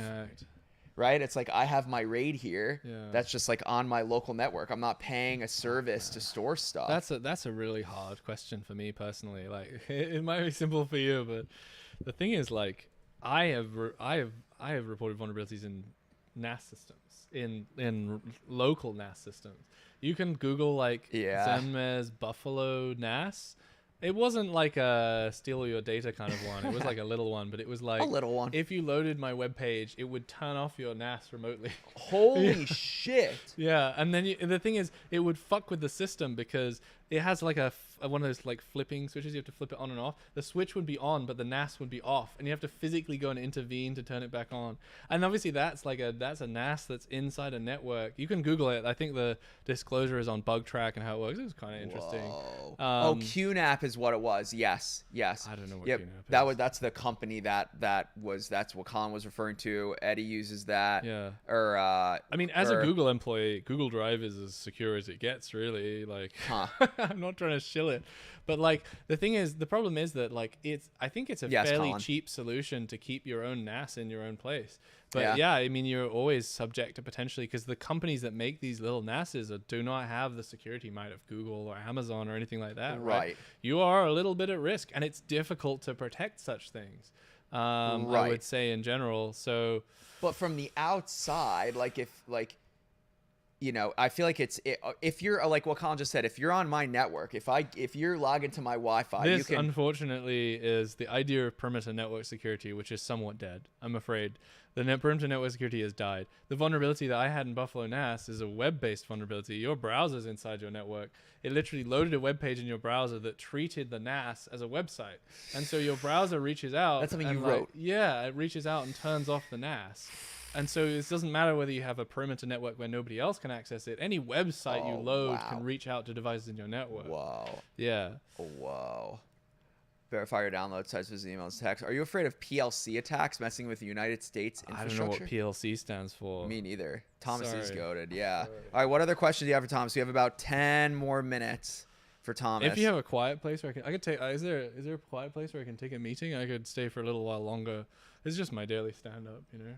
I mean, if I'm quiet, yeah. But I guess you're going to be streaming still. Well, maybe not. Have you taught any classes at university? I have done lectures at a university. I did one in Austria, University of Graz, but I haven't taught any classes at a university, no. Yeah. Can it be solved with a DMZ? You're talking about air gapping. Oh, here we go. I guess so. I don't know. Like, I think air gaps are a little overrated as far as, like, for the most part, most people will never need an air gap and never make use of an air gap. Like, if you're the NSA or the FBI, air gaps are great. You know, What the they're fuck is an fantastic. air gap? So, like, the idea is if you have a computer that's like what's the term they use? A knock?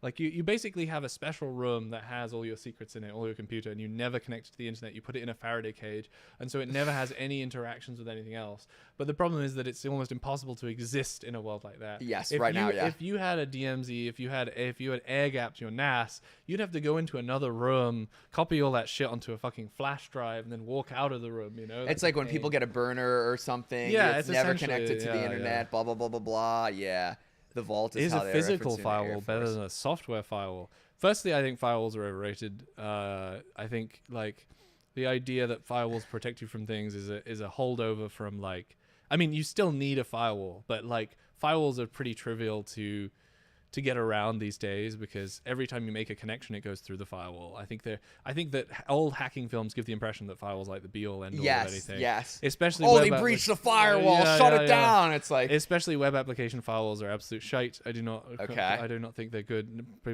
Anyone knows who that is. But like a physical firewall is better than a software firewall, but not for the security reasons, not for the reasons you might expect, only because the throughput of a physical firewall is much higher than a physical firewall. So if you're getting a denial of service attack from somebody and you have a physical firewall device, it will be able to operate much more quickly and potentially not have your website taken down. But that stuff is complicated as fuck, and I wouldn't recommend taking that decision distributed yourself. denial of service attacks? Yeah, are so if somebody complicated? tries to flood your connections, Yeah. the firewall itself can potentially give up, right? you can overdo you can. Well, the firewall isn't going to like stop working, but the firewall can only handle so many connections per unit time. Okay. So like if you have a hardware firewall, it will be handling those things somewhat in silicon, so it'll be able to like block and provide like restrictions on connections much more quickly. The only time I've ever seen a hardware firewall is Curse. Do you remember Curse Media? Twitch acquired them. They made World of Warcraft plugins and like a chat client. They bought some physical firewalls, but they're the only person I've ever seen do it. I assume I think Amazon has them as well. It's part of their AWS thing. But if you're going to think about firewalling in general, I would just stick with a software firewall, and I would not bother with. If you can, I would just use cloud services that try and do most of that stuff for you. Yeah. Oh, Beam had a hardware firewall? No fucking way. That's so funny. Well, there's one downstairs. Matt Hackett installed it. Wow. Your Wow. entire studio has a Faraday cage, but I still have Ethernet coming in. Well, that's a bit stupid, isn't it? Sorry, I didn't mean to be mean about it, but like, yeah. Wow. That's what I mean when I say air gapping is something that's like very complex to like implement properly. Because if you have an Ethernet cable coming into your Faraday cage, you still got data going into your air gap thing. That's not a DMZ. That's just George R. R. Martin does this for all his books. Writes them all entirely offline. Yeah, I mean that's like that's the most secure. I shouldn't say that when I have a fucking security engineer next to me, but it seems like analog pen and paper to store a password. I don't know. Like the threat modeling that is complicated, right? Like he's probably using a phone. There's no way that he goes into a room and doesn't bring his phone with him when he's writing. Like, the thing is, there are all sorts of ways that you can get into somebody's shit, right? You can steal it from me. Nothing is secure. Oh, it's to reduce environmental interference. Sorry, yeah. That's awesome, dude, though. I mean, if you have a fucking Faraday cage installed for environmental interference. What is a Faraday cage? So Faraday cage is basically just a big metal cage. Oh, that it's literally cannot... It's named after Faraday. What did he discover? Yeah, he was like a... Yeah. But it's basically, the idea is that metal transmits electricity. And so if you're entirely surrounded by metal, then any wave that hits it just basically kind of goes through to the other side and it's like invisible to the EM waves, basically. Okay. But the microwave is a Faraday cage to stop you getting microwaved when you put something on. So it diffuses the... Yeah, basically. Okay. It's you can't send electromagnetic waves in or out of a good Faraday cage. Okay. What do you think of proton mail? Proton mail. I think it's good. I don't know much about it, honestly. I know they try and sell mail that is like more secure, quote unquote, but I think that's I think the advantages that you get from something like proton mail are probably not what you expect from my perspective. Yep. Like, I think a lot of people think proton mail, it's probably more secure than Gmail in terms of like it's more hard to exploit. But considering the security team that Google deploys, it's almost certainly easier to find a vulnerability in proton mail than it is in Google, even if it's very hard to find a vulnerability in proton mail. The big benefit you get from using a company like proton mail is their potential non-compliance with law enforcement agencies about the kind of mail that you're sending. And I'm not just talking about in democratic countries either, right? Like if you're in a country potentially in the Arabian Gulf that has a habit of reading people's emails and you use proton mail, then potentially you have a better shot of not having those emails disclosed to somebody. But I think that for most people, even for activists, using regular Gmail is probably as good as using proton mail. Google actually has what's it called? It has an enhanced security program. If you ever Google attempts to detect state actors trying to hack you, it probably never happened to you. Nope, can't say it has. Yeah, I don't know. Did I tell you North Korea targeted me for a short while? Anyway, a total other story. But like Google tries to detect that kind of stuff, and they will say sign up for like an enhanced protection program. That is really, really good. That's like. And not as a Google employee. You're saying this as obviously you are a Google employee, but you're saying this is like for yourself. Yeah, their Google's enhanced protection program is world leading. Yeah. Wow. Enhanced protection program is like, I don't know the internals of how it works, but basically it sets you up with the whole like FIDO2 YubiKey stuff, and I guess I don't know what else they do, but they kind of restrict your accounts in a way that is more resilient against state-based attackers than usual. Yeah. So just casually targeted by North Korea. It probably wouldn't be North Korea. It's more like because North Korea. I'm saying you said. Oh yeah, sorry. There's a different. Yeah, I was targeted by North Korea. Yeah. Wow. Yeah, that was a really funny one because Google threatened to us before I worked at Google. They did a disclosure about how like people in the security community were being targeted by North Korean agents. What do they want from you? So North Korea is not a very wealthy country, as you can probably imagine. And so they had this great idea, which was instead of buying vulnerabilities off of Zerodium, if anyone knows what Zerodium, if you go on there, you'll learn a lot about security very quickly. That was the website. Instead of buying vulnerabilities off of, gray hat platforms, what if they just steal the vulnerabilities off the researchers themselves? TJ. That was their idea. That way they get them for free. So the idea is North Korea buys vulnerabilities. They then fire those vulnerabilities at security researchers and they steal our security research. They had this whole sock puppet thing. You can probably Google it. You had this whole sock puppet thing where they had a bunch of guys who set up fake security consultancies with like fake engineers to like publishing real research so that they built up these identities and this know-how in the security that's community. like real I social remember seeing engineering. these guys a Whoa. few times, around. And when Like Google fake pseudonym, like just like yeah, but they all had funny names. It was really funny because the guy who reached out to me, the agent of the country will not name, who reached out to me, he had I think it was this guy, he had the handle at ZHANGUO, Zhangguo, which I thought like he was pretending that his name was like something Zhangguo, but like if you know any Mandarin, Zhongguo is the Chinese name for China. So I was like, who the fuck is this guy whose name is like, he's got a Chinese name that's like a pun? I was like, that's fucking weird. Who is this guy? Yeah. So anyway, they had a bunch of these like sock puppet accounts or whatever, and they reached out to security engineers. They'd be like, hey, I'm developing this vulnerability. Can you help me with it? I think I'm really close, basically. And they'd say it all in technical terms.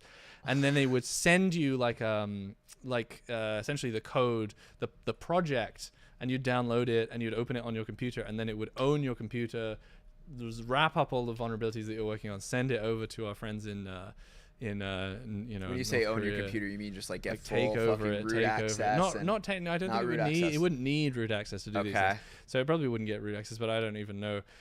So I was actually targeted them with, which was quite funny because I have that autoresponder in my DMs, right?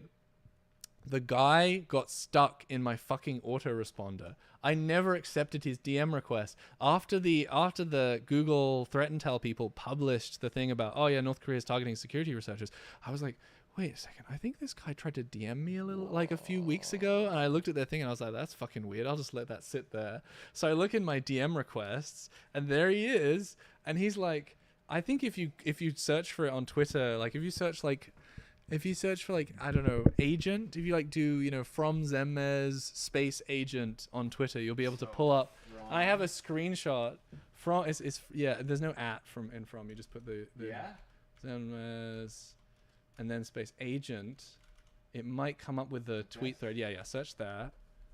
I think it's the top thread. Yeah, that's one, that's it. Is that, no, that's just one. So if you go back and look at another one, because is that a thread? One of these should be a thread, I think. It's not the top one. Oh man, I wish I had prepared myself for this. I maybe replace agent with NK. Oh, there it is. Yeah, that's the guy. Holy shit, dude.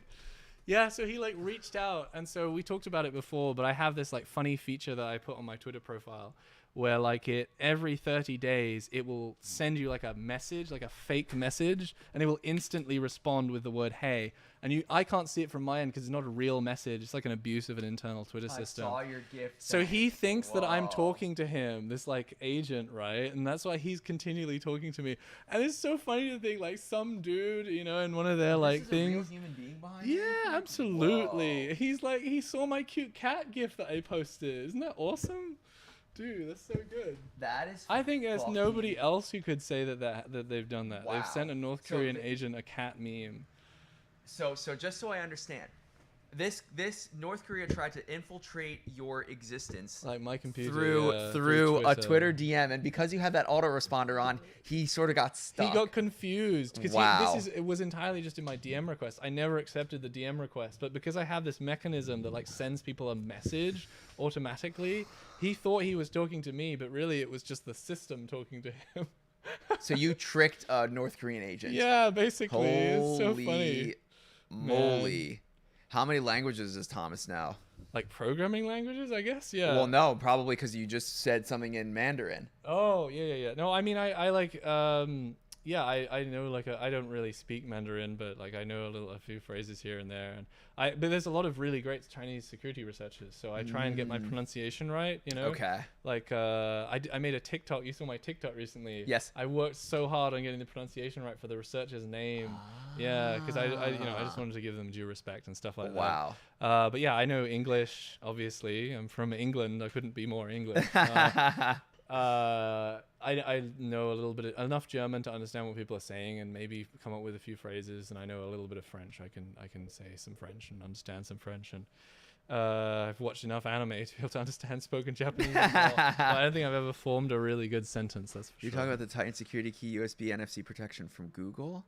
Yes, that's the enhanced protection program. I Enhanced think it's what it's protection called, enhanced program. protection program. All right, chat.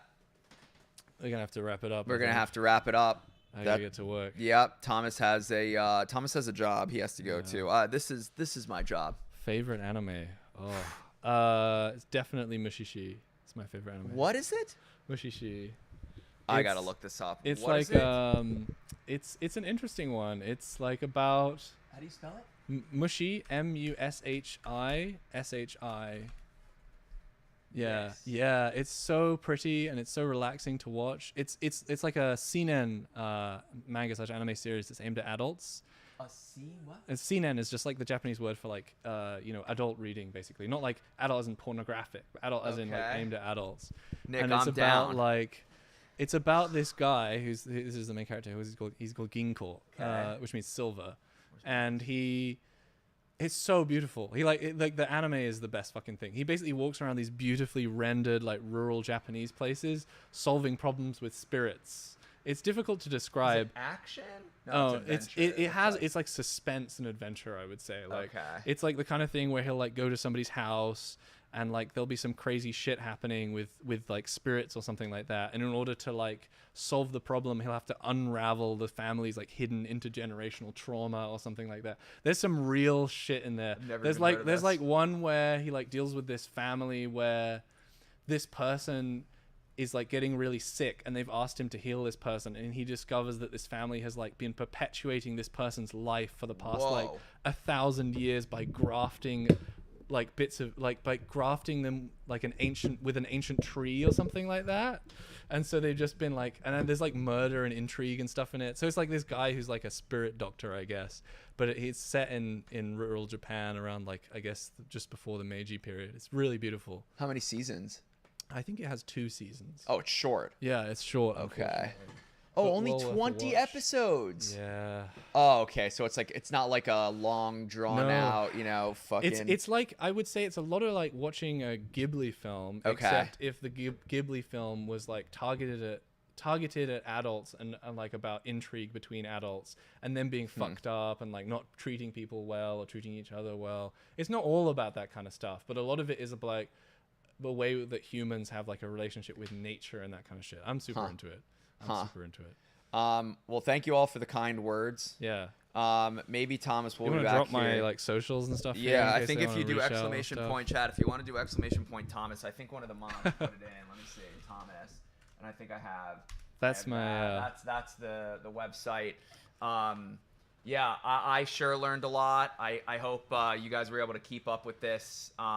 More guests. I mean, it's guest exclamation point guest. Oh, exclamation point Thomas. I should just change exclamation point Thomas to have that in there too. I could just edit that quickly. Yeah, follow Thomas on Twitter. Again, not for hacking content, but for just extraordinary tweets and memes.